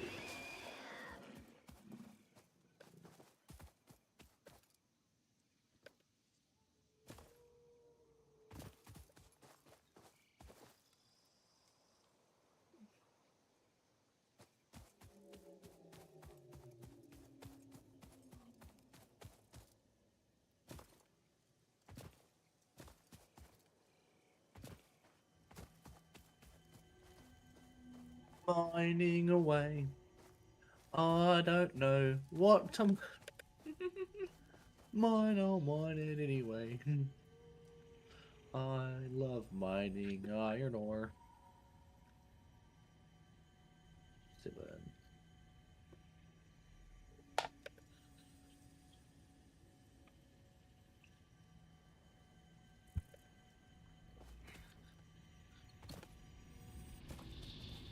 Oh, another mesosphere.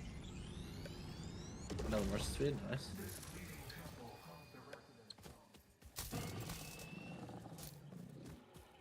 Dumbass.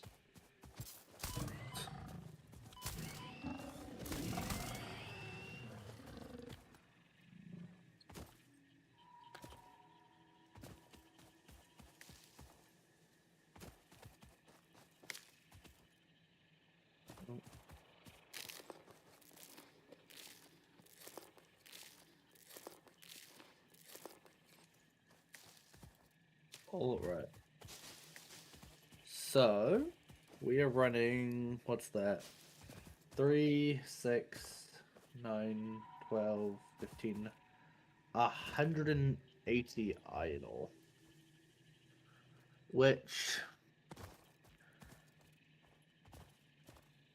is so awkward to do.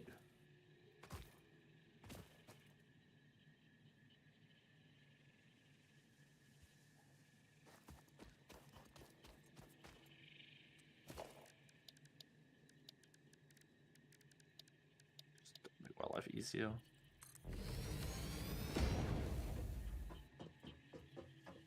Yikes.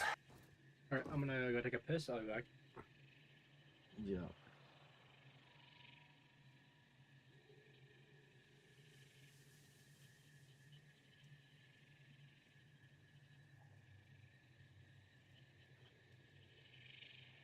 Okay, I might turn. Maybe I might just turn the rest of this into straight plate production. These other two. And then. Yeah, we'll do that. These two will get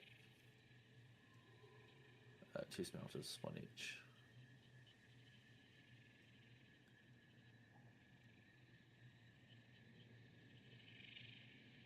Iron.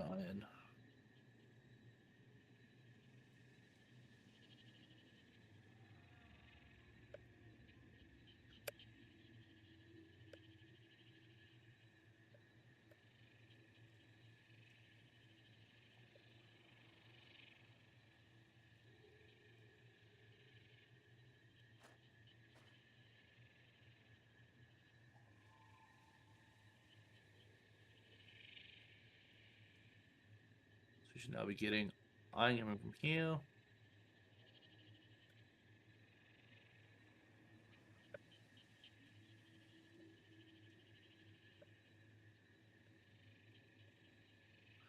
Just gonna merge this.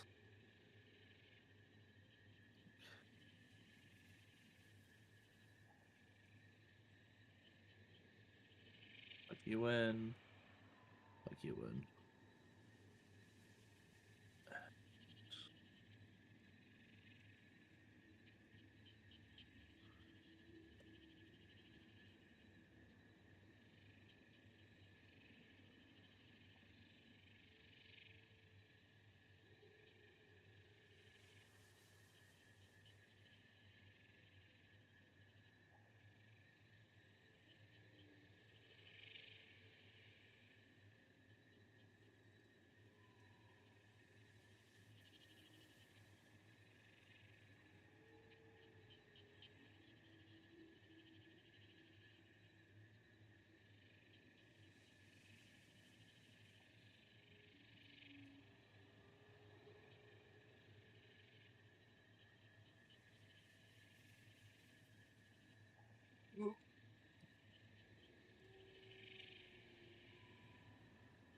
Let's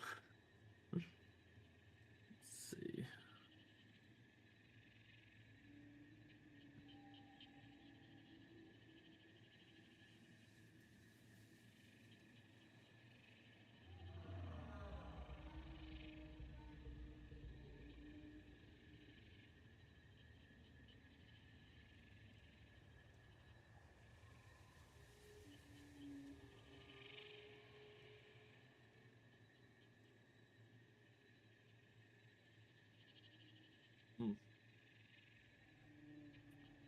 Should grab these iron plates.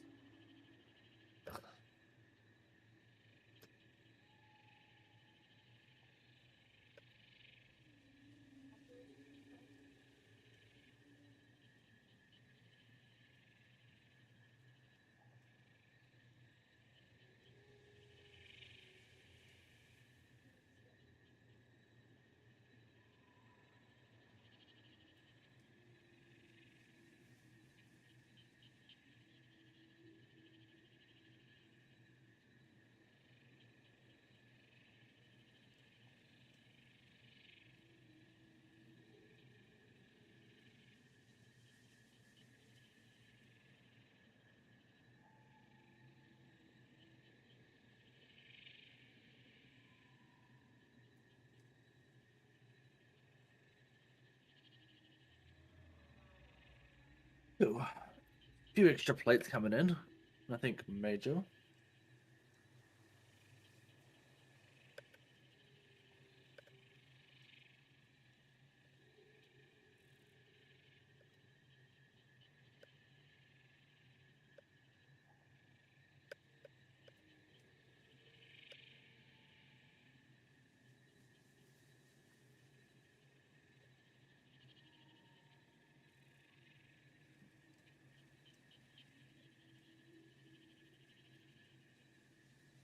Yes. Look at that. On and about. It is moving. It's just coming slow. Sweet. Alright, a few extra iron plates coming down. And now for the fun part. Okay.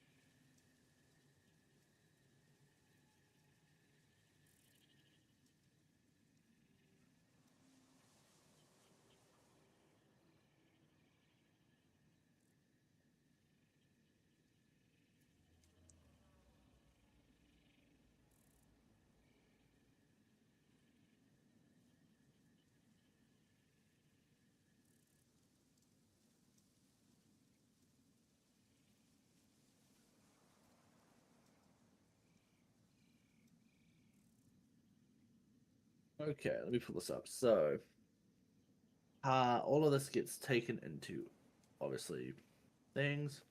3 of these are going to go into ingots, and 1 is going to go into rods.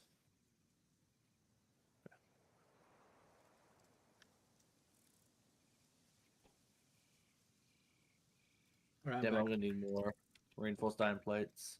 Yeah, we've got a few extra iron ingots coming back as well. Sweet. Oh shit, these are ingots, not in. God damn it.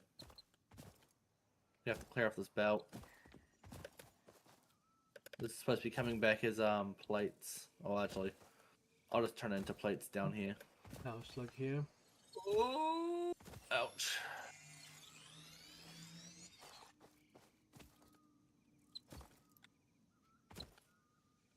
Oh, this is really close to base. Alright, let's see.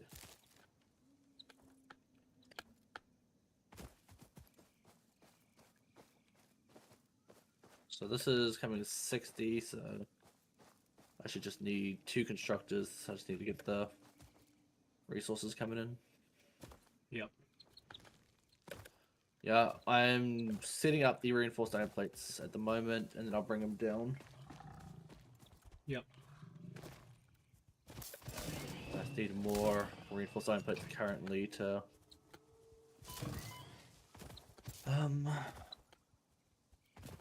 I need more at the moment so I can actually build the constructors and stuff. So right now I'm going to... Let's craft. Damn, I have so many rods on me, I can make 6,000 screws. Yep. I found a crash spaceship, by the ways. Oh, nice. Got a fuck ton of rotors, concrete. I'm going to get a hard drive too, I think. Or repairs needed. I need 40 megawatts. Okay, that means I didn't power to this thing. Yikes.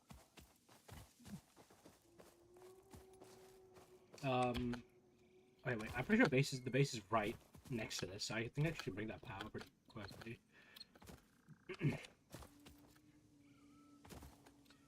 Get that hard drive, because when we reach just a hard drive, hopefully get like a good player upgrade, because I don't want to have to get some stupid ass recipe. Fair. We're gonna get to like 30.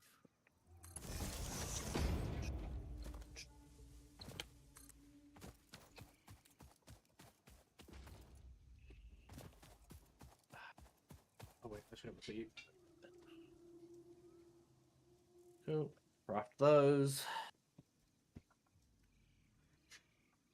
Alright, well these craft, I will quickly grab back. Yeah.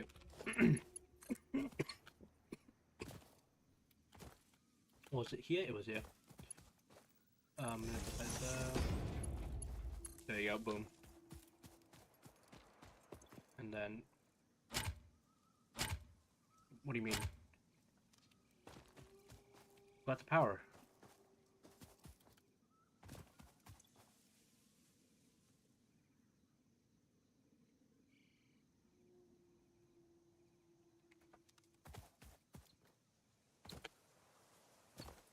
My chat live, dude. Wait, I'm just gonna quickly. Where am I? New map marker.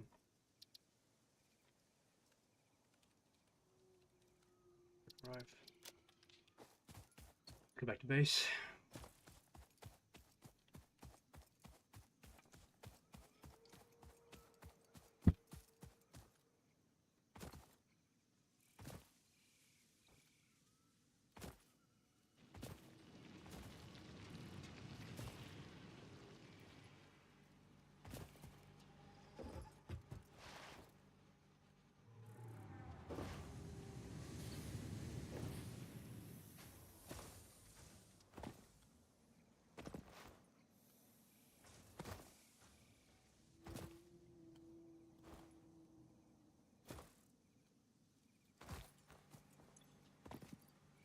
My leaves.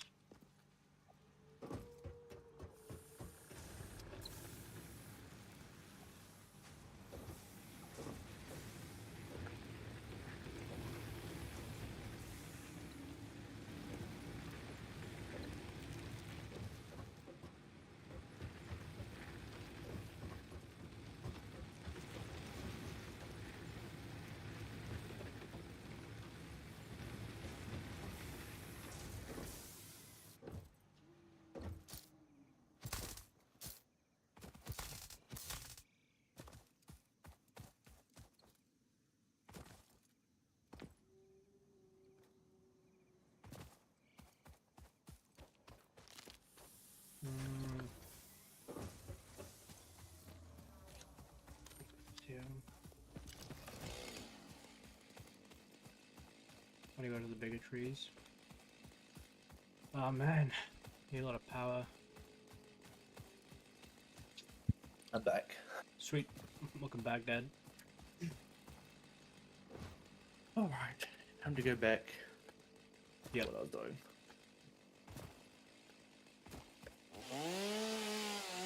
So.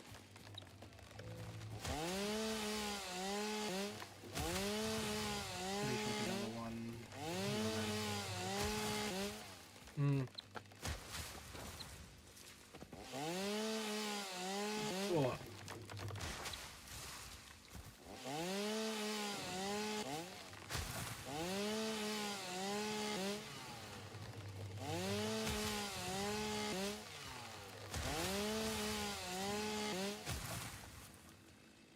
How is that too steep? It's literally on the same angle.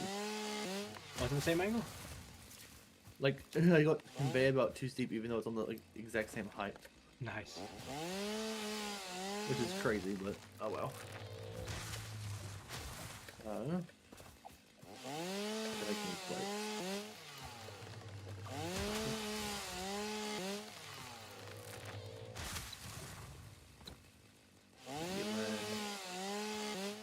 You win. Cool. And once I just power this up real quick. There's any power lines with a single one free.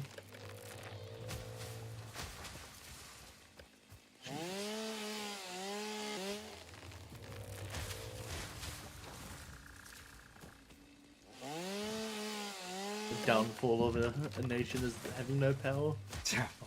Okay. This should be enough. There we go. Now we have just a few more plates coming in. Yep. Like another extra 40 plates a minute coming in. Because we all know plates are like one of the big things backing up, so I'll add a bit extra if I can. And like the numbers just didn't like work nicely with it, so I was like, yeah, I don't mind some. Got you. Sacrificing a little bit for well, a good amount.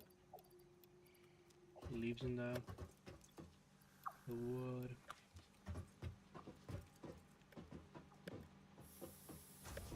Oh, that's why, okay.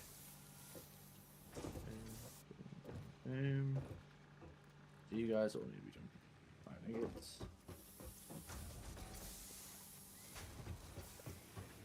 cool.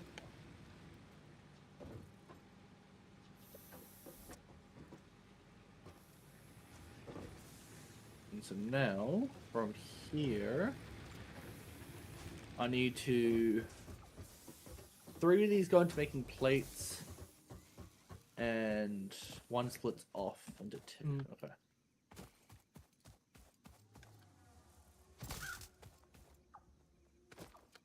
Maybe I can do some more research stuff. What are you doing? I'm trying to see if I can do more research stuff. Also, I was gonna say, Regan, like I think the more and more I've been playing around with it, the more I realized, like EDX games, they get so much traction. Like no, they don't. Yeah, the Paris community is very like cultish. So like if you post anything that's part of their autistic shit, they will like grab on. So like, I was thinking about doing some Paradox game stuff together, because low key Satisfactory doesn't have that big of a viewer base, and they're stuck out to their like big streamers. That's true. That's what I was thinking about. So I was like, I don't mind playing Satisfactory, but I'm gonna be real with you.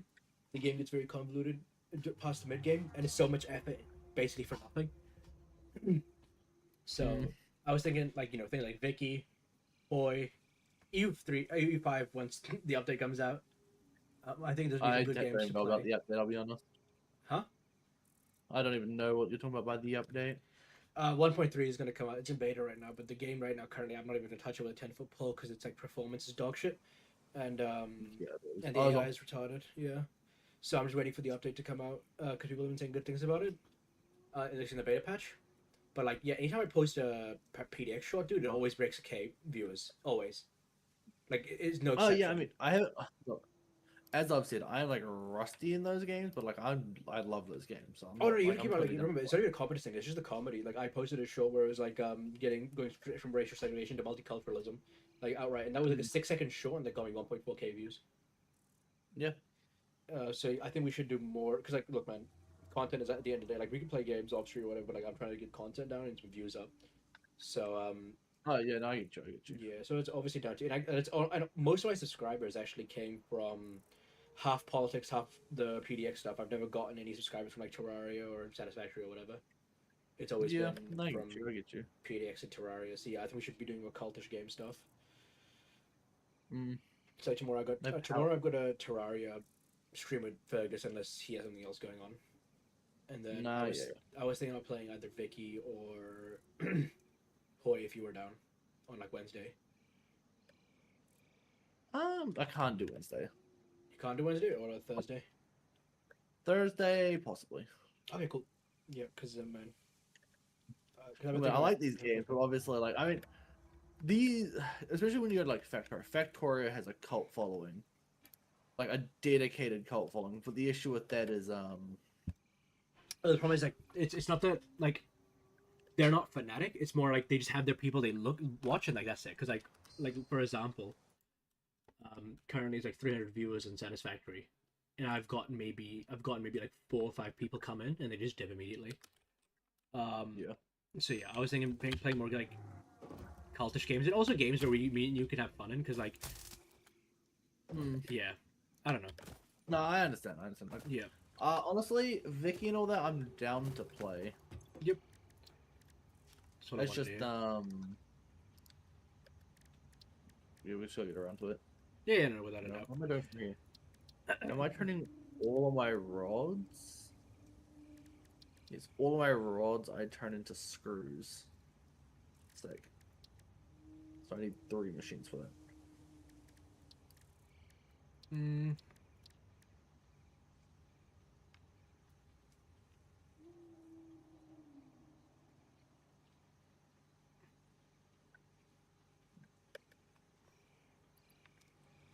We got that coming in.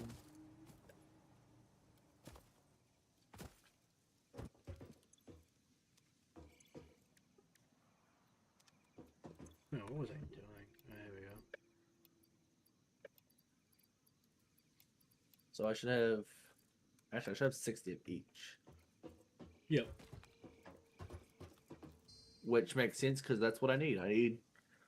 Cool. And this is enough for 2 machines worth of reinforced iron plate. I just need more concrete. Yep. But no, E5, honestly, I was enjoying it for what it was. Yeah. But the performance just means I didn't really play too much of it. Yeah, no, I don't even fucking blame you. The Vicky, I would play more. It's just Aloha. Holy AIDS. Is this Ash? Hello, Ash. Yeah, it's Ash. I'm sorry, did I just scare you guys? Yeah, holy shit, I gotta tell you the fuck that. That actually, holy shit, jump scared me. I'm so sorry. I thought you guys heard the little ding. No, we got. I did it. Because we got streamer mode on. Yeah. Jesus Christ. Oh my god. I'm so sorry. I was literally just coming to tell you that I've broken my foot. You've broken your foot? Yeah, I don't know if you remember me saying this morning that I fell over my vacuum. No, I don't remember you saying that. I didn't. Yeah, well, I fell over my vacuum this morning. Went basically a whole day of work, and then went, nah, I'm in pain. Went to the ER, and they're like, you broke your foot. Gee, and you've just been on it all day. Did you at least get cleaning done? Did you guys get some utility out of it, or you break your foot while you were doing it? No, I was actually half... I don't even know. The vacuum was just on the ground. I went to go walk around it and misstepped because I didn't have my glasses on and stepped on it and just... It all went wrong. So you didn't even get anything done, you just like fucked yourself? Yeah, because I was trying to get ready for work. That's crazy. Did you have like a morning shift or was it like a night thing? No, so I worked just a normal 9 to 5, but I was working from home today. And I walked into my home office to get ready and like logged in and just, ate shit. Awesome. I can't lie, that's pretty funny. Thanks for the story for the stream. And I called Sunny at work. I'm like, I've fallen and I can't get up. Please come help. Did you like break your foot, or is it just like a sprain or whatever? No, I've broken my foot and I'm in a moon boot. That's crazy.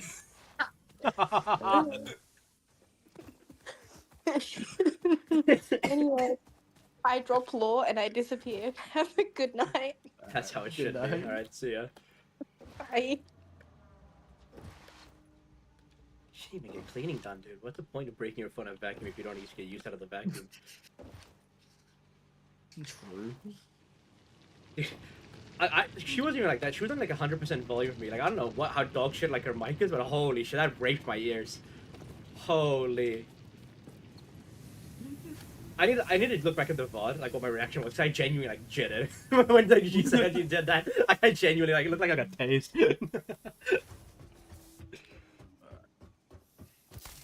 These all need to go into screws. I'm just curious, did I get that thing today? Hello. Yeah.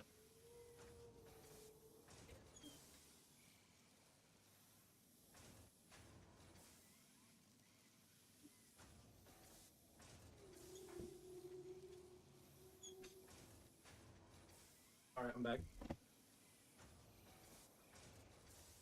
You know, I was also thinking, Regan, do you have Helldivers? I do have Helldivers, actually. Because I was going to say, I think we can play Helldivers together. I think that'd be good content for stream. I can't even make plates, Aditya. What does that even mean? I mean, I can't make the reinforced iron plates. Why? I need rotors for the I have assemblies. rotors in the chest. I got them in the crash site. Oh my god, you do? Yeah, you're welcome. I would like my dick sucked now.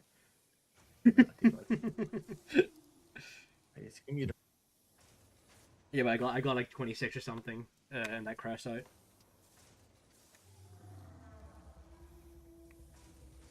See, my exploration came in clutch.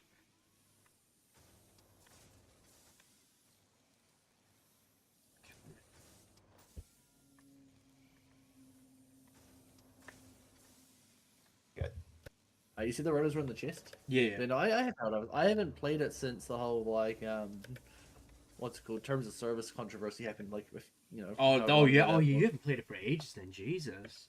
I have not. Yeah, it's pretty fun game. I'm not even that high level. I mean, it's a fun like game. It's just... Yeah, I think if you have a couple boys together, it's a very fun experience. Oh yeah, absolutely.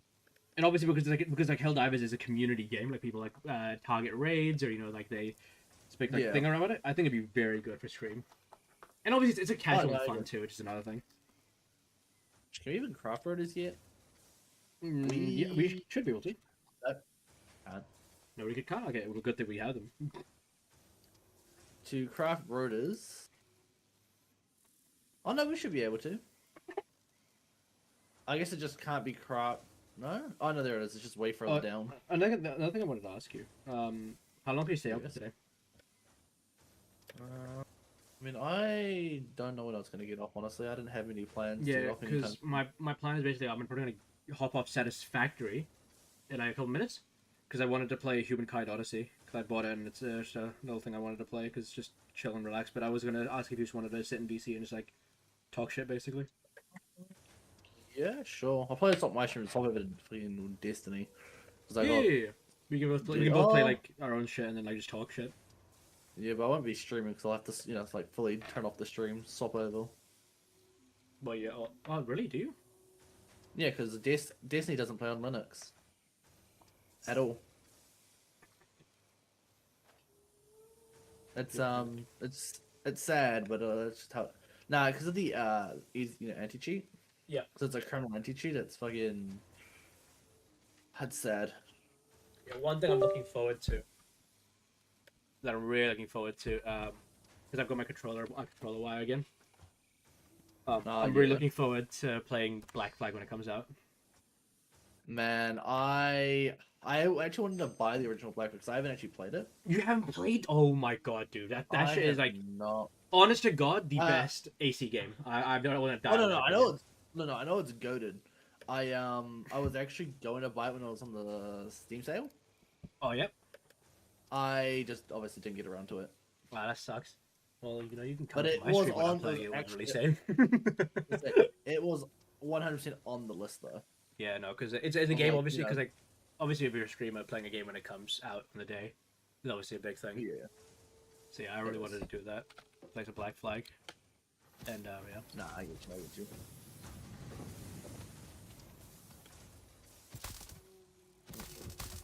You up also. Alright. Now I need to get 2 of these down. Alright, what I'll do, I'll hop off for now. And if you want, you can continue doing whatever.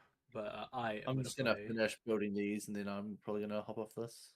Yeah, and then we can just sit in VC and just talk shit. Hold up, I'm just building a crafting bench right because I need 2 iron reinforced iron plates to like build the last thing, and I'm done. Like I'm actually that far, like close to being done. All right, so place you here. Reinforced iron plate, reinforced iron plate. And now I get a splitter for both of you. Well, one's the inside, you. And then you. Plug you in, plug you in. Put you. Alright, let's do this. Yeah. Where is humankind? Honestly, here we go. Dude. No. There. I don't even care about clipping. And now I just need to grab the power.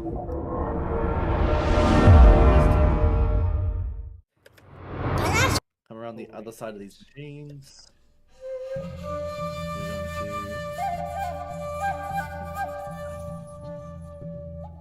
Very cool. Everything's set up there.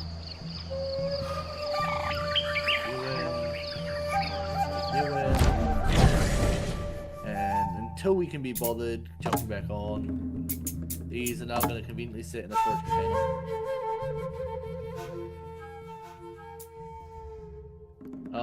And actually we have a slight issue. What's the side issue? Your funny power grid went offline. Get fucked.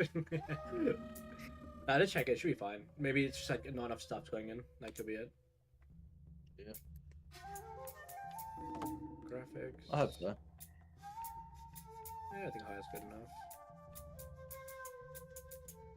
You in, plug you in, plug you in. New lineage. What are you playing? I'm playing Ancestors Human Odyssey. It's like the game where like it came out quite a while back actually, but I wanted to play it. It's where you play as apes and you like evolve into humans, basically.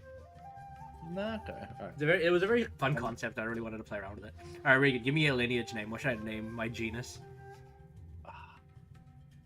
Wait. Oh, so say, why is this not producing? And I realized the power died. I'm the worst with names, dude. Come on. We'll name it what's that? Fuck, what would be a good one? Alright, power's good. Power's good. We're in the green. Which means we should have our first things coming through any second now. That's called the family. The family. Okay, the power grid just died again, but it's done. I'm saving game. Yep. New save. I'll just save.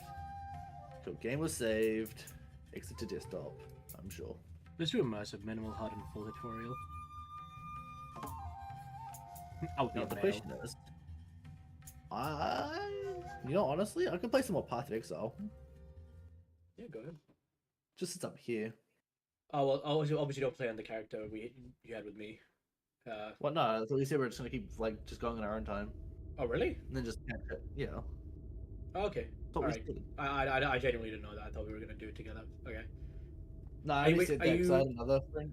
Are you gonna actually progress the game, or are you just gonna grind? I mean, I was progressing. Oh, okay. I'm trying to get through the main campaign because then that's when you can actually start putting fun builds together. Got you. But I'm just trying to progress the game enough. Fair enough. Unless I don't do that and do something else, but I'm not sure. I don't actually know what I'm going to do yet. There's so many options, but not a lot of options. Like, I have options, but I don't have options.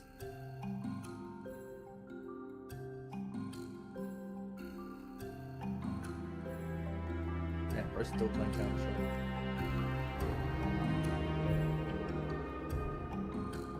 Yeah, I'm not joining that call now. So it's like, I'm gonna join him in Counter-Strike, and I saw he was in the call. I'm like, yeah, not happening. Yeah. Not happening. I saw a guy in the call. I'm like, yeah, nah. Yeah, nah. I had games installed, man. I have so many games. The issue was I don't want to play a single one. Yeah. Nah, I'm always at the Act 1 boss in Path of Exile. I played like a little bit yesterday. I gotta turn down the volume on this. Holy.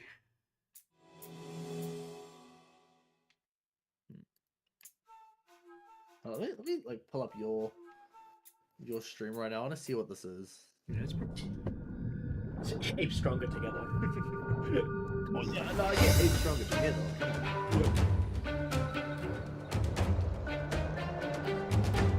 Yeah, we're not forgot my brother. I like pull up and I just see Africa. Welcome to Africa. Look at that motherfucking thing, dude.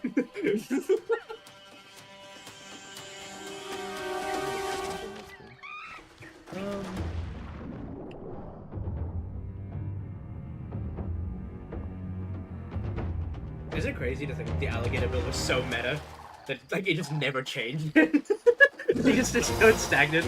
I mean, it didn't need to change, right? True.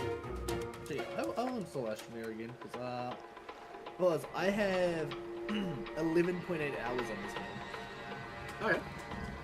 And I bought this game back in like what did we do? The game was still in early access. I think I bought it in like 2000. Probably like 2015. Well, actually, it came out 2016. So probably 2016.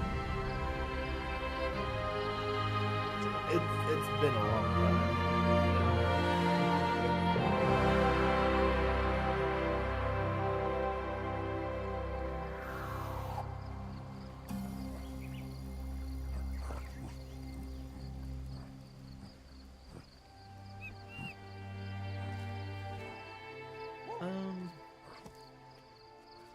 How many games I want to play here eventually?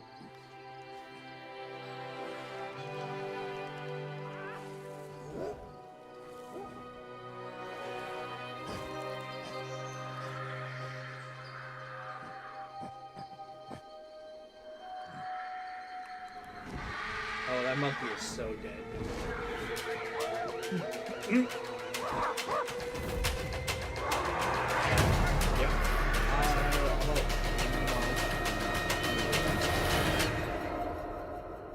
Because I can't figure out what to play. You know how it is. Yeah, no, I know what you mean. I think I saw 3 hours of Satisfactory. That's not bad.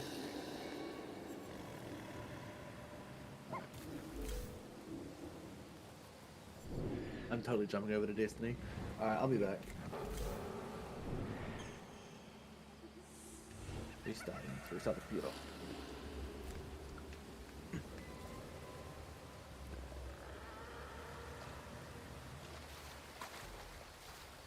Oh, that was a bad idea.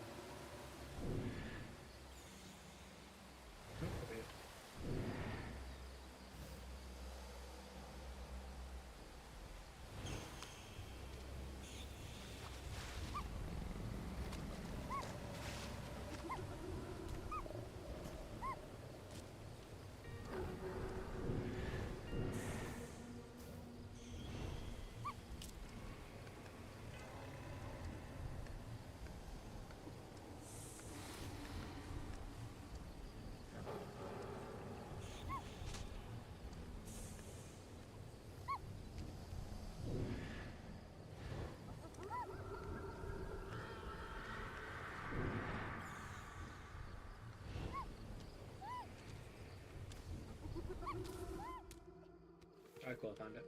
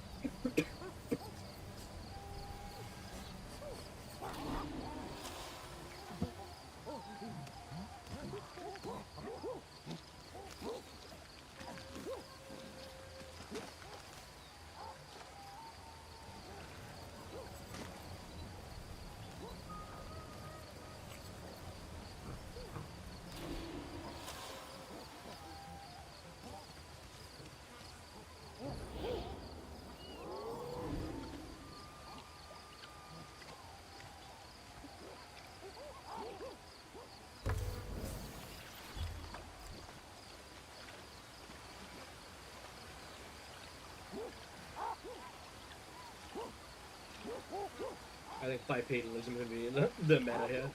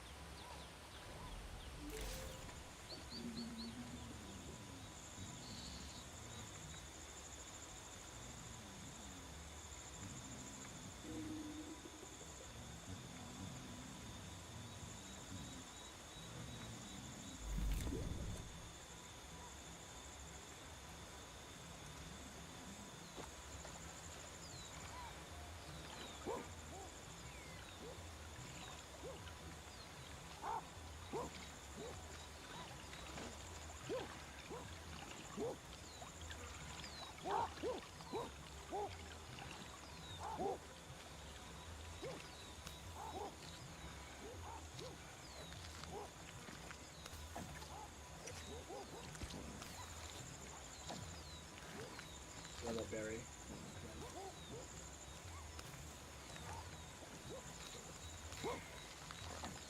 Alright, let's go out and explore.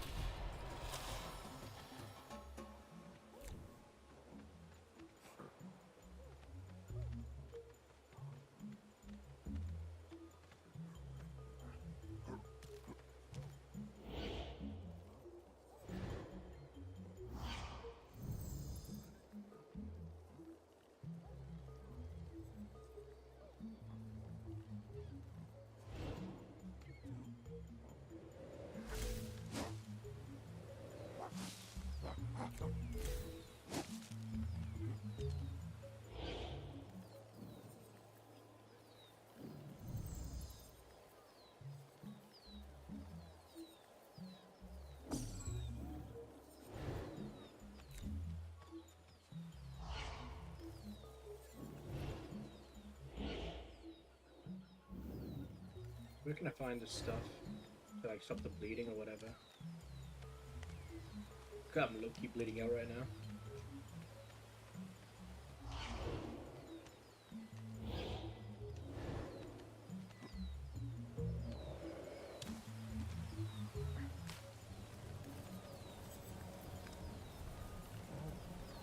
What is this?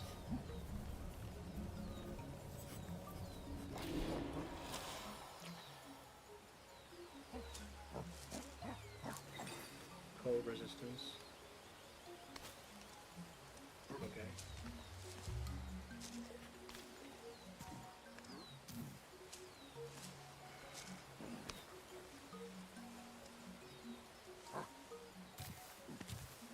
Hmm.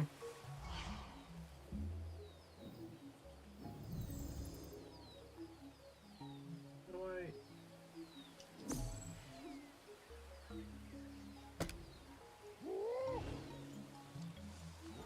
Motherfucking coconuts.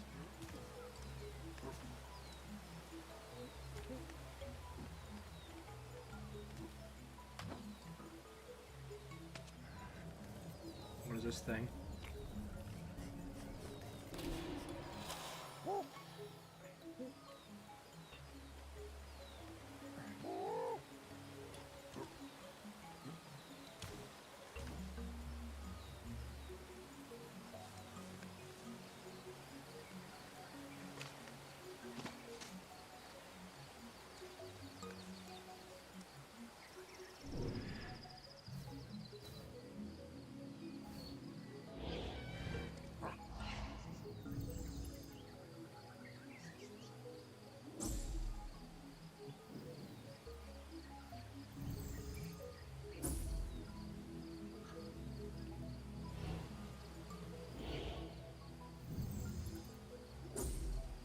More coconuts.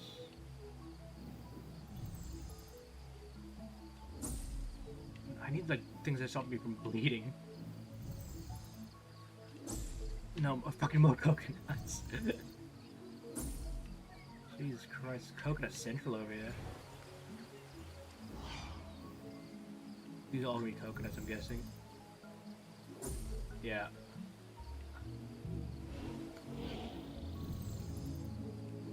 Oh, what is it? Oh, wait, what is that?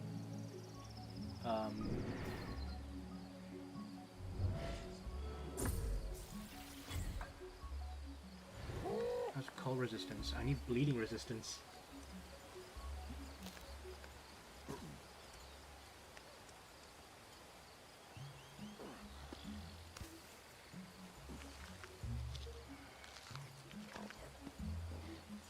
What can I rub on myself for bleeding resistance?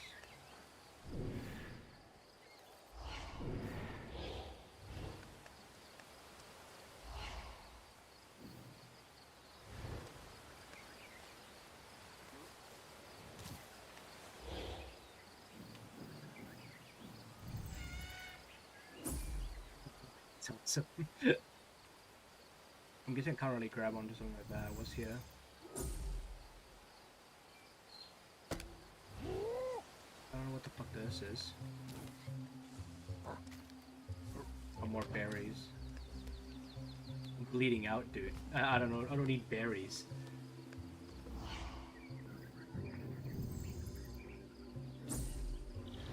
Horsetail? No, horsetail?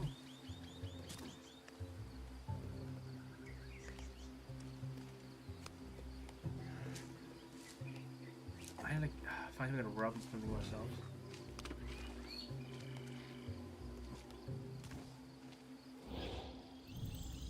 Just more berries.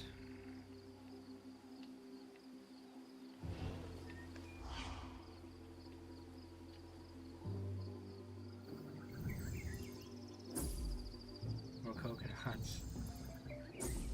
More shit. More horsetail.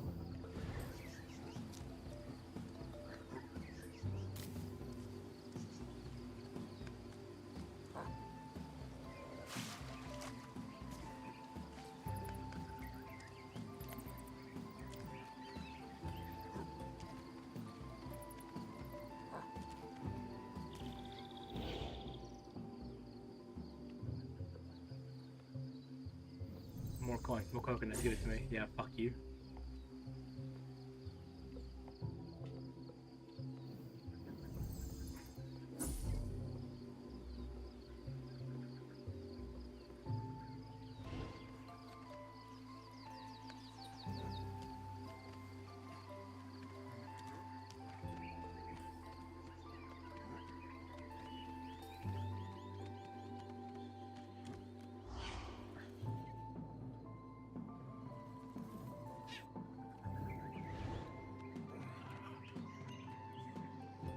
Oh fuck.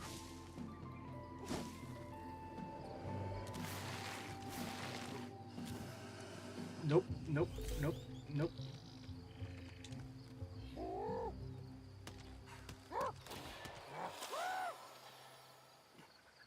Snake.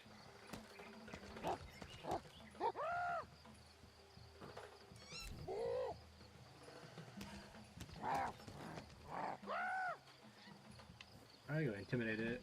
Alpha energy right there. Wasn't even scared. Not even for a second. Okay, I'm actually like perplexed here. What do I... Dude, I can't...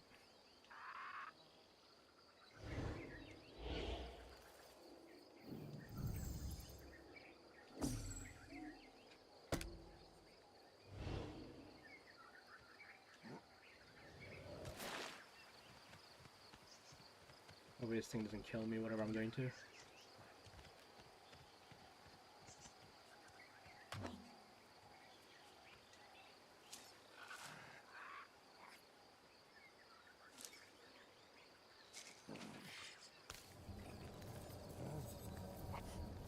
This thing.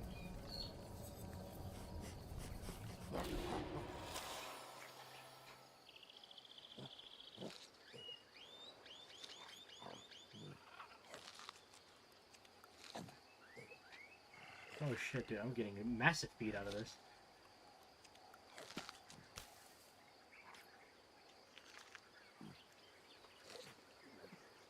I still haven't done anything to cure this bleeding I'm going through.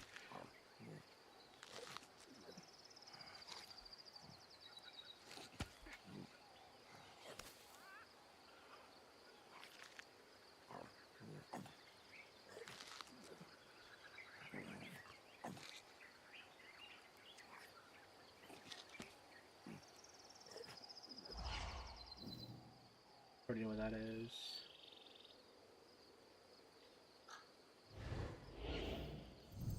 There's more coconuts, right? Yeah, classic.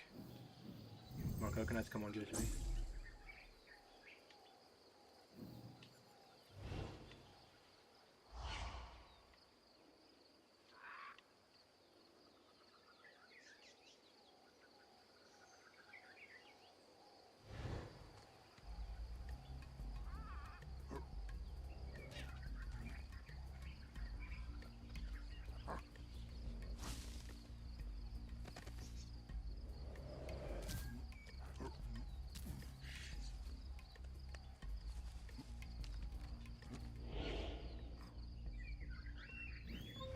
What was that?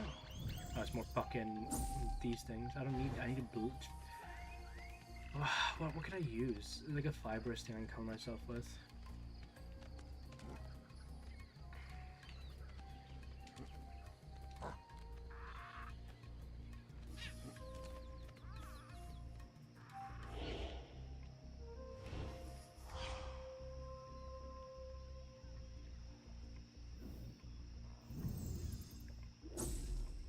No, it's more of those things. I don't need those.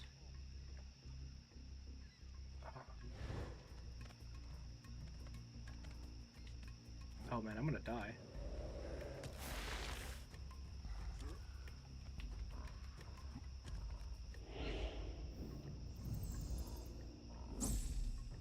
More horsetail.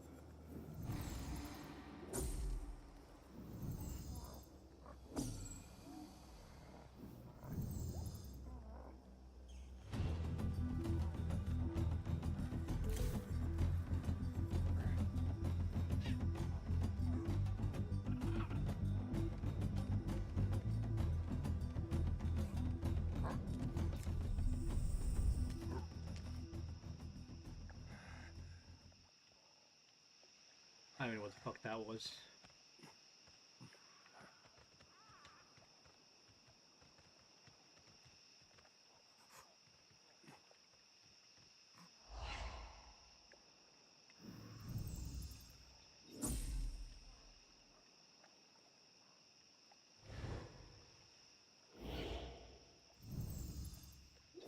Or fucking, I don't need those things.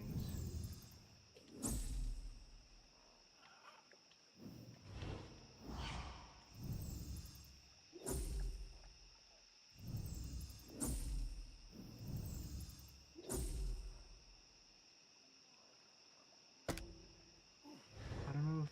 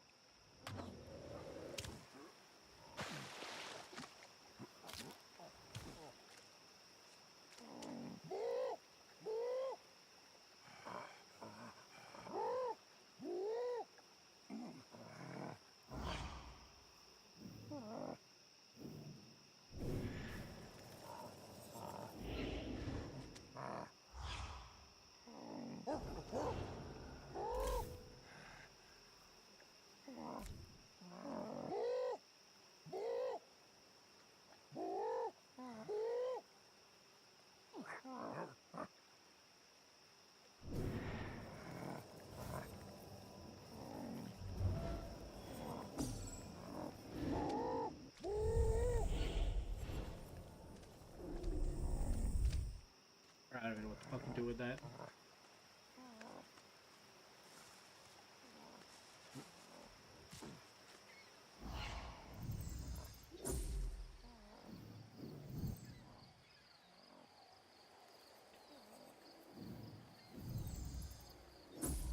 Okay, I need to figure out what the fuck to do.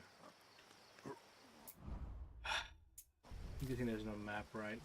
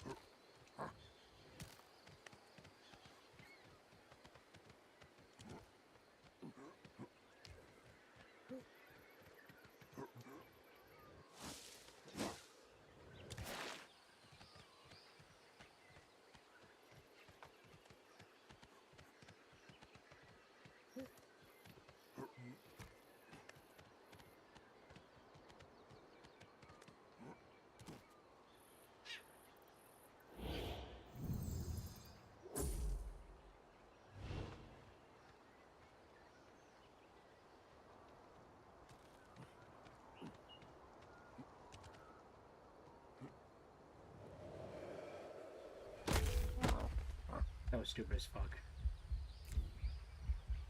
Wait. I found it.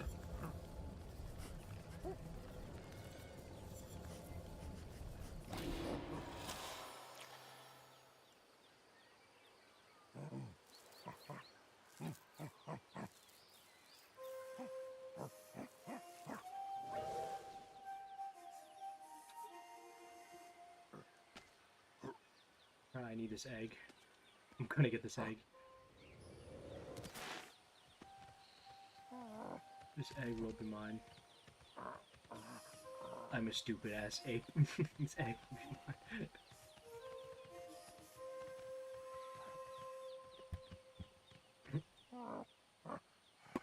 Ape need protein. Protein makes ape stronger.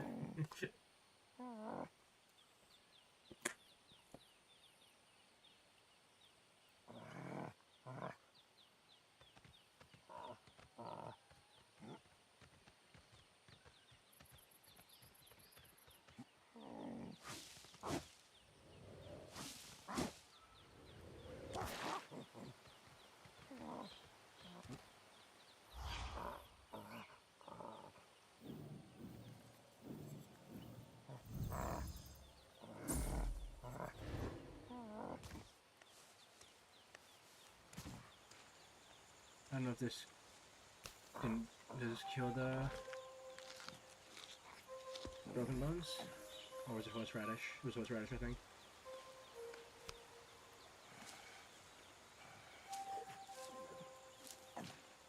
It was.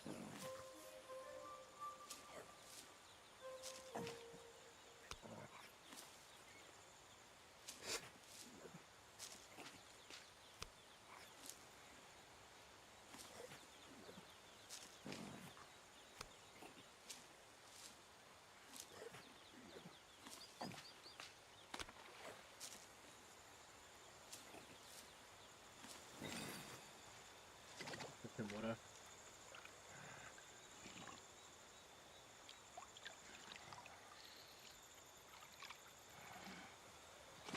Okay, this egg will be mine. Ape strong, ape need egg.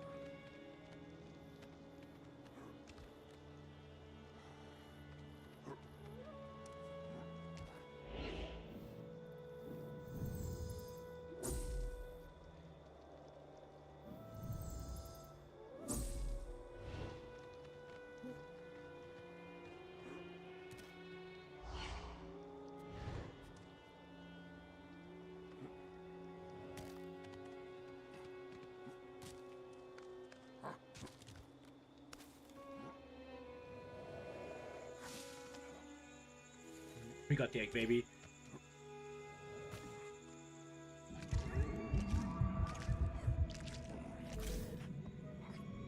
Or an omnivorous, let's go. Gonna shit myself.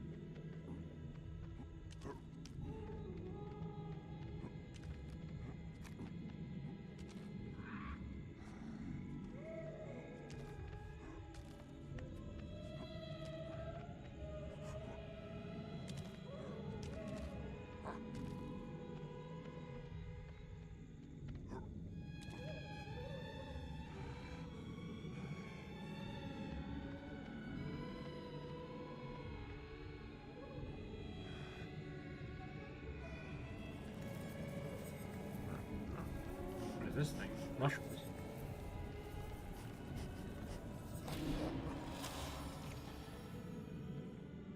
Let's eat it. Nope. Classic.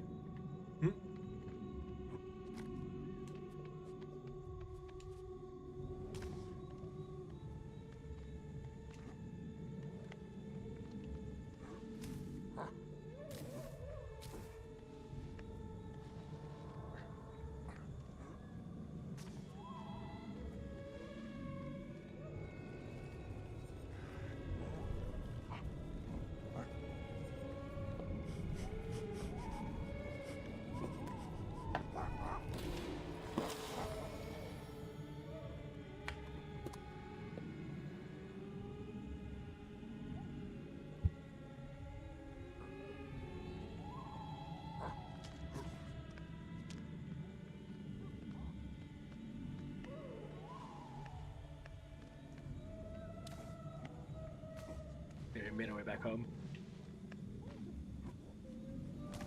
Let's have some schmexy time. Evolve.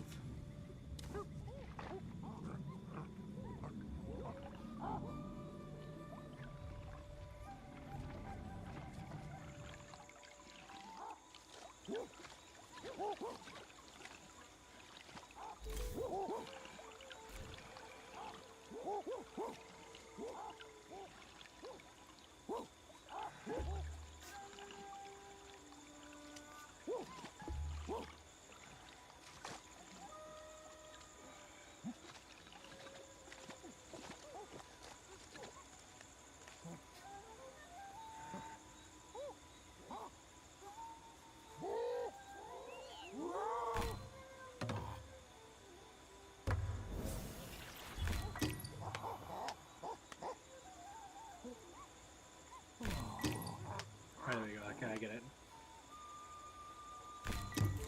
Boom.